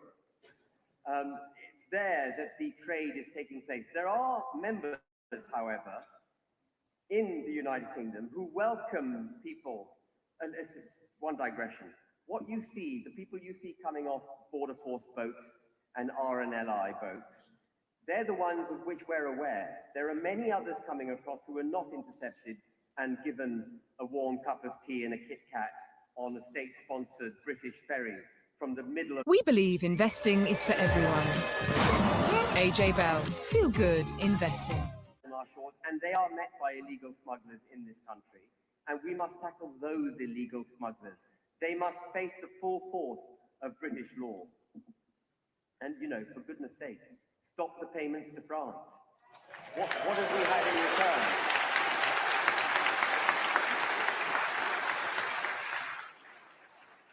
It would seem to us as well that the Home Office is hijacked. The job required to be done will not be done by them. So an Advance UK government is going to establish an immigration enforcement force and tribunal. And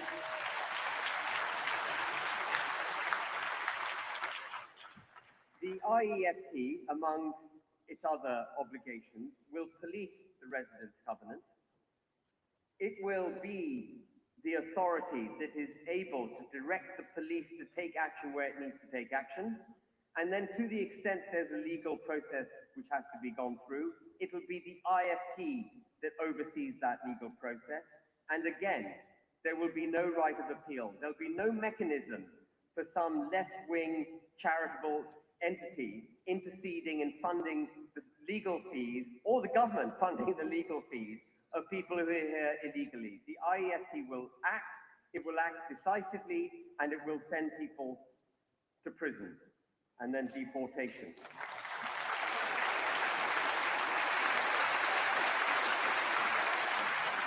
And in order to give effect to all of this, there are a couple of things we need to do, which I've already mentioned. The first is leave the ECHR so our Navy can do what it needs to do. We can detain these people, we can incarcerate them, deport them. Leave the ECHR, reverse the Human Rights Act. But there's one other thing that we need to do, and I love this bit. We have to denounce, as I said in my statement on culture, we have to denounce the withdrawal agreement. And I'll tell you why we have to do that. Because the withdrawal agreement has in it this Northern Ireland Protocol. And in the Northern Ireland Protocol, it doesn't just require that Northern Ireland continues to stick and commit itself to the European Convention of Human Rights, as does the Good Friday Belfast Agreement, but it goes on to establish also European Union human rights laws in Northern Ireland. And unless we denounce the withdrawal agreement, unless we tear it up, if we enact the policies that I've just described in Great Britain as distinct from Northern Ireland, every illegal migrant will leave Great Britain and go to Northern Ireland. It will become a repository for illegal migration. And my erstwhile party actually put that forward as their mass deportation policy, that they would leave the ECHR in Great Britain, but leave Northern Ireland subject to EU human rights laws and the ECHR, making Northern Ireland a repository for illegal migration and basically not achieving diddly squat, because everyone coming to this country will know that they're safe in Northern Ireland. But here's the thing. If you remove the ECHR from Northern Ireland and EU human rights law from Northern Ireland, guess where all the illegal migrants are going to go? They're going to go to the Republic of Ireland. What a shame.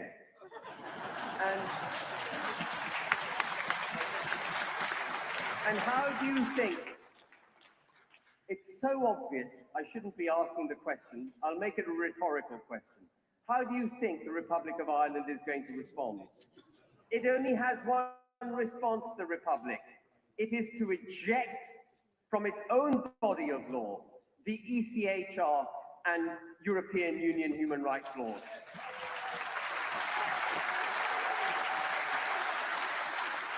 if we do, this is not the aim of our policy, but I just want all Irish citizens to be aware of this. If we do what's right for the United Kingdom, we will save the Republic of Ireland.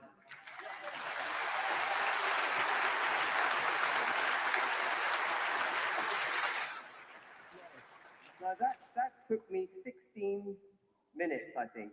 No, 15 minutes. How long was it? 25 minutes, something like that. It took me 25 minutes to set out a set of policies which would save this country. People keep telling me, Ben, it's too far gone. You can't do it, it's too far gone. It's not too far gone.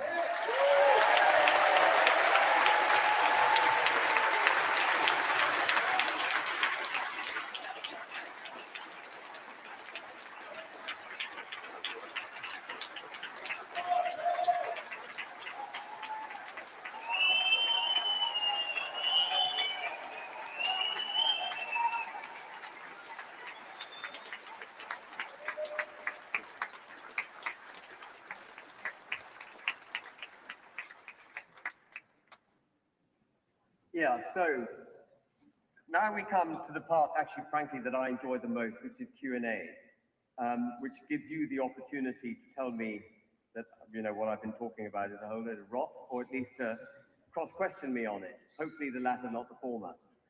But before I do that, can I first of all just, again, thank you for coming to this event, for taking the risk of...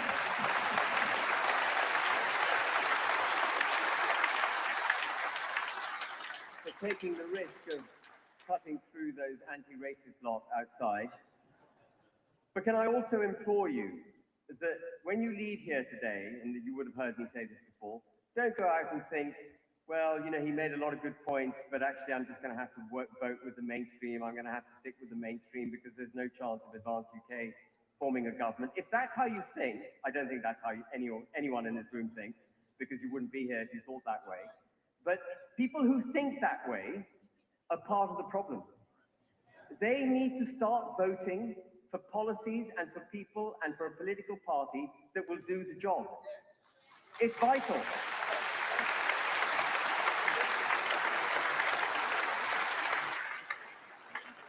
And so the other thing I would ask you to do is, when you leave here, speak to people about what I've said. Explain to people that there is a political party that has the ability, the capability, the fortitude to deliver what this country so desperately needs. And that party is Advance UK, and they should join it. They should leave the other parties.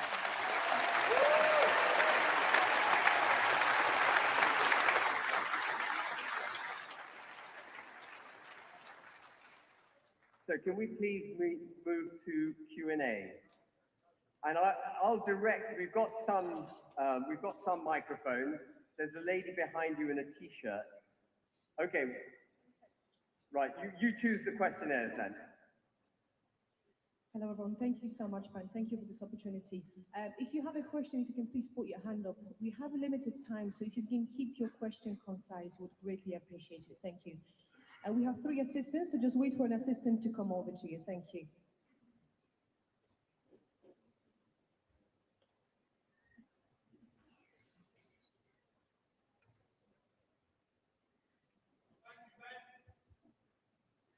All right, we've got one question here in this section. You can introduce yourself and then present your question. Oh, sorry. Hi, Ben. Thank you for having us all here again. My name's Nick. I just wanted to ask, based on the level of remigration type strategies that you're wanting to implement, naturally your critics are going to suggest that we're going to lose a significant workforce that we can't do without. What would you say to those people?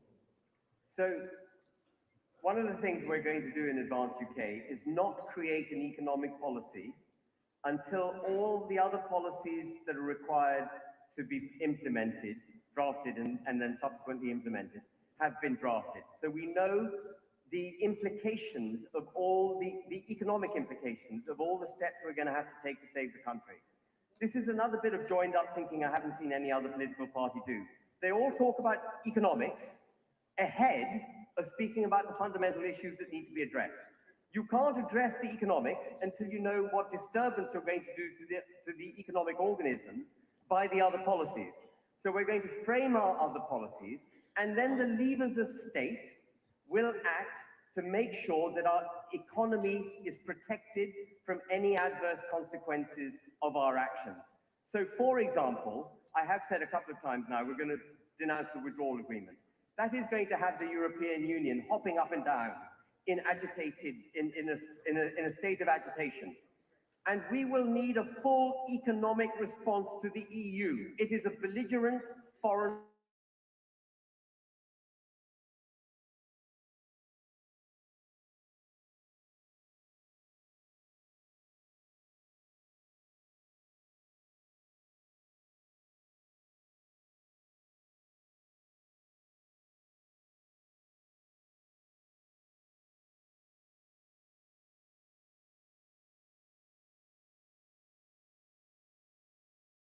any adverse economic consequences of our policies and make sure that we can ride through any problems ahead. Thank you. Thank you. Thank you. Hi, so we have Kevin here for the question. Oh, thank you, Ben. I just wanted to get your thoughts because the WEF is a major issue. I know that globalism is really dragging us behind, and really we need to get our own house in order before we can be a force in the world again. Thank you. Well, I can't believe I went through the whole presentation without mentioning the World Economic Forum. But when I was deputy leader of another party, we had a policy that we would denounce the World Economic Forum. There can be no good.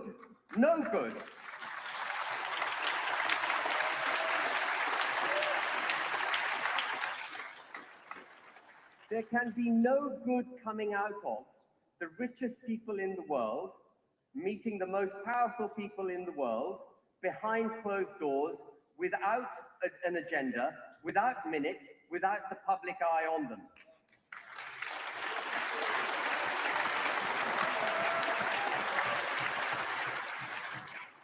I just want to say one more thing. What we've seen with Mandelson is the tip of the iceberg.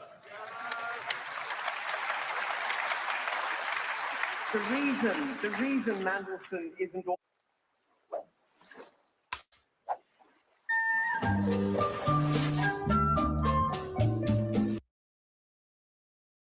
security, put back into office, ennobled, made an ambassador.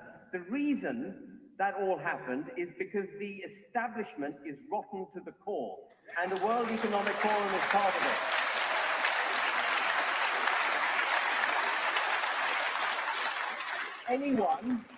Anyone who takes money from a billionaire, a foreign-born billionaire, to attend the World Economic Forum so he can speak on a program with Bloomberg is someone we should not be electing as Prime Minister of this country.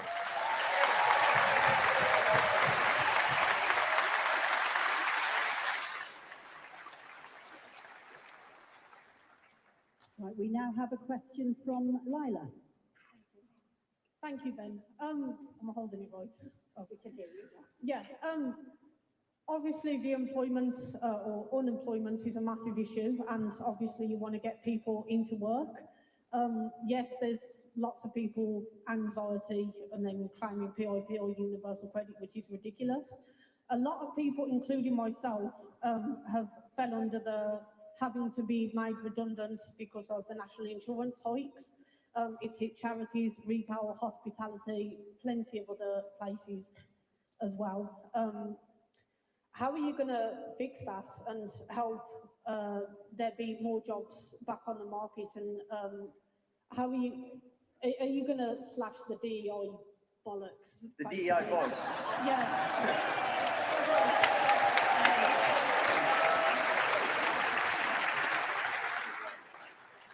The DEI bollocks went, I think, into the first couple of slides. The DEI bollocks will be gone under an Advance UK government. But the whole... if you want to prevent people from doing something, like speeding, for example, what you do is find them. That's what governments do, they find them. Isn't it peculiar that in a country where we would wish to incentivize people to work, we keep fining them for working. We have to cut taxes. The left hate it. They hate it because they want the dependency culture, because they want to be able to control you through money, amongst other things. And so they want to tax you to the hilt. And they say, oh no, you can't cut taxes. We're so indebted, we'll go bust overnight. Well, guess what? If you cut welfare at the same time as cutting taxes, actually you create the virtuous circle that I was talking about earlier. So it's perfectly possible to actually get this economy firing on all cylinders again. Now, we're not facing, the problems this country faces now are much greater than what Maggie Thatcher faced in 1979, much bigger. She faced just an economic issue. We're facing an existential threat. The very existence of our country is threatened. But one thing she did, which was absolutely right, and we must have the courage to do it, is reduce taxes straight away. In her first budget, she reduced income tax because she knew she had to get Britain working again. And that's what we will do. We will get Britain working again.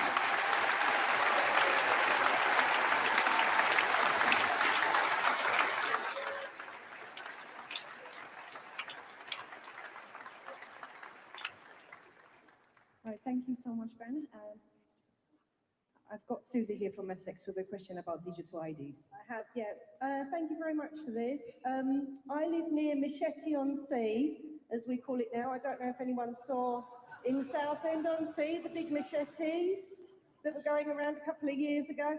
We've had facial recognition down our high street for a very long time now, since then, but now they're also putting them on crossings near going into. So basically facial recognition is creeping in and we haven't been told when it's happening, or I think we're being set up for a 15-minute city.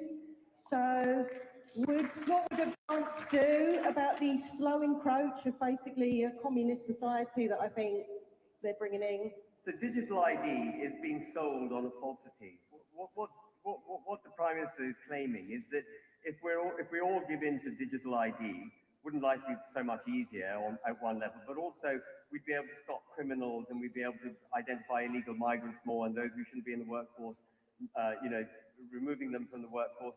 Well, those who shouldn't be in the workforce, those who are here illegally, those who are scamming the system, are not going to have any documents which would assist us through a digital ID identification process. The whole thing is designed to control us. It's part of this state intervention in our lives. And even though he has backed off, like on so many things, from the Act of Parliament he was going to introduce for digital ID, you're absolutely right. They're continuing down that agenda. To be a company director, you have to have digital ID. Increasingly, to have a bank account, you have to have digital ID. You want to access an app, you've got to have digital ID. Your Apple ID is on your face. It's everywhere. And it's very, very difficult to control. But what we've got to make sure is that the state removes its tentacles from the people's lives so that even if apps and so on continue to have facial recognition, we have a state that has pared itself so back. And that must be the aim of an Advance UK government, for the state to be pared back to the point where it can't use that information or wouldn't have any inclination to use that information for the nefarious motives and reasons that the Starmer government will. And 15-minute cities, that's just nonsense. We're going to cancel that.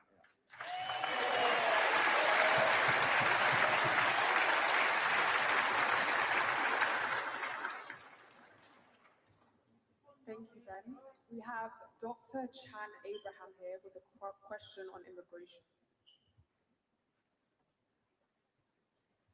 Thank you very much. Well, you're holding, okay. Ben, thank you and all the college for the great work on these two policies. Immigration began to be the ticking time bomb from 1971. And I would say that these two excellent policies are going to deal with the low-hanging fruit.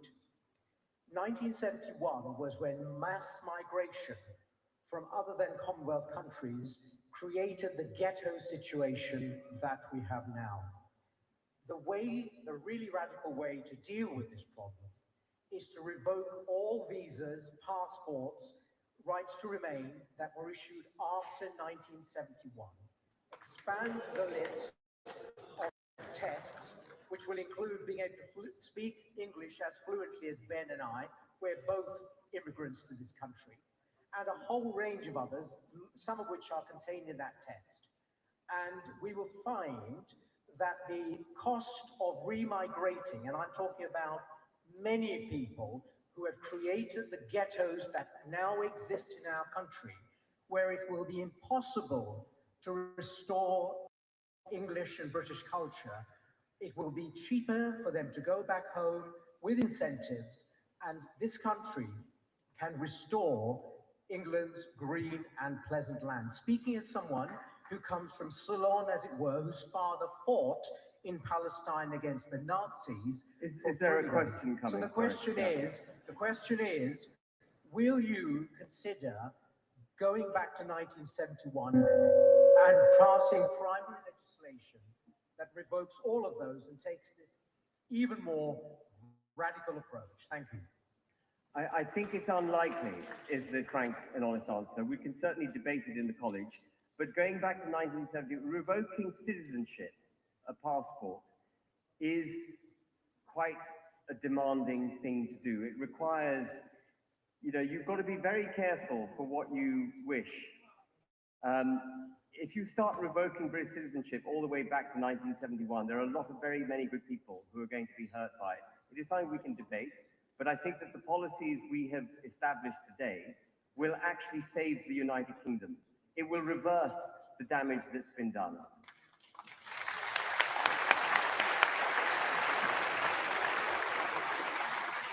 One last question. Thank you, Ben. I think sorry, Ben, we have one question over here. That's okay. Daryl, would you like to stand up? So, over to you. Thank you. Hello, Ben. So a very important reference was made to our proud history. And so to introduce my question, I don't think we should forget that there was a brutal English civil war that changed Parliament, established Parliament, took the right of the king to make all the decisions, and there was no equality for the so-called working classes then. So basically my question is, when you come into power, and to coin a phrase that Trump made, how will we drain the swamp in Parliament so that we have principle-centred, ethical and spiritual politics?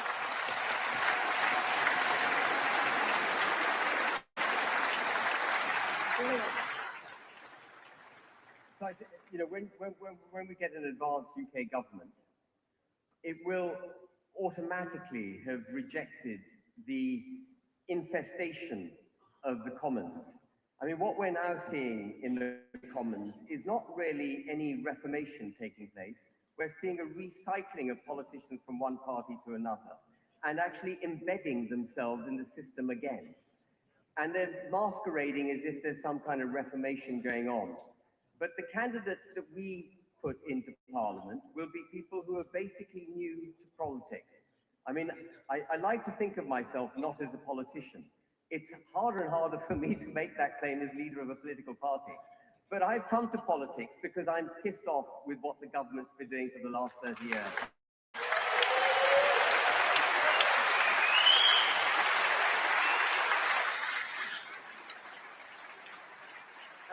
And our parliamentarians are going to be of similar people. I think you'd be very, very encouraged if you met, well, you should be encouraged by the quality of speakers we've had today. They've been phenomenal. And they're the kind of people we want in Parliament.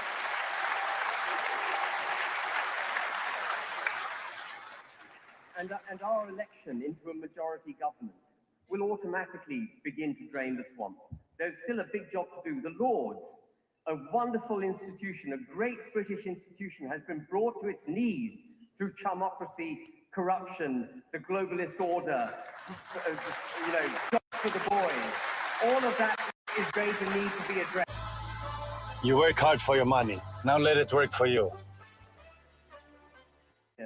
Constitution is right up there. In fact, when I talked about culture, initially I was going to talk about constitution and culture. To do a policy on constitution and culture would require so much of your time today that I thought we focus on culture. Constitution is critically important. And again, you don't hear the other political parties talking about it. The way to drain the swamp is to restore our constitution. Thank you.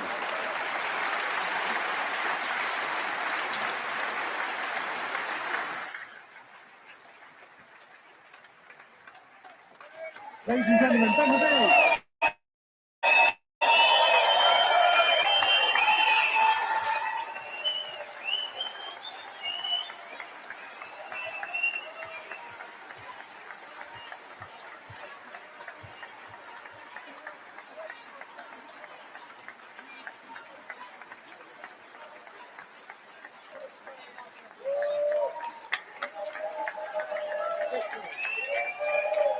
Well done, Ben.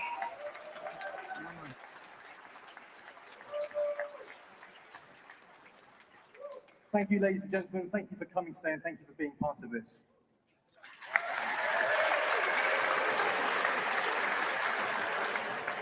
Well done, mate. What's up?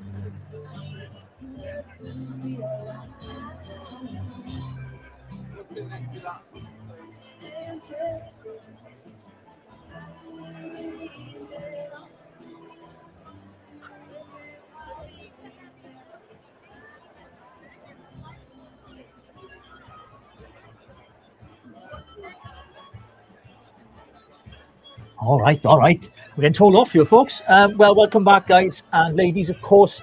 So, yeah, wonderful conference. Some very, very powerful statements of what Advance UK will do when they come into government. Just to let you know that we will, in a few moments, let me just turn the sound down on this. We will, in a few moments, have Barack joining us. Barack is the guy who was able to do the live stream. Yeah, I'm going to turn it off now in 2 seconds. Just bear with. There we go.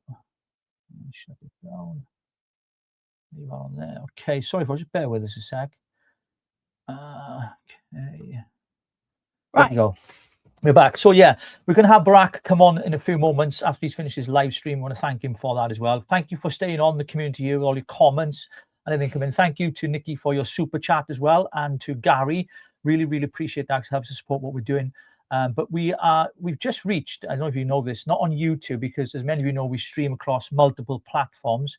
We've just gone over the 16,000 mark. So 16,000 people are watching this broadcast live right now, which is phenomenal. I think it's the most you've had, Rogue, isn't it? That's the most I've had, yeah. So thank you very much, everybody, for watching. And Ben, thank you for allowing us to film and live stream your event. But also thank you to Baraka.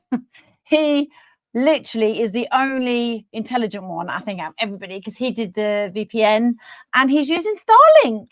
Did you know that? Is that what he's using? Is it? He's using Starlink because apparently the leftists have blocked and severed all. What? I don't know how that works. How does that? Well, you can overload the Wi-Fi. So if they got the password to the thing, if everyone's on at the same time, you can overload it and crash. So they got all kinds of ways of doing it. They might have a technical phobe guy there, knows what he's doing. Who knows? But the truth is, we managed to get it on here, though, didn't we, Rogue? How many swear words did you count that Ben said? He said about 5. He said bollocks, pissing me off, bloody, and I was like, oh, Ben is going full pelt with swearing, but the DI bollocks. DEI is a lot of bollocks, is what That's he said, exactly what he said. And he's pissed off with how the government is treating us and how we as a nation have been treated for years upon years. Yeah. So we've been watching the whole of that. There's a whole load of stuff that's come out and I've retweeted as I've gone along, listening to all of the different policies, listening to the different points within the policy that are deemed important. One of them is the curriculum, which I deem is important, and the veterans. That's also really, really important, but also about leaving the ECHR. Yeah, I think the important ones for me, the headliners were ban the burqa, massive thing. Non-English speaking people, obviously that's not going to happen anymore. Dual citizenship, that's going. No more churches to be converted into other places of worship, another one of those. You will only be able to swear on the Bible or take an atheist oath when you come into Parliament, not swearing on the Quran or any other religious sacred text. So I think all of those things stuck out for me, Rogue, and I think it really sets the course of what Bennaby wants to do, if he's to get the keys to number 10. Absolutely. Now, Basil said thank you very much for him coming on. He enjoyed coming on, but unfortunately had to go off and do an X space. So he's now on an X space and he's doing his thing, having discussions actually about what was said. So here we are doing our thing as well. So yes, thank you, Nikki, and thank you everybody that's joined and literally embraced what we're watching with Ben and what's coming through. So Baraka's going to come on in a minute. We're going to have a conversation with him. I think we're going to try and get Dave Atherton on. So let me just see if we can get Dave Atherton too. Dave was on earlier, and I don't know if you saw, if you go back to the very beginning of our stream, you will see that he was assaulted by a lefty. So he was stood and he was holding a conversation. Wasn't a lefty, it was pro-Palestinian. Well, there we go. They're worse. Are they worse? More, far worse, yeah. Well, they prescribed to terrorists, isn't it? I mean, it was just... Yeah, I mean, the left, you've seen the left earlier, that video. I was showing, these are the left lot. I mean, these lot couldn't fight their way out of a flipping paper bag. Let's have a look at them. So for those of you just joining us now, this is the lot of... Refugees are welcome here. Say it loud, say it clear. Refugees are welcome here. Is that a man or a woman? The ginger, is that? I can't tell if that's a man or a woman. Probably converted to. I think they got a sign that saying "pig fascist." Wow. Yeah. So, but the guy that attacked David actually was a pro-Palestinian guy. So the flags were there as well. There's only about 50 of them in total altogether, unable to stop what was going on. Yeah, but they still assaulted Dave. They actually pushed him, shoved him, and then tried to take his phone. And the police whilst he was on the phone, and the police Dave, took his side, literally, crazy, and told. Can you believe they told David Atherton, who was just stood there trying to film, and he said, "I'm a journalist, I'm allowed to film," and they said, "No, you're the antagonist." How is it that the antagonist is somebody stood there rather than the people shouting and giving shit? Thank you for all the love, guys, and we were glad to be able to bring it to you. Thank you so much. We didn't know if we were going to be able to at the start, did we, Rogue? It was touch and go. Yeah, because I mean, Advanced, they couldn't do it. There's just no live stream. So, we can only thank Baraka, for allowing us to nick his stream. But we're trying to be doing commentating over it, haven't we, with Basil? Yeah. Someone said to you, good idea at Back to the Future volume levels. That's good. Yeah, just going through here. Have a look. Blooming brilliant. I haven't heard that word in ages. Blooming brilliant. Blooming. So, listen, if you're not sure who we are Richie and Rogue, and we have our own show. We do our show on a Wednesday, a Saturday morning, and a Sunday. And we are talking about every single topic. Yeah. There we go. That's our Saturday brunch show. Saturday brunch show. We will be live. What day is it today? It is Saturday. We missed today. We'll call this the brunch show. Late brunch show. We'll be back next Saturday with our morning brunch show at 11 a.m. So tomorrow night we're going to be doing 8 o'clock. We'll do a show which is a recap of the whole week and figuring out what on earth has been going on, because it's all bonkers. So much has come out. But we're not normally in here. It's just been a horrid week with my son being in hospital. Yeah. So we've had to come out of the room. We're just waiting for Barack to come on, really, now to give us a report. I'm still waiting for the message back. And Dave Atherton, yeah, I'm asking him as well. Just to give us the lowdown on how it went. Don't forget to join our community as well. Post away in there, because people are connecting, of course, on our community, which is a wonderful thing to see. And if you want to check out Basil the Great he's live now on his X space. Always an insightful one to listen to. Absolutely brilliant. He's just a fountain of knowledge. He's unbelievably brilliant, and I love listening to him. RW Taylor's on X. I am, yes. Well, and I am Rogue Unfiltered on X. Just going to scroll at the bottom. You do that scrolling, my love. There we go. There we go. Rogue Unfiltered and RW Taylor. There we go. I thought it was an S in the end. There's no S in the end.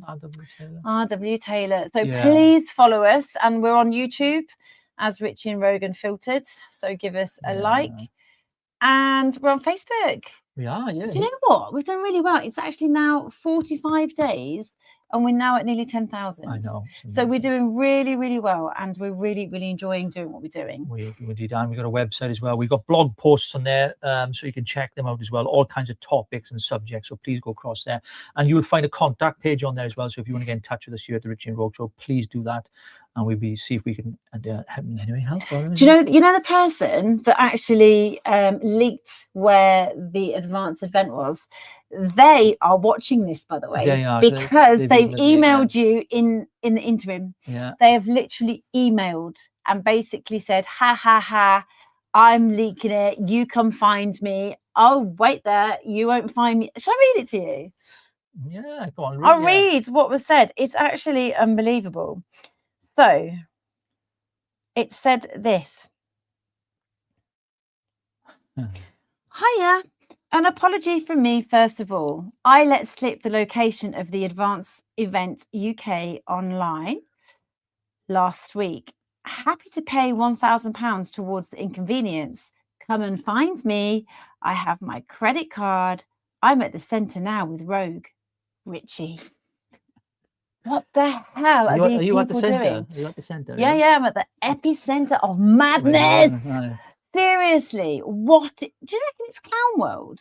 Clown World, is it you? Because you just said yo at that moment. Is it you? And if so, how on earth did you know?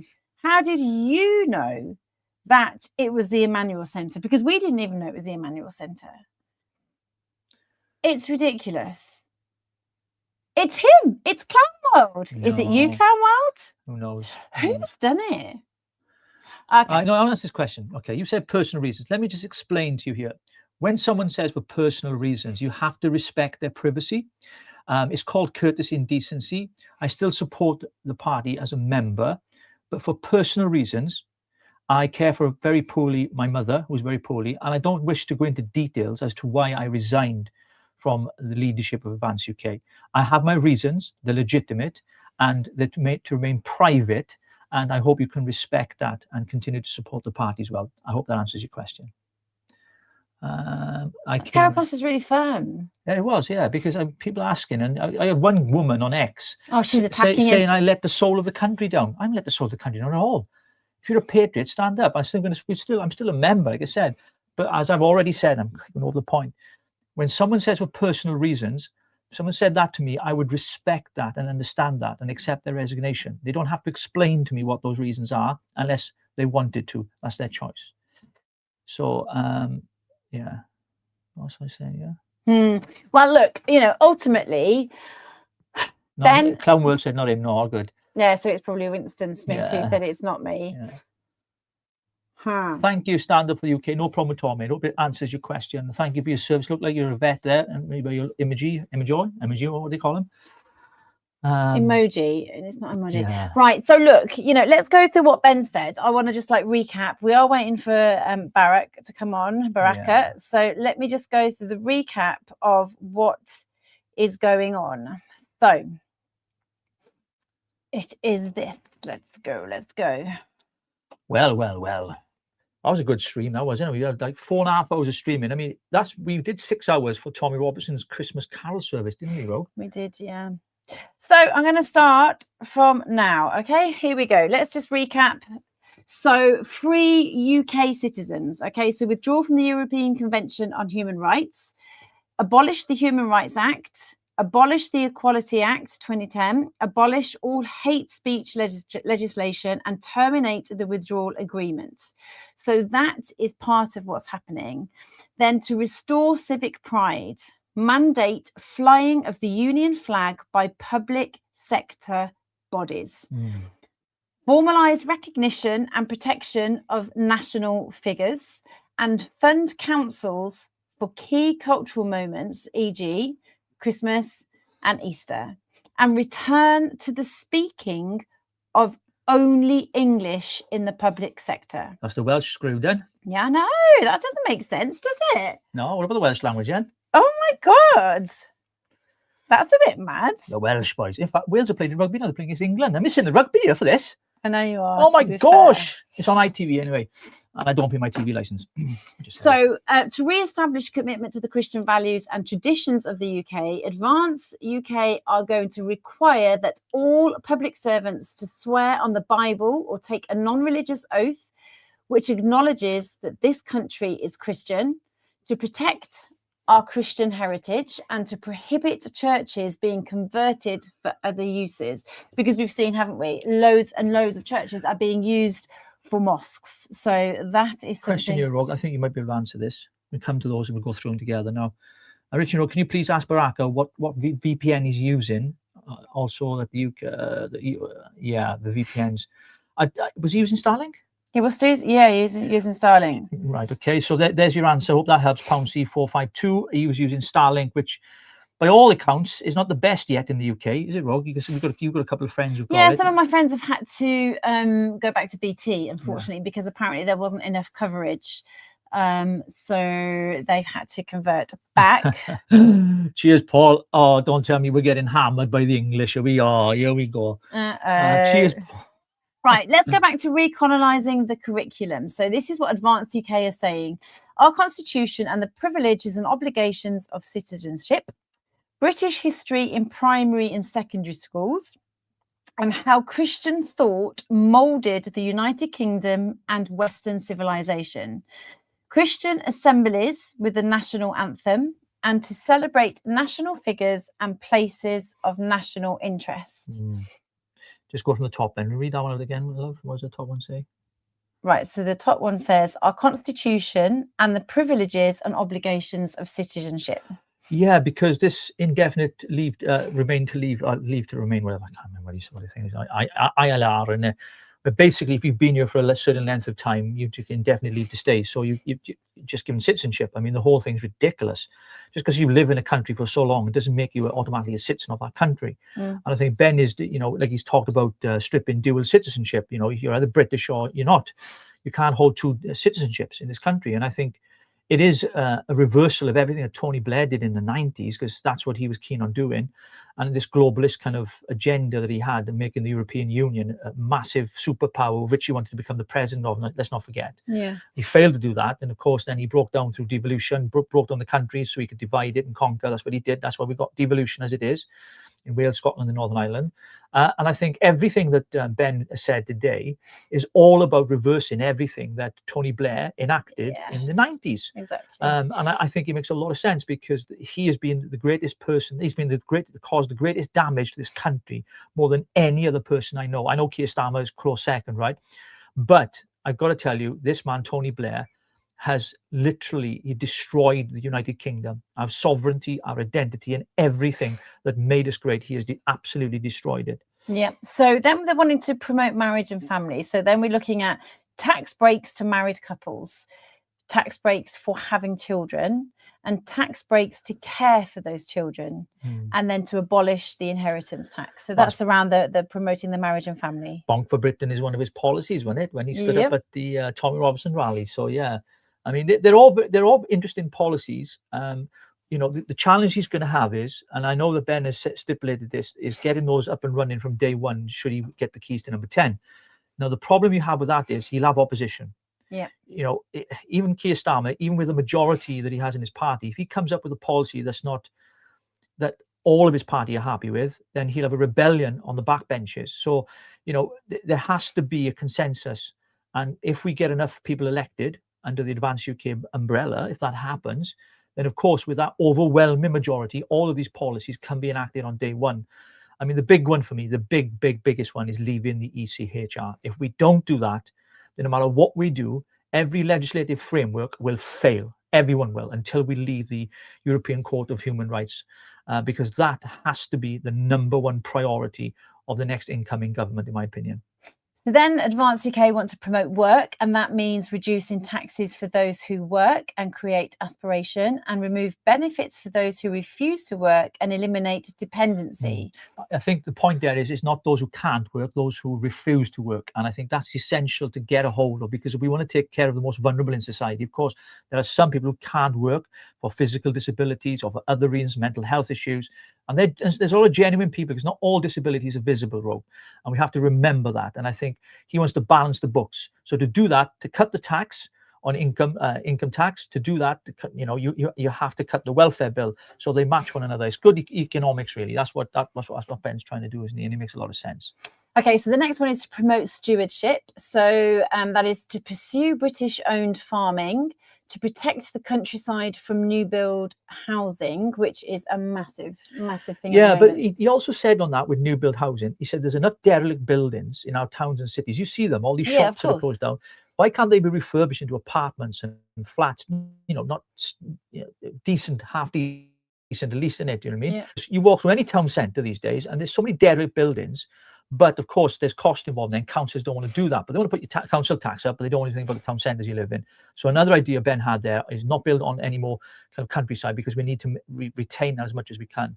But there are buildings already available where we can create, luxury flats and housing for people, and it should be given to our own people first. And I think he made that clear as well in his speech. Mm-hmm.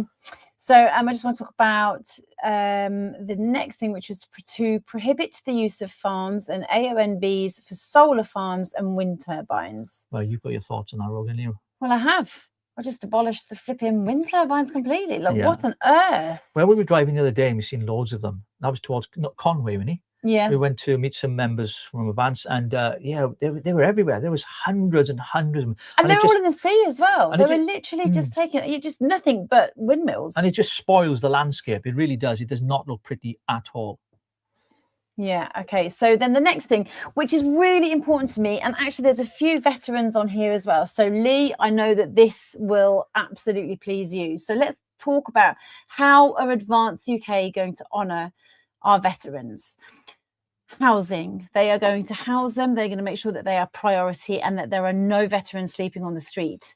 World-leading health and mental health services, giving them full access to the services to help their mental health in reduce, in regard to their PTSD, but also having health services given to them freely for their service. They have worked and done everything in their power for us as a country, and they have been stripped of service. They have been stripped of being able to see a doctor, a dentist, having the housing, and they are just left. And I can't stand how they've been treated. And this is just so important to see that Ben is actually wanting to honour, and the college and bringing these policies together.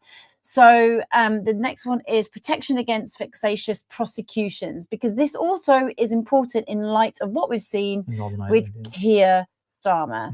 So rapid processing of compensation claims as well. So this is also fantastic. Yeah, on the compensation claim, it's not just the veterans. You remember the post office scandal, the blood scandal. People forget about the blood scandal, It's one of those things where people contracted HIV. Yeah. I think it was in the 60s and 70s. I can't remember the decade it was in. And they still haven't been compensated. Many of those have died, unfortunately, but some who have survived. Yeah. But they live with this illness constantly, and it's manageable with medication and such forth. They've not been compensated. And the problem you have with past, previous and current governments is they don't act quick enough for those who've been victims that have been failed by the system. And what happens then is by the time justice comes, it's too late. We've seen it with perpetrators of paedophilia. Jimmy Savile's a perfect example. The time for justice to come for him, he's dead. Yeah. Not just him. We did a report which we're going to come back to with our good friend Andrew, or Joak as he's known, investigating Caldy Island, where children were sexually abused. Oh, it's horrendous. And one of the worst scandals in Wales that the media didn't really cover it, right? But we're covering it. We're going to expose it. We're going to go to the island actually and do a report on it, aren't we? And some of those victims, well, most survivors, I should say, I should change that word. I keep reminding myself. Survivors are alive, but their perpetrator is dead. So they're never going to get justice, but they're still fighting for compensation. And some of the compensation some have had, very small amount, actually they spent more on getting the information from, documents and such forth, disclosures, cost them more than actually the compensation themselves. That's actually ridiculous. But I find it just, horrendous that actually, yet again, this island was where, the monks were, and they had time. And so vulnerable women who were single women with, children, single mums, were going over for respite and to actually have, a time out, wasn't it? It was time out and in a beautiful spot where they could just relax. But then these abusers were taking the children and abusing them whilst the mothers were going off and having sanctuary. This is again a complete abomination, because what they have done is sort out vulnerable people, children, and then they have allured them in, and there has been a massive scandal on the premise that there's been no coverage. And then when they were coming forth, they were told that they were liars. Well, when we did our show, it was a few weeks ago now, we've had people come forth, and we're actually going to do an interview of children who are now adults that were on that island. It is horrific to hear. And now you see Rupert going into the rape inquiry, and he's listening to the stories of what these people have gone through. You know, these voices. I look at Jess Phillips and I'm like, what on earth is going on? This woman, refused to have a national inquiry, and this, it's pointless, it's a waste of money. I mean, look, the idea of an inquiry is to do an investigation, obviously, but what's important is not the publications, we need prosecutions. So it's great to have one, but at the end of it, if people aren't prosecuted, it's pointless. And I think what Rupert's trying to do is have a national inquiry, identify the perpetrators that caused these survivors to go through what they went through, then to bring a further prosecution with the information and evidence, presented it to the police and the CPS, who then, they're supposed to do their job, then they should go after these people and prosecute them. Not hidden under anonymity or anything like that. They should be prosecuted. Lord Herma and Keir, like, they are both so corrupt, and they are just hand in hand, aren't they? So then we're going to look at with Advance again. So to confront the threats to our values, culture, and the way of life. So we are going to prohibit dual nationality, not multiculturalism, not integration, but assimilation.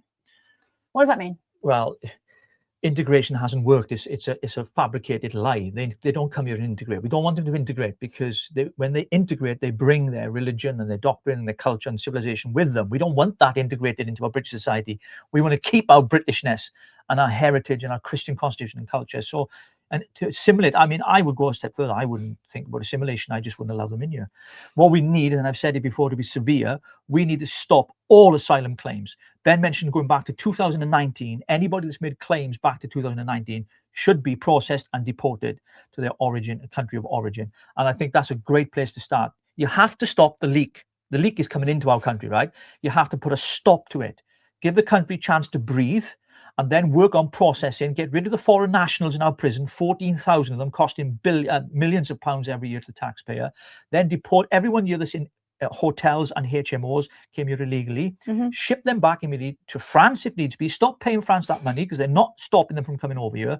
I would withdraw that money immediately, because all France are doing is allowing them to come over. They're making no efforts to stop them whatsoever. And then we're escorting them in. Once they've traveled, I think it's the 11-mile border across the British Channel, then we under the ECHR because of their human rights. What about our human rights? Absolutely. But then there is some good news with what Advance are wanting to do as well. So they're going to ban the burqa. I think that is phenomenal. And Ben actually said, I can't believe I'm having to say this, but actually I am going to ban first cousin marriage. So I mean, like, the very fact that he's having to kind of repeat or revert to what Keir Starmer's put into place. I mean, what the actual hell? 2026, we're talking about not having first cousin marriage. I mean, we know what that produces. I mean, it's just, the whole thing is twisted and it's just perverted, and it just should stop immediately. And as you say, it's everything that Keir Starmer's been promoting. I mean, he's just carried on from Blair. When you think about what Blair put in place, he's just carried on. Well, they're hand in hand as well, aren't they? So you got Blair, Keir, Fabian's in it. well, yeah, it's the Fabian. Yeah. So then the other thing is no public calls to prayer. Leicester will be pleased, because I did a TikTok and it just went viral, didn't it? It went absolutely bonkers. I think it was your church bells that went viral. Yeah, well, okay. I don't think but it was actually talking about the call to prayer. It was, yeah. You made 70 a very good mosques, 5 times a day in the whole of Leicestershire. Jesus, that is where you are needed back. Yes. Yeah, having to wake up every morning listening to that Al Akbar stuff and call the prayer, it's just sick, isn't it?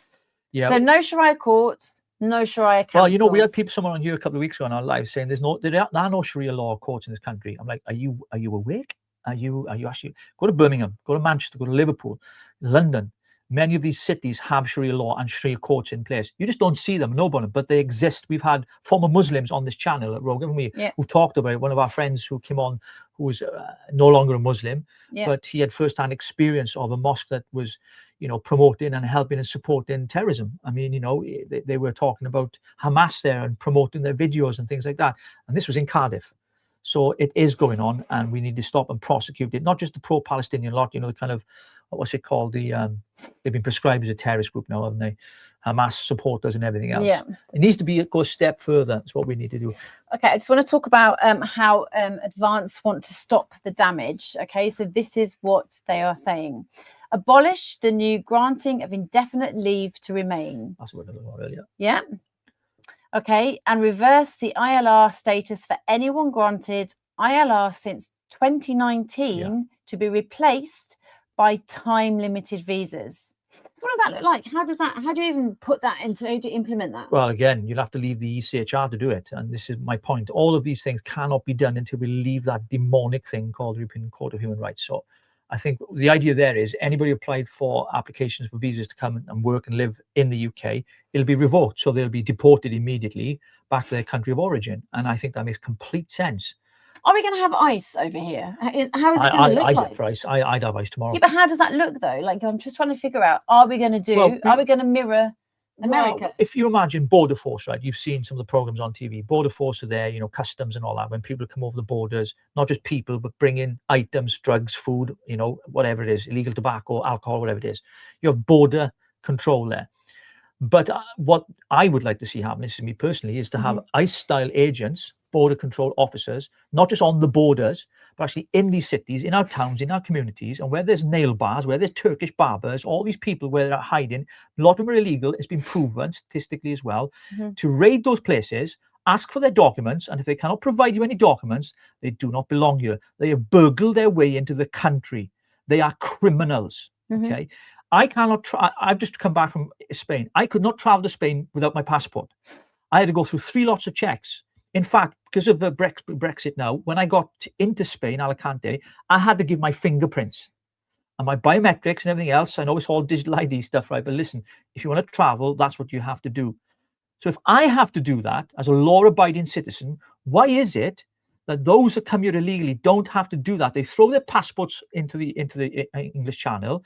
They come over here on a boat, and then we escort them in, give them hotels, and give them all kinds of benefits. And we do. Some would say, oh, we don't. Yes, we do. If you look at what it costs us, I think it's £1.6 billion last year for benefits for people who are here as foreign nationals. Now, that's Ben talked about cutting the welfare budget. You can do that by shipping out those people, foreign nationals that are here, claiming universal credit. They shouldn't be allowed to claim universal credit off the back of hardworking taxpayers. So it worked out, wasn't it? So actually, it's the Jake, one of our guys. He and I basically were putting something together, and it turns out that to look after one illegal immigrant a year is exactly the same as a nurse's wage, a police officer's wage, or a teacher's wage for the year. Yeah. So this is just, again, how unbalanced it is. Well, it's corrupt, isn't it? Because when you think about it, our own people are struggling. People are struggling with the cost of living because things are going up, not going down. It's always the case in life. There's 2 things certain in life. My dad used to say is taxes will always go up and you'll always die. I mean, that's true. I mean, and it's the same. If taxes are going to go up, but wages aren't, and you look at the jobs market, for example, there's no jobs out there anymore. People are stuck on benefits for the simple reason you get more benefits than you do going to work. So they have to make work pay. That has to be something that Ben and the team have to create in policy. That's 40 grand a year. Yeah, it's 40 grand a year. Thank you, Jake, for reminding me of the Absolutely number. crazy. I'm terrible at maths. So we're going to cease granting asylum and reverse asylum grants made since June 2019. Cease granting British citizenship to foreigners. Halt the granting of New York. Sorry, look at me. Look, I'm tired now. Well, we've been broadcasting for nearly 5 hours. I know. Halt the granting of new work visas to people from countries not on a new green list. Okay. Cancel all visas granted to families of students on visas, and all work visas already granted to be honoured with the possibility of renewal, particularly in high-skilled areas, professional services where salaries exceed 100,000 per annum. Before we go on there, Rogue, just that thing on student visas. Family members for students can come and live in the UK if they have family members that are studying over here. I mean, that is just the most craziest thing I've ever heard. It's just batshit crazy bonkers. And I'm so glad to see that someone's put a policy out there. And don't forget, these are draft policies right now. I think they're going to be more stringent and more watertight when they are fully developed through the college with Advance UK. So let me just go and cover that again. So all work visas already granted to be honoured with the possibility of renewal, particularly in high skilled areas, professional services where salaries exceed 100,000 per annum, and in key sectors such as the NHS. I mean, the NHS is like third world country at the moment as it stands. You know, I actually spoke to a nurse whilst my son's been in hospital, spoke to a nurse who said that she now feels that she can no longer work within the NHS because A, she feels like it's quite misogynistic with the male doctors and male consultants. 2, she just felt that the way that actually people are being treated is third world because people are just being left in corridors and it's just been horrendous. So, you know, she was just saying she doesn't feel like she can do it anymore. And sorry, but like when it says salaries to exceed 100,000 per annum, like nurses are getting 40,000. Yeah. So it has to be a consultant level, surely. I mean, it's just the numbers are staggering, really, when you think what we're paying for immigrants illegal to be over here and otherwise, and asylum seekers as well. I just want to mention pounds here. I'm disabled. I get PIP, UC, LCWRA, and total 600 monthly income. Out of that, 200 is rent on bills for nothing eating. Yeah, I hear you. A lot of people are struggling, and genuine people on benefits need to be protected. So those who are genuine, I mean, Ben said that it's a case of those who can work should work. Those who are unable to work, we should carry the burden. And you know, obviously, that's something I believe in as well. So I hope you're well, mate, and looking after yourself, and praying to get more money in. Yeah, absolutely. I just want to quickly go back to the green list that it says here somewhere. Hang on. Right, okay, so it says to halt the granting of new work visas to people from countries not on a new green list. So the draft is below, and the draft is United States of America and Canada, Australia, New Zealand, Japan, Singapore, countries within the European Union, Switzerland, Norway, Iceland, Israel, Andorra, Monaco, San Marino, and Vatican City. Student visas only for those who pay all their tuition fees up front. Well, I read somewhere this week the bill for, I think it was Rupert Lowe posted on his X account, the bill for outstanding student loans is like 13, it's either billion or million. I can't sure, to fact check me on that. Ridiculous amount of money that is owed to the government, which is taxpayers' money, if more or less, given to foreign nationals and students coming over here internationally. They haven't paid their student loans back. Now, I know I took a student loan when I went to Birmingham University for my degree in theology, and I can tell you that I think the deal was you didn't pay it back until you earned over £1,000 a month in your job. I managed to pay it off over about 3-4 years, thankfully. My employer helped with that. But people not paying that off, that's money taken out of the treasury that could be used for our own people again. Yeah, absolutely. It's just the amount of waste, isn't it? I mean, the Welsh government here wasted so much money on virtue signalling, and we're seeing it now with this government as well, paying stupid amounts of money. I mean, the Welsh government policy costs £6 million a year to plant trees in Uganda. What the fuck has planting trees in Uganda got to do with us? Well, I mean, it's just batshit crazy. It just really is. It's just releasing money that isn't theirs to actually release, is it? It's our money. They're just spending on trees Well, in they're Uganda. Baffing it. I mean, 6 million quid. Disgusting. Like. Anyway, I mean, you know, Clentley Town Centre, right? You could literally reinvent the whole town centre, put luxury apartments there, good shops there, not Turkish barbers and nail and vape shops. You can have decent shops there, right? For that kind of money, 6 million. I mean, but yeah, we're planting trees in Uganda. You can't get your breath, can you? So Ben and Advance are looking at reversing mass immigration, and this looks like abolishing all benefits for foreigners, universal credit, NHS, housing and education. Because what he feels is if you cut that off, if you stop the benefits, you stop the boats, but you also stop the NHS and the housing as well as the education. What it does is it desensitizes yeah, to people coming over. Have you noticed as you get older, you stumble over your words? No, it's just I'm really tired. No, I had no sleep this week. It's an age for me. It must be an age thing. Well, you're older than me anyway. So abolish all benefits for foreigners, which is really important because what is drawing them over here. They're like, oh, you know, free education for my job, free this, free that. You know, it's like, no, this doesn't work.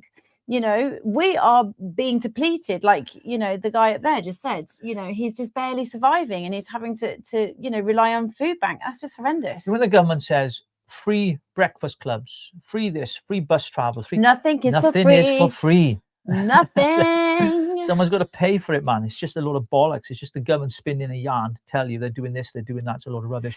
Anything mentioned on deportation? I'm just going to read the rest of this. So, abolish or benefits, we know that. Encourage repatriation for all those legally in the UK, including dual nationals with a time-limited incentive.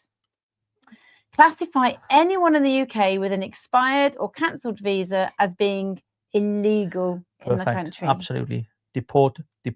That's exactly what he said. Deport. So welfare payments to British citizens out of work to cease after 12 months. Tax on basic rate payers to be reduced by increasing the threshold at which income tax is paid. He didn't say by how much, though, did he? No, that's interesting, because at the moment I think it's set at 20,000. I think Reform has said they would set it. Is it 20,000? You might correct me on here. Our researchers, Jake's on here, and Nikki, they can tell me. But the threshold I thought was set at 20,000. I'm not sure. I might be wrong there. But I know Reform are pushing for that as well. So there are policies that will cross over with other parties that are on our side of the debate, if you like. So it's going to be interesting. But I think knowing the people that I heard speaking today on stage with Ben, very impressed with some of them.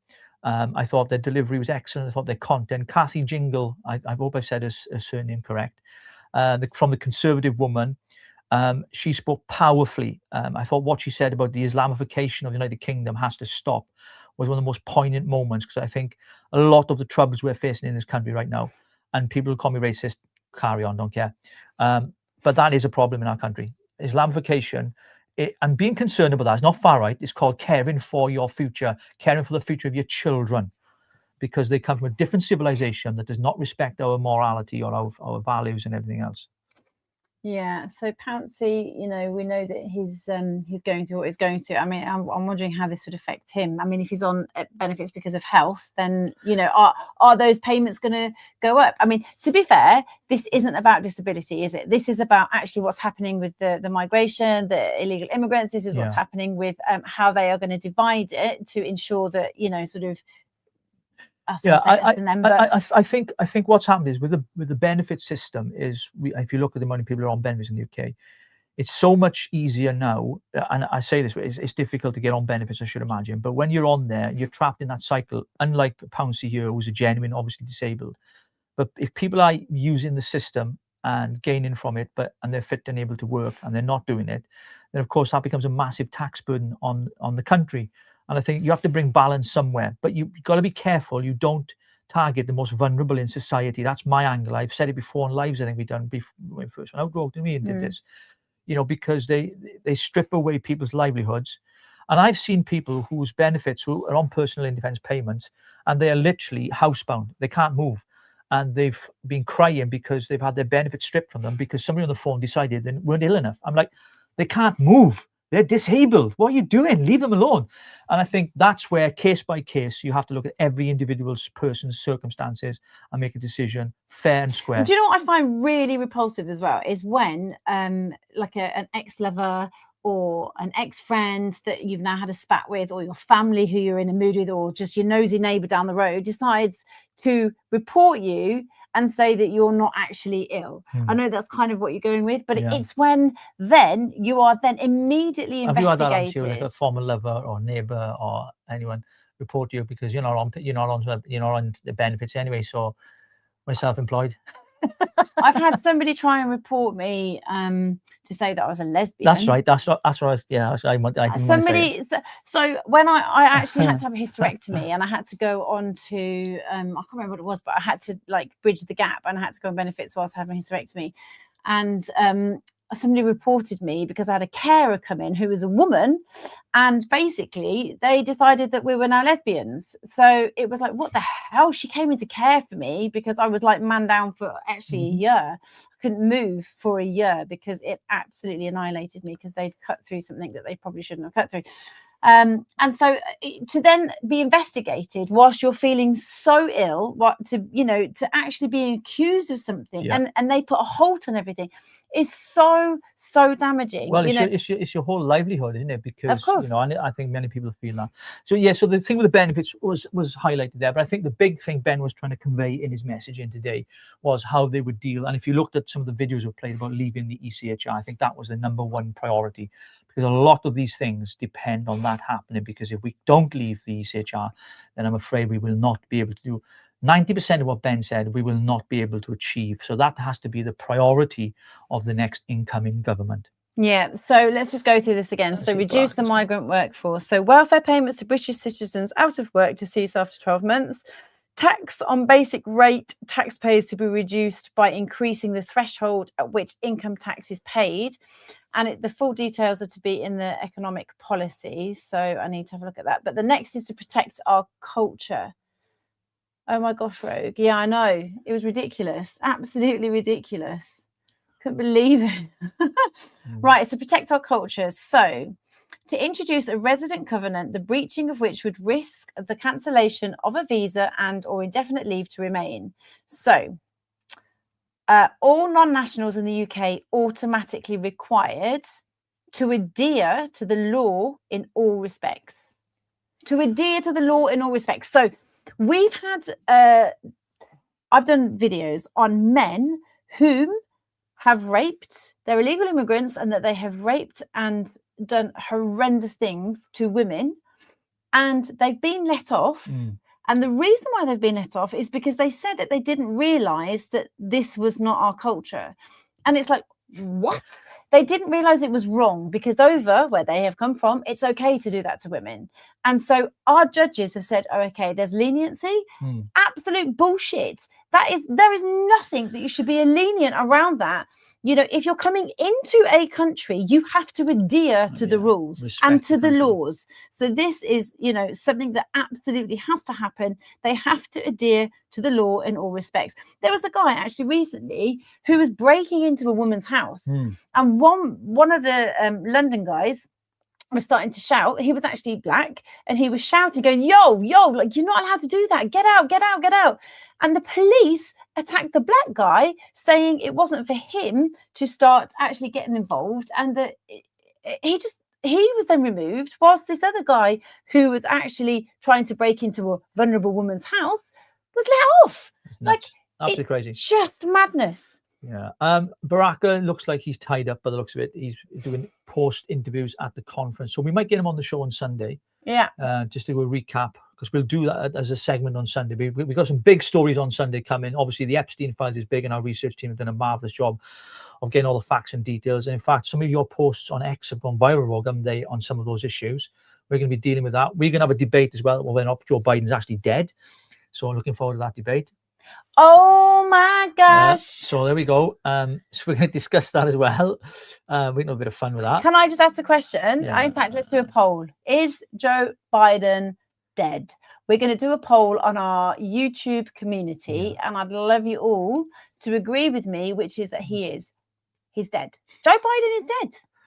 He was shot in 2019. He might as well be, because but he has got a lot of faces, and it's those prosthetic faces, those latex masks. I tell you now, I read it in the Epstein files. Yeah, so that's what else we talking about on Sunday night then, bro. We got plenty to talk about. We're going to talk about the conference, obviously, talk about some of the policies that Ben's mentioned. We'll cover some of those. And then I think next week we got Ben Habib on himself, actually. We're going to interview him, and we're going to roast him, aren't we? I'm sorry, I just need to quickly read this. I went for PIP, and the assessor made me drink a glass of water to check that I can choke due to muscle. That's absolutely bonkers. The way they handle this is so, honestly, it's so embarrassing anyway, isn't it? When you feel poorly and you're having to go on. I hate it. I absolutely hate it. Crazy. Yeah, right. So are you wanting to wrap this up now? Biden died in 77. Okay, Winston. Thanks for that. 77. I think it was actually, no, it wasn't. It was so we're going to be discussing a lot of things. So make sure you've followed, liked, shared, and subscribed the channel. Please do subscribe, because you won't. And then what you want to do is, if you go onto our page, if you hit the notification button, every time we go live, you'll be notified. So make sure you do that and get into the queue and wait. I say queue, it's a virtual queue. So when we come on, you'll get us straight away. I'm just checking our channel out to see what we've done today. Not too bad, I don't think. Yeah, it's gone up quite a considerable amount. Good. because we've been off air. The numbers didn't drop, they stopped growing, but they're picking back up again, which is wonderful. Close to 10,000 now on Facebook, and of course nearly up to 5,500 on here on YouTube. But it wouldn't be possible with all of you watching. Yeah. And to our subscribers, our members as well, thank you. There are 2 members that are part of the Richie and Rogue show now. You've joined as members. We appreciate that. We are going to be doing members only lives where we have a proper Q&A. You can ask anything you want, and that'll be personalized to you as well. So please take a look at the membership on our page as well. Thank you for the 2 super chats today in our live stream. Thank you so to much. Nikki. Really appreciate that. And to Gary. Yeah, thank you. And Rogue will definitely get herself some flowers, Gary. Thank you ever so much for that. I'm going to, you know. Yeah, well, you deserve them. You deserve them. A week back. So, right. Are we saying good night now? I think we are. I think we But have look at the done. figures. Look at the numbers. We're on nearly 16,500. 16,500. Thank you. So that's nearly 16,500. It's your maths again. It is, yeah. But thank you guys, everybody that's joined in, everybody that's listened. I mean, it's a really good day to hear the policies, and I think it's been fantastic to understand what Ben's doing and where he's going. This is just number 1 policy. Obviously, we're talking about culture and policy, so it's really, really important. And I can just say, Rob, on that, I think it's important people understand that we're still friends with Ben. Yeah, of course. You messaged him privately this morning to wish him good luck, because, you know, just because we're no longer leading in Wales, it doesn't mean you don't fall out with people, right? I mean, I've still got friends in Reform. Yeah. I got some people who voted Labour, right? Conservatives, they're still friends with these people. I mean, James, who defected from the Welsh Conservatives to Reform, I sent him a private message saying, you know, I think it's the right move for you in Wales, which I think it is, because he's going to lose his seat. He's a mate. So you still have friends. It doesn't mean we agree with the party or we agree with every policy. The Richie and Rogue show is apolitical. We don't really support any political party. We support a party that delivers and says what it's going to do. And we say, well, that's a great policy. We agree with that. Am I right? Anybody that is not doing as they say, I am coming after you, because I only believe in truth and integrity and the people who are desperate for a change in this country. And we need to hold the people at the top to account. Absolutely. And that is exactly why we started the Richie and Rogue show as well, isn't it, Rogue? So, but we are obviously going to end here now. But if you want to know more, please visit our website, richieandrogue.com.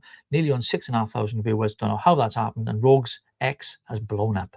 Yes, follow me on X, please, which is Rogue Unfiltered. Yeah, that's simple, isn't it? It's just have lots of Rogue fun there. Unfiltered. I love X. It's especially great. a post on men's erectile problems. I mean, don't ask if you want to know more. Don't tell them. If you want to find out more, find it on X, right, at Rogue Unfiltered. Well, guys, thank you all. It's been an absolute pleasure. Thank you so much. We're tired. Okay. Thank you so much, guys. Take it take easy. care. Big love. Ciao.